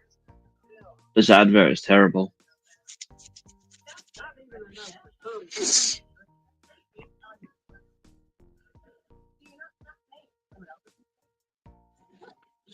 Garcia using his foot, to choke Briscoe by trapping the throat.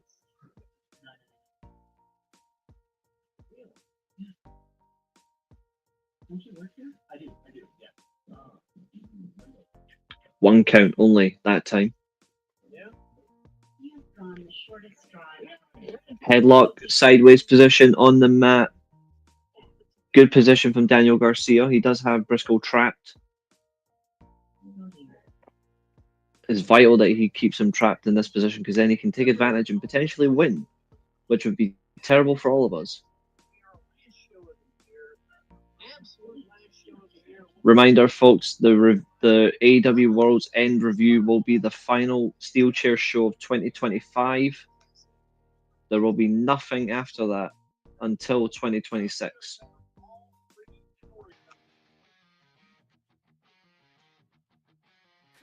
Just a reminder, we're back in full screen.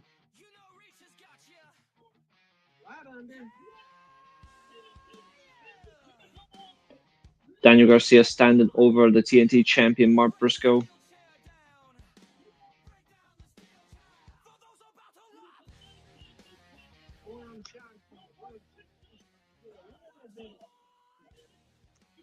Best thing you can do, taunt a man. Back and forth. Knee strikes and punches. Irish whip. Briscoe slides through. And there's a flying forearm.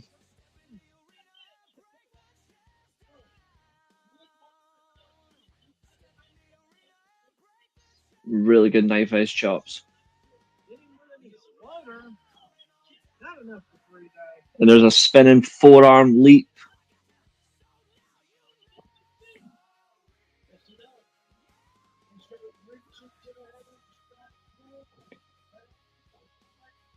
Couple of jabs.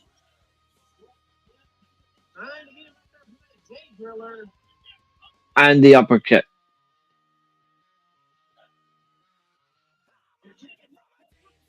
We have Briscoe chance. Overhead T-bone suplex. Cover. 2 count only. There we go.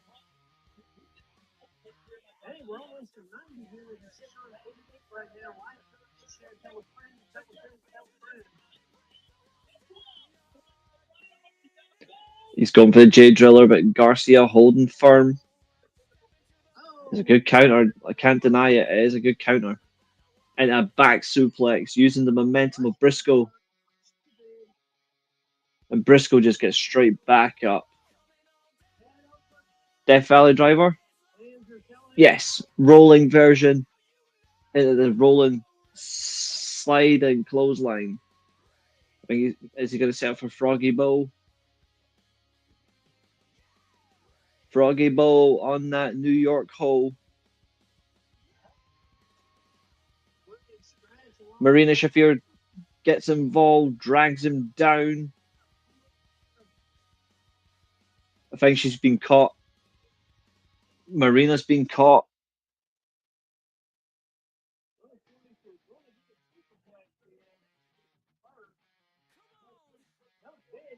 Shafir giving the double finger to the fans. She's been prevented from being ejected from ringside. And Daniel Garcia scratching the back of the champion. Always an effective move. Always effective. Going for a superplex. A move Harley Race once used as a finisher. There it is. He's still got control of him.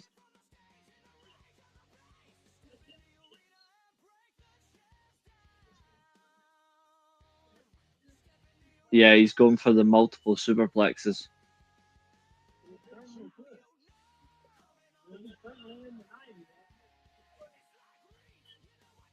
wow. That's number 2.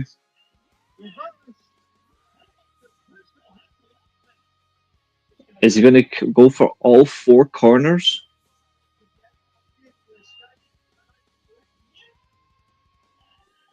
Mark Briscoe, you can't keep him down on the bench there. That's the truth. The danger here for Briscoe is 4 superplexes are energy draining. There it is. There's number 4. And Garcia gets caught into a brainbuster. He didn't expect that. And Garcia's sitting there like he shit his pants. 3 superplexes. All you can do in adrenaline rush is just do anything you can to turn him into a brainbuster. There we go.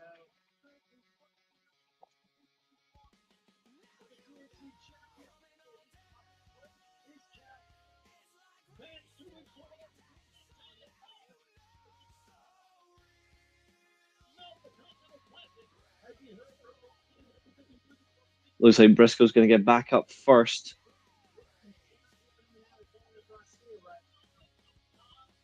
Oh, I was right. Swerve Hangman Joe at World's End.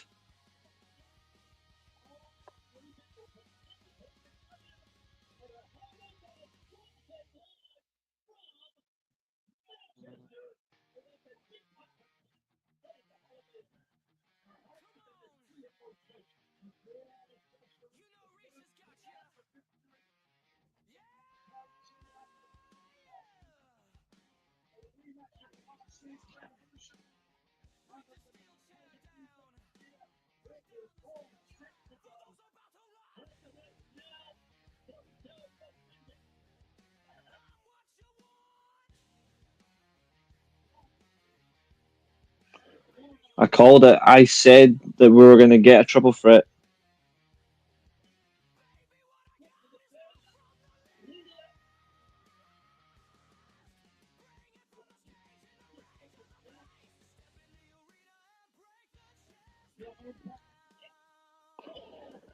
Big clothesline from Briscoe. Huge, huge ass clothesline.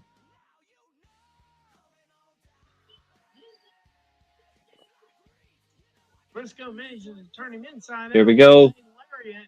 Going for J Driller, countered. Briscoe, leg trap. Oh, she's been caught. Now she's been caught. J Driller in there. Take your double ponytail and go see Roddy Strong.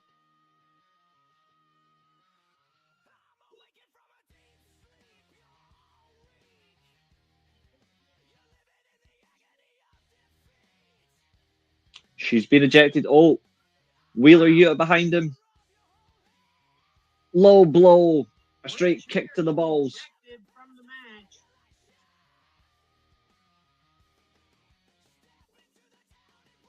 Oh, Wheeler Yuta with a plate.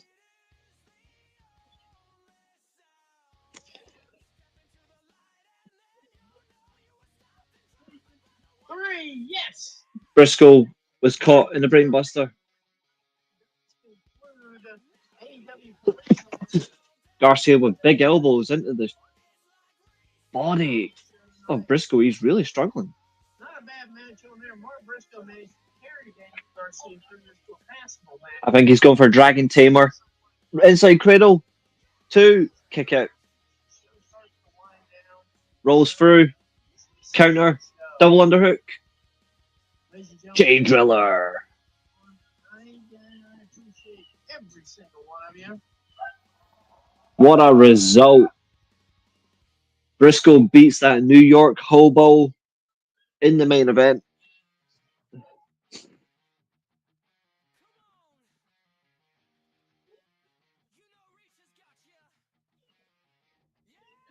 And with that, ladies and gentlemen, thank you for tuning in tonight. We've done a watch along plus a couple hours of conversation. You guys are phenomenal. So wherever you are across the world, whether you be in the UK like me, or whether you be in America, whether you be in Africa, because we have some African contingent, of course, wherever you are most welcome. Even Australia, we have some Australian fans. We have German too. You're all welcome. So, Osvadershan, buenas noches. Or the most simply for everyone that matters most, you speak the language, we all do, we all have fun, and where we go, but we can all say good night, goodbye, and I'll see you tomorrow.